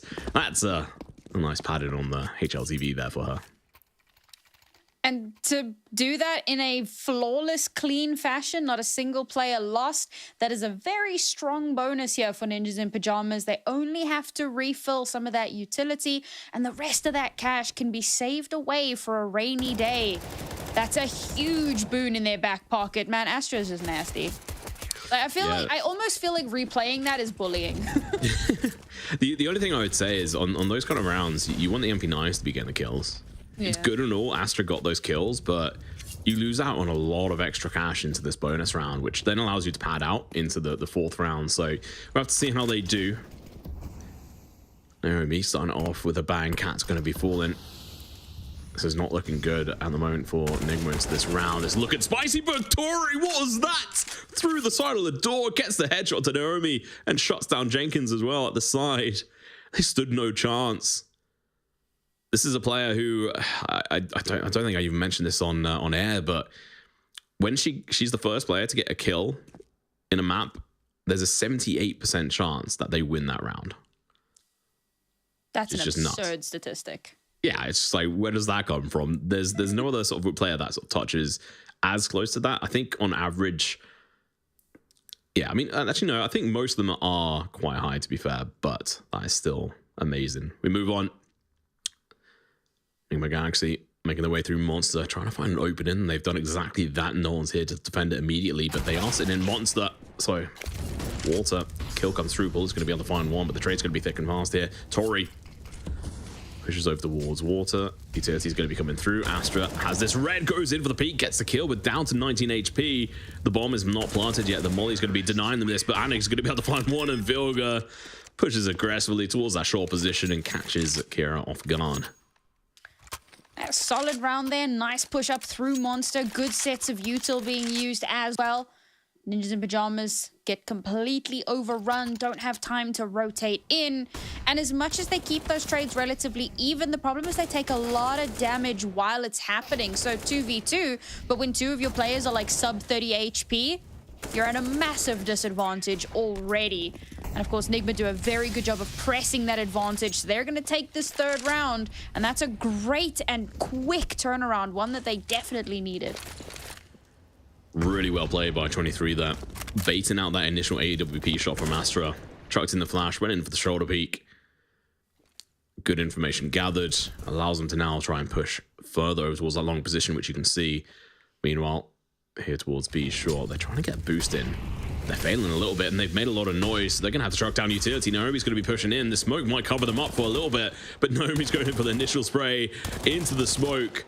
They're not reacting, so she gives it up, thinking they're gone. But Jenkins going to be there, going in for the first initial kill. Naomi onto Tori. All of a sudden, this round is looking legless for Nigma Galaxy, as they down to one player. It's going to be 23, who had so much information and space over towards Long, but now she's left in a clutch situation, and the rifles come out.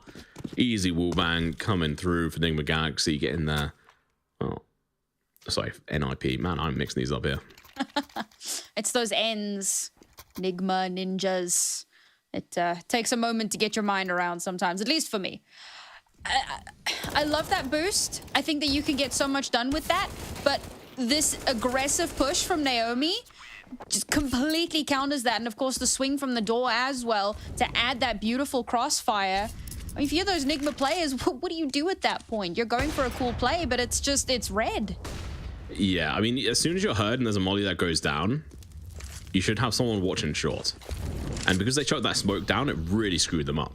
They had to just then sit in that spot, and it was just open season for the side of NIP to be able to get the kills. A little bit concerning as to how they reacted, or rather, lack thereof. Mm-hmm. So, just pistols going to be coming in for Nigma. The economy's in tatters. They've at least got some round loss bonus, but it's not much. Oh, Astra, bad timing, but Jenkins there to answer, gets the kill. Molly over towards that banana position. AWP in hand, spots out player Vilga, who pushes aggressively, gonna get taken down. The Molly as well, gonna do a lot of damage. Jenkins with 2, and the final kill on Cat should be coming out in a couple of moments, but she's still alive and kicking, deagle in hand. There's no backstab coming through, so she has got some time. Astra, I think, has spotted her out there. The shot rings out, doesn't land, but the headshot from Jenkins does. That's going to be a 4th kill. Not quite an ace, but solid quad one. Nigma try really hard to get at least 1, maybe 2 kills into that one. But the positioning between Jenkins and Astra was so good. They cover each other's backs fantastically. So as soon as Astra finds herself under pressure and under fire, Jenkins can pull back, immediately respond, and the Nigma players aren't expecting her to be pushing up. So she keeps her teammate alive and she locks down the site. Great teamwork, great communication. But now Nigma have guns again. Limited util, but okay, limited players. I mean, Jenkins just goes in dry. She just hard peeks at Tori. Going to be coming in with a trying to get some revenge here. Gets the damage, gets the kill, stays alive. Really important. Naomi, you're going to be peeking in towards this short position. Going to be able to spy out the head of Vilga. Snaps it off. No chill here. Cat going to be pushing through this smoke. Kriara's got this angle held. She looks away at the wrong time though. Cat. She has to be the impactful player once again. She gets the spray in, but not the kill. So Naomi finds their 2nd kill there. The bomb is left in the, well, towards T-spawn at the moment. 23 going to be under the crosshairs of the AWP, and Astra is not really in the habit of missing too often. Astra's currently 10-1, so yeah. Helps when you get an ace versus Glocks. Not to downplay it. We have seen a lot of players go down to Glocks. Obviously, their headshots can really come through when you're your player here, Tori. He's going to be playing up, but she has been spotted through, gets the first kill, but the trade is it's pretty fast. Maybe managed to get 2 kills that round after dying. That's another great moment of playing off of one another, right? That first initial contact as one of the Nigma players is coming out of Monster. And at that point, Ninjas in Pajamas, they're not even looking at her. That's when those spidey senses, those ninja senses start tingling and they turn back. They have to make sure that they're checking that angle and they do catch that player. And then they have such a huge advantage. And to Tori's credit, she's able to get a second kill for her team in that round. But it's not enough. It's 5-1, back to pistols. This is starting to look devastating. It's a replay of the previous map. Yeah, and they've got no excuses. Aside from the fact that I guess Tori has a slight disadvantage with where she's playing from, but they've at least got their full roster. Kiara and Paulie just going to be decimating these players at the moment. They're trying not to lose a single player, but Anna does chime in with the Glock. Gets the kill, and the AK is picked up. Good round overall from NIP. Nigma being able to find that 1 kill is really good, but not going to have a massive impact on the economy of NIP. Although, you know, NIP is very low. Look, speaking of, one of the big issues, right? So you try and analyze the plays from round to round, but one of the things that's constantly a thorn in Nigma's side is that they don't get bomb down. So their economy is constantly in a state of a knife's edge. They can't really get a solid strategic play out because they're never in a good position. They never have the utility that they need, and this is just another round that's a perfect example of that. 23. Good initial kill. Astra goes down. And to Paulie, this is the start they need. Jenkins is going to have to play slow and wait. The bomb is not in position yet. This is... it's all going to be down to the nerves on Jenkins' side. How long can she hold this position? It's been red, though. Kiara is going to be able to get a kill onto Cat. It's going to leave it a 2v4. And, there we go. Tori goes in, helps out her teammate. Anna, not left alone at the moment. Kara's last player left alive. I don't see this happening for her. It's going to be very difficult, especially with 23's position, just locking down this spot from backstairs. Goes with the shot, headshot rings out. Really well played. Second round on the board. They don't even need to get the bomb down, Sam. Yeah, that was awesome. Waiting for Ninjas in Pajamas to play a little bit more aggressively. And as they start to push out, I mean, there was a very, very deep angle attempted out into party here. And Astra gets caught out with a nice flash as she's trying to retreat. Tori with a beautiful swing. And there was also that very aggressive push down long from Jenkins. But that essentially means she's caught out in no man's land with no one to back her up. Nigma play that round very, very well. They play into their strengths and they use Nip's aggression against them.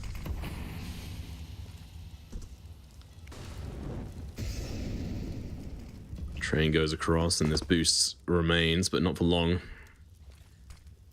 They give it up at the wrong time.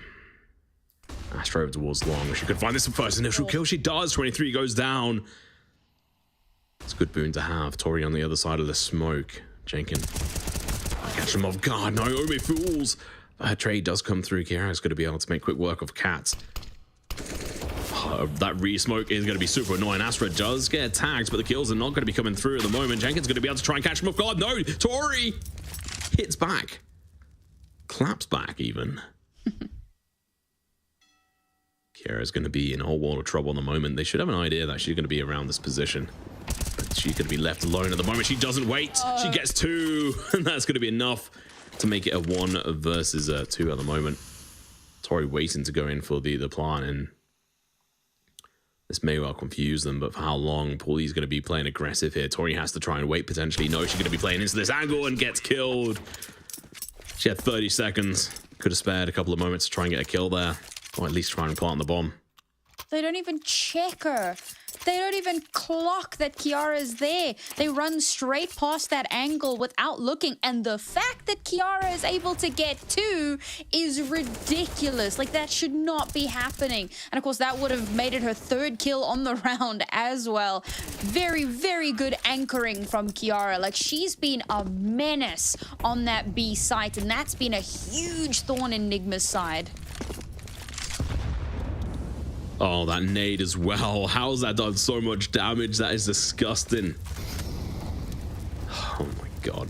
I'd be so annoyed. 74 points of damage. Jenkin holding this angle as well. They may not expect this aggressive play from her, but they do. Or at least be able to react to it. Astra holding in from the short position at the moment. The Toilet's going to be going over the repeat kick. Gets the first initial kill. Kira over the walls. V as well. Going to be able to find one. The Molly's going to be coming out to look to burn Astra, but she has to cross. She falls. 23. A little bit of vengeance from that previous round. Now we see a little bit of a lull in the battlefield.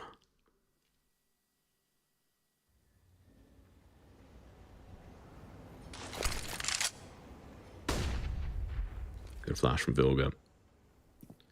It's not going to be enough of a bait.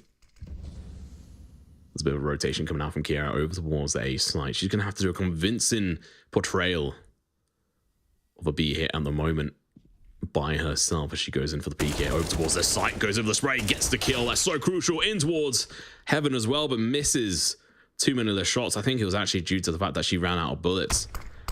It's going to be a hit over towards A. Paul is going to be sitting on that smoke. She was hit by it, so it might have given away her spot as well. The player's going to be pushing through the smoke. She's going to be falling. Anna with the Glock gets the kill. AWP in hand. Waiting to try and get the skill on this player. Instead, going to have to go in for the hard plant at the moment. Paulie waiting to go in for the kill. Unable to do it as of yet. Now Anna's going to have to sit as a turret. Misses the chance of Paulie. Too fast. AK in hand. Snaps the head off. Picks up the AWP for her teammate. And that's almost a team ace there. Okay, that is a nasty clutch from Paulie, but can we talk about Kiara again? Because she gets an insanely good pick over towards B. And then when they're attempting to fake this A hit or this B hit so that the bomb can actually move over towards A, she's got such a perfect spot up in Heaven. She's able to shut that down and still rotate over. Like, that is all you could ask for in an anchor. She is playing so well, and she stopped fragging at the moment. I'm so impressed with this player. She kind of flew under my radar on the first map, but not this time. She's a boss. Yeah, she's been doing really good. Excited to see what more she can do. Thinking on towards Party, does fall 23. Expected that position, rightfully so. Gets the initial kill. Now the advantage on the side of Nigma, but you know, map advantage, at least this half, is not going to be on theirs. It's actually going to be on the side of NIP. You've got 8 rounds on the board. This is not NIP's map pick. Keep that in mind. They won the first map, which was theirs, which was Mirage. They beat Nigma in overtime. It's a bit of a struggle, maybe a little bit more than they expected, especially with the circumstances the map started with. But alas, we move on. It's going to be a full stack here over towards this site on B. Is it going to be red in time? Tori goes with the spray, gets the initial kill. Is going to be backing off with 4 HP. How is she alive? Astra. She rotates from Heaven up on towards A at the moment, sitting there towards Dumpster. Wasn't a fast enough execution over towards A yet. There's only a smoke and a nade on the side of Nigma Galaxy at the moment, so you have to keep in mind as to how they're going to play this. Where did they decide to smoke? Nowhere as of yet. Astra's caught the head of one of the players, flicks in, gets a kill. Kiara with one as well. Astra's going in for another one. She's hungry, misses the flick. Not like her, but the second one she doesn't miss. Kiara onto Anna, and well, Tori's left alive with 4 HP. If you want to call that alive anyway. So on the B site, you have Kiara, right? And on the A site, you have Astra. And in the middle, you have the rest of NIP. Look, this map is like an impenetrable fortress. And a part of me feels like Nigma need to just pick a site, smoke it to high heaven, and burst onto the scene like, I don't know, like some paratroopers, right, flying down in from above. Like, it feels to me that's what needs to happen right now. Take advantage of the fact that NIP have to be split across the map. They have to be. That is the nature of the CT side. And just go for it. Again, we're going to be seeing a stack over towards this site on B. Good prediction. And Astra's playing over towards B this time around. AWP towards Monster. Unless she's got a proper backup player from Kiara, she's going to be in a whole load of trouble. She's going to be able to find one. It's going to be Kiara, like I mentioned, to back her up. Finds one, finds two, but that's all she wrote. She eventually falls, and now it's going to be a 2v3. Rifles recovered, but Naomi's there to answer back, looking to try and get the kills. They do exactly that. AWP picked up as well. 10th round on the board, and NIP, they're looking to close this out and take it to the grand final. The worst part of that is that I just talked about how on B you have Kiara and on A you have Astra. And in that round, they're like, you know what would be great if we had Astra and Kiara on the same site? How great would that be? And it was a disaster for Nigma. It was a fantastic read from Ninjas in Pajamas. Like, there is no way you can actually know that that's what the plan is going to be, but they read into it perfectly. Well, 3 rounds, including this one left for this first half. Nigma Galaxy crumpling under this pressure to perform. And well, it's not going to be starting good. These two players you just talked about went back to their default positions and both got a kill at the very start of the round. And Vilga and 23 going to absolutely destroy. Cat 2, Tori's fine in 1, but has to run away. Tagged down to 31. And to be brutally honest, okay, Anna. I was going to say Anna's the only one. Sorry, that Tori's the only one really looking alive on this map, and Anna comes in with that kill. Good shots. They do switch up rifles here. Anna is very proficient with this AK. Every player is, to be fair. At least in this map at the moment. They're all watching this area. They know that this has to be where they go in for the hit. Molly over towards short as well. The plant looking to come through, but there's 2 players at the moment looking to push up from water, looking to deny this, but they missed the chance. The sprayback's coming through, but Paula's got the back, and they just decimate them. Not a single player lost in that retake, and that is a team ace. That was awesome. I love that right around the corner. Like, oh man, they're planting. Run, run, run, run, run. They don't manage to stop the plant. Yeah, exactly, run, Forrest, right? Run. Not quite the pew, pew, pew, pew, pew. But you know, we had like a jogging action. I'm not gonna make those noises because I don't want to get memed on for the next week. But yeah, like really fantastic Ferrari swing there to make sure that they can clutch out that round, get those last couple of kills. 11-2, 2 rounds left. Nigma looking lost. I don't think we've ever seen Nigma look this lost. This is their map pick, Sam. Why would you pick this? Getting destroyed. Vilga's going to be in a whole lot of trouble right now. She's getting sprayed at through the smoke. Kiara's going to find one. Naomi pushes through. The twin power proven brutally honest here. And just fantastic getting the kills. Tori goes down. This is the second to last round of this half. 23 does get the trade-off. That's at least something. But that's the first kill from them on this. They have to recover the bomb and also make progress on the site, and they've been spotted out. Molly's going to be coming through. Molly a little bit early with the utility, but still going to make it work. Her teammates backed up over towards Dumpster at the moment. The push is going to be coming through. 20 hits 1, but Kiara slaps back, gets 1. Astra. Oh, read this right. And, Anna's just not fast enough to react. Oh.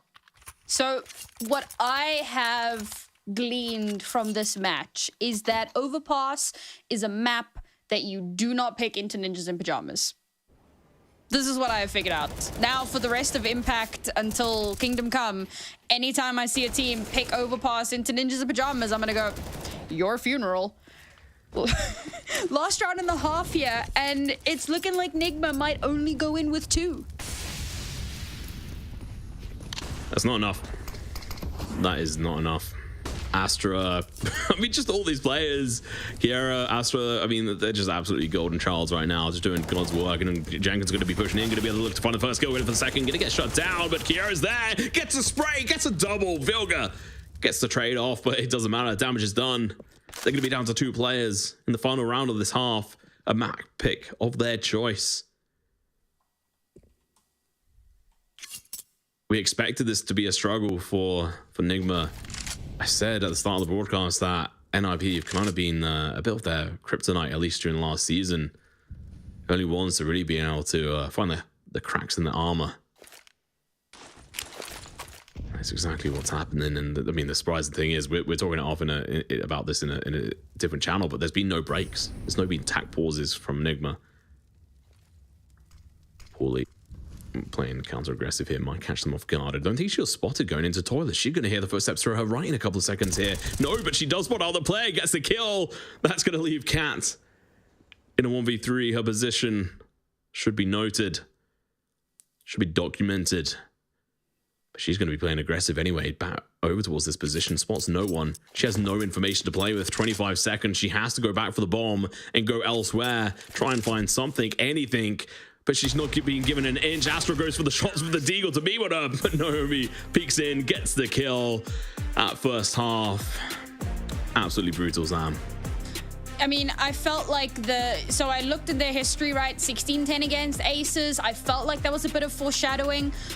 I didn't think it was going to be this brutal. I did not think that Ninjas in Pajamas were going to push them this hard, Tom. Well, we're going to take a quick break, trying to catch our breath. We'll be back with the second half in a few minutes.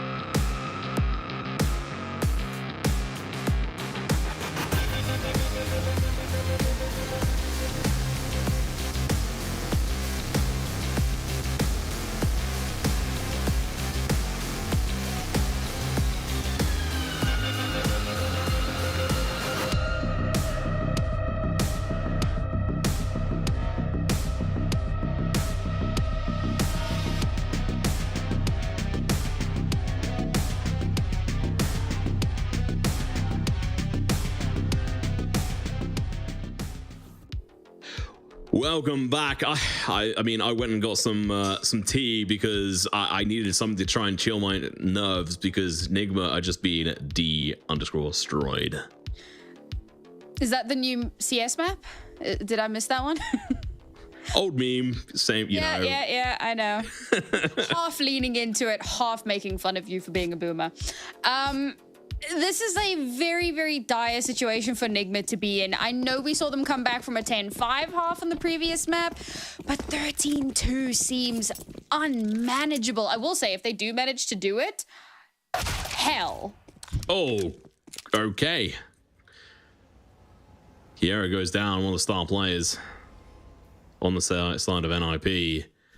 I'm not going to lie, Sam. In the Challenger League, we have seen comebacks at this kind of scoreline in the past, but it's been one in a million almost here. So let's see if they can do it on this one. Nigma Galaxy picking this map, playing with fate in the moment. 4 players still left alive at NIP. No Julies again. Very disappointing. If only we had CLG. I'm sure they would have done it for us. Or Team Red. Yeah. Team Red love those Julies. They wear those cowboy hats with, well, pride. Let's move on. NIP going to be pushing in towards A. Bomb should be able to go down here. And honestly, if you're Nigma, you don't want that bomb to be planted. So the fact that it's been allowed to, and they're playing in for the retake, is going to be dangerous going forward because the money is now in the bank for NIP. Retake has to come through. There is a defuse kit here on Cat. The kills are still not out as of yet. Never mind. Bully's going to be able to find one. The train's going to be coming through. Astra's going to be trying to hit the headshots, but missing them. Tori going to be on fire. Vilga and Cat going to be chiming in with a couple of their owns as well. And there we go. Team Ace on the side of Nigma Galaxy. But the bomb, it went down, Sam. Yeah, I think the fact that they leave it for retake just shows how uncertain they're feeling right now. The other thing that I notice is that sometimes when you speak really fast, I hear trade as the train, and you're like, the train is going to be coming, and I'm like, I kind of prefer that because it is a little bit like a steam train. When some of these trades get going, it can be absolutely devastating, and that was a great round for Nigma to come out on top of. They managed to beat the Force, and yet Nip up to Force in again. Maybe an overconfidence here. I don't know. I like it. They've got rounds to play with. They want to try and just get an early round on the board, and it's, you know, either close it out fast or they're going to have to go for a couple of saves here. But they have the round loss bonus. They have the cheaper guns. It's in their favor on this front, and especially when you start it off spicy. Vilga goes down. 23, going to be sitting on the bin at the moment. Let's hope that's not where she ends up. Sitting around this corner, just actually going to be playing aggressive. Going to get spotted out by this player. Jenkins takes her down. Second kill. Anna with the scout. This is not looking good for them at all. Hits the headshot. Still not going to be enough to convince me they can bring this back. Shoten into the smoke. Hits nothing. Retake has to come through, but Cat is looking to deny this here with the A1. It's going to be able to find one. We're going to get peeked out by Naomi with the rifle that was dropped by Last 23 who died on that bin. Without that rifle, that wouldn't have been a one-shot headshot. It's unfortunate. Retakes in. Tori, it's going to get flashed out. She peeks around the corner, going in for kills. We're going to be missing them. It's going to be Anna final one. And, well, Nigma Galaxy making too many mistakes here. I mean, it's a great round from Ninjas in Pajamas, right? Forcing into that so heavily 100%. And still coming out on top of it. Like you said, it was well worth the investment. I questioned it, but, well, turns out you knew better than me. Nigma let some small things fall through the cracks there, weren't able to hold down the site, and now their economy is like, that's a tough position to be in, especially when you like lose a round, win a round, lose a round. You're back down onto lose streak. You've got very little cash to work with after that Force, and well, now it looks like a mess. Yeah, those pistols should have done some more work there. I mean, Astra's down to 11 HP, but they stay alive and get 2 kills. Turn around. Paulie has them red. I don't want to call it too early, but NIP are just looking so dominant. And the fact that they decided to gamble in that last round and just be like, you know what? We've got such a big lead. It doesn't matter if they lose a couple of rounds. And taking those risks makes so much sense in that kind of situation. Not always, but usually. Cat, good counter position. But when you're going to miss those shots, it's over. You're going to get burnt alive. Sprayed, naded, and last one left alive. It is not looking good, but she's got a chance to try and do something here. Going in for the shot, tags one of the players, but they're going to be pushing up against her. Has to hit the no-scope, does exactly that, but now it's going to be Jenkins pushing up. Jenkins really taking the charge of this TAF so far. So as we hit match and series point, I'm trying to wrap my mind around the idea of a women's Counter-Strike grand final that doesn't involve Nigma Galaxy. Like, it's one thing for them to be losing series. It's something else entirely for it to be in a semi-final. They will not even get to fight it out in the grand final. Ninjas in Pajamas have destroyed them here. Astra, although blinded, stays alive, and they're going to kill the player who had every opportunity to get that kill. 23. Tori, crumple, unable to deliver the final blow, and Astra going to be on 5 HP. Very low HP once again, but it's not going to be low enough. Anna takes a shot over towards Long. She wants to try and bring hope back into this map for her team. But they're on 15-3. They're on the knife's edge, the very precipice of losing out on the grand finals. Their map pick as well. NIP looking to be the kryptonite on their side. Bilga has been spotted. Good information. Anna headshot onto Jenkins. That's good. And now player's going to have to push on through, but Naomi peeks on through, gets the kill on towards this player. Velga's going down. Cat misses every shot. What's going on? And Anna, for the third time in a row, going to be left to try and clutch this in a 1v4. She's got a rifle. 28 bullets left in the magazine. 57 HP. She managed to get this. It'd be heroic level play. But I've got questions. Unfortunately, we won't be interviewing any of the players of Nigma if they lose this, so we won't know them. But Anna, last one left alive, and Naomi. No. She goes for the knife. She gets punished. Rightfully so. Deserved. One of the power twins here does go down, but they now know where she's going to be coming from, so fairly easily read. I respect the knife. Good attempt, but not going to happen. Baldy gets the final kill. That is going to be GG. Well played. Absolutely fantastic performance coming out from NIP. Massive respect. We expected them to win this, but I didn't expect them to win it like that, Sam. Not even a little bit.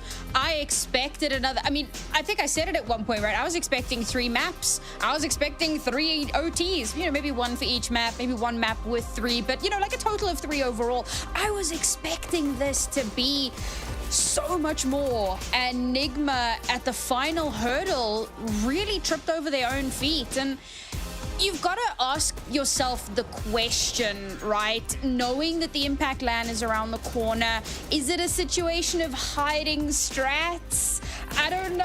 I never want to believe that's the case. I would love to believe that players are playing at 110% full throttle in every official game, but I'm not a pro player. I'll leave it to the analysts to let me know if that's actually a thing, or if people are just memeing on me on Twitter.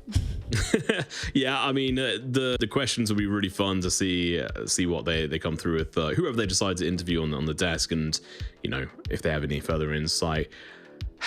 I mean, they had the disadvantage, Sam. I mean, Tori came into this obviously a little bit late. We had Missy trying to hold her space, and she did a good job, to be fair to her, and gave them a, you know.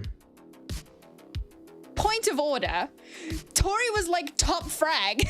Sure, she joined late, but she was slapping people around. I feel like that's a crutch they had for like the first 5 rounds on map 1, and thereafter that is not a thing anymore.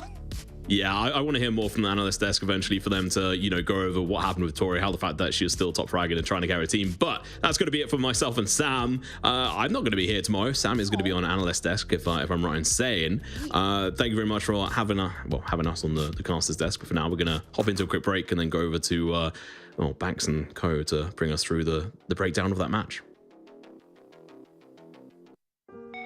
Every day, it feels like there is a new crisis. Families displaced by violent earthquakes and wars. Warm hearts sleeping under cold blankets of stars. This was a good cast. I've been really happy with Lives destroyed and washed away. Families fleeing into the unknown. But look closer. See the hope everywhere. See the ones running towards disasters to help. Compassion exists all around the world. Kindness is healing wounds, bringing hope for a brighter tomorrow.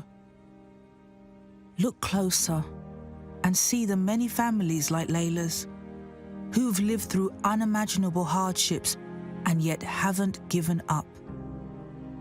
Please don't give up on those forced to flee. Donate now.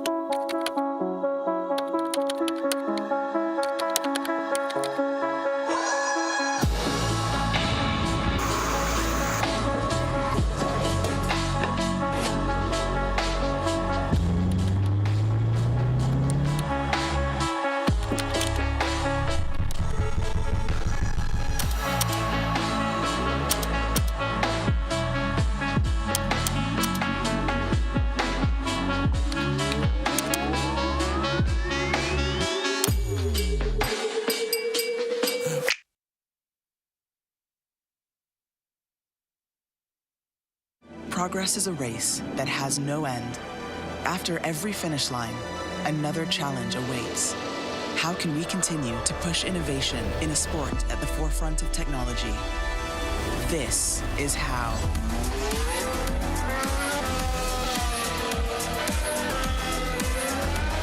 Discover how Aramco and the Aston Martin Formula One team aim to meet Formula One's sustainable fuel targets. Aramco, powered by How.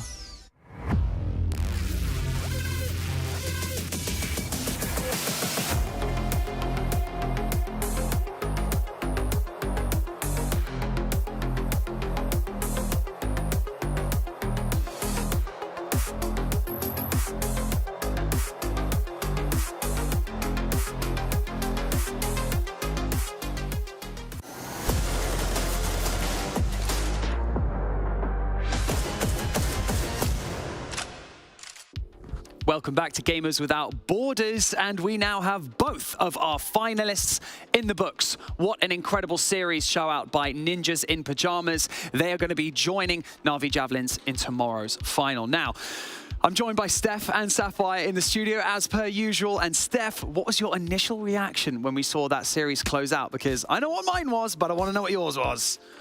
I honestly still can't believe it. I don't think I've ever seen Nigma lose a 16-3 ever. Like, even their 5 maps that Heather was talking about that they might have lost in the last years were not one-sided affairs. They were all close, and some of them in overtime. So it's quite shocking. We know that this best of 3 started really roughly with a standing, not being able to kind of get their heads together, but then Tori's the one in the LAN at the internet cafe, and she's the one with the highest ADR for Nigma. So lots of questions. Did Nigma actually use strategies? Did they just try to do something different? Because for me, Heather, I don't know how you saw this, but it felt like they were just trying to get picks left and right on their T side. They didn't really have much coordinated strats to fall back when the picks weren't working. So it kind of feels like that was part of the plan to try something new. I don't know. Yeah, that's, maybe you could argue like they're saving strats, or they didn't have strats and they just wanted to get a feel for overpass, maybe because they haven't played it in a while. But yeah, it was kind of like the, Anna go kill strat, but Anna wasn't just getting the frags today like normal, and yeah, they had nothing to fall back on, whereas Nip had a plan. They were aggressive, they were passive, a lot of really great pacing of the strategies from the IGL Astra. It just looked very cohesive, and then of course you just have players from Nip like Kiara and Naomi, and even Jenkin and Polly had really great moments too, hitting all their shots. I believe Nip only had 3 opening frags, Nigma, which basically means Nip was at a 5v4 advantage nearly every round. Oh, look at this head-to-head. Yeah, this head-to-head is absolutely absurd. Steph, come on. Penny for your thoughts. I need to know what you're thinking right now.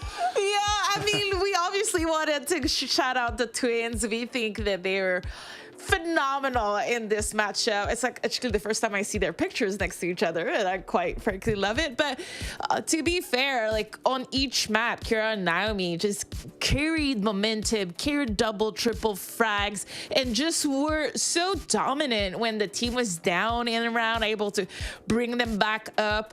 I've been very impressed. I didn't know about them much prior to this event, and quite frankly, I want to twin now. And of course, the MVP brought to you by Savvy Games Group is Naomi. I mean, just look at that score. It's absolutely absurd. What an incredible show out. And now Ninjas in Pajamas have the opportunity to fight for that lion's share of $2.5 million in tomorrow's best of 5 grand final. I mean, briefly, let's look ahead to the future. Sapphire, if we can even comprehend how this match is going to go, given today's performance, how will they fare tomorrow? Little tidbit of information I want from you, a little bit. Yeah, wow, both teams are just playing so well.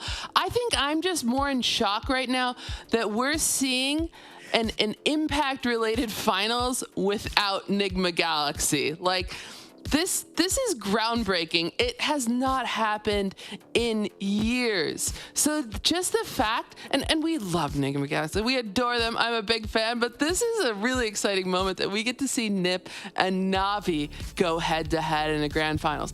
I don't know who I'm feeling. Wow, I mean, the playoff bracket on your screens just shows you the path at which these teams have taken to get all the way through to that grand final. And as you can see, Ninjas in Pajamas, NAVI Javelins will be going tomorrow. Tomorrow, that's it. Tomorrow, we'll have one best of 5 match for all the marbles. And let's not forget, second place will still get to donate $600,000 to a charity of their choice. We've already spoken about this prize pool being absolutely incredible and for a great cause as well. But Steph, it's also great just for women's Counter-Strike as a whole, right? Yeah, it's the first time women are involved in Gamers Without Borders. It's the first time we've had that big of a prize pool, even if the prize pool is for charity. It's quite phenomenal to be part of this. And it's my first time working with you, Banks. And it just feels like a really amazing event. I'm so glad to be involved. Everything's fresh, everything's new. Look at this amazing studio, like I'm in space. I don't know what's going on, but you know what? I'm having a great time with you guys as well. And speaking of having a great time, someone's about to join us who's also having a great time right now, reveling in success. We're joined by Astra from Ninjas in Pajamas. Congratulations on securing the second grand final spot. How comfortable were you and your teammates feeling during that semi-final? Because in that second map, you looked extremely comfortable. Yeah, so like the first map was a bit shaky. Like we made a lot of mistakes, but I think that we recovered well, and that after that, of course, overpass, we felt pretty much confident, and we just rolled with it, and everything went good. So that's how. Salut, Astra. I'm so excited to be talking to you, not only because you speak my language, but also because I want to talk about the twins a little bit. Their newest edition, and do you think that they have some sort of telekinetic compatibility brain communication that we don't know about? Because they are destroying everyone in the server.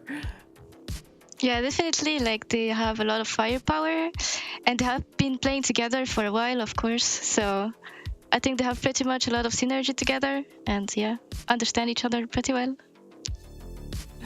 Congrats, Astra. So tomorrow you get to play in the grand finals against NAVI Javelins. How are you feeling going into that match? How do you think your team compares to NAVI? I think it's going to be a great match. Again, like the last time, we played them not so long ago and we lost 2-1. So I think it's a good time for a revenge, basically, and see if we got better and learned from last time. Well, Astra, before I let you go, I just want to let you know that you have so much support both here in the studio and from your fans across social media and during the live stream as well. Is there anything that you would like to say to your community before we go, and also, you know, before we go into tomorrow's best of 5 grand final? Well, I think that I just want to thank everyone for supporting us, and not just me, but the whole NIP as well, and the management and everyone. And also thank you for inviting us to this tournament. It means a lot to us to be able to help. So thanks. Well, it's an absolute pleasure to have you in this tournament, and congratulations once again, and best of luck tomorrow. Get some sleep, because we cannot wait to see you bright and early for that best of 5. Thanks. Bye. Ooh, what an absolutely fantastic performance by Ninjas in Pajamas. As you can see on your screen for tomorrow's schedule at 5 p.m. CEST, we will have our best of 5. We will have our grand final. We will crown a champion, and they will be donating a cool $1 million to a charity of their choice, and a total of $2.5 million will be distributed amongst all of those charities that we saw on your screen at the very beginning of yesterday's broadcast. I was going to say this broadcast, it was yesterday's. You can definitely go on to gamerswithoutborders.com and you can find out everything online. So, tomorrow, cheeky little bit of information for you. Again, we'll have a best of 5 grand final. Thank you so much to everyone who's taken part in this stream. Thank you, Miss Harvey. Thank you so much to Sapphire, to Tom, to Sam, to Lucy, to B-Dog. Thank you so much for all of your hard work working on the stream. It's been amazing working with you so far, and I can't wait for tomorrow's final. It's going to be awesome. Thank you so much to the production team for putting this on, for building this set, and for organizing all of this. Thank you so much to all of the players for taking part so far. 2 teams left in the mix. And thank you so much to all of you, the fans, for viewing and supporting your favorite teams throughout this entire tournament. It really means a lot, and we wouldn't be able to do any of this if it wasn't for you. Tomorrow, best of 5, 5 p.m. CEST. Be here or be square, rectangular, I don't know. My name is Banks. See you tomorrow.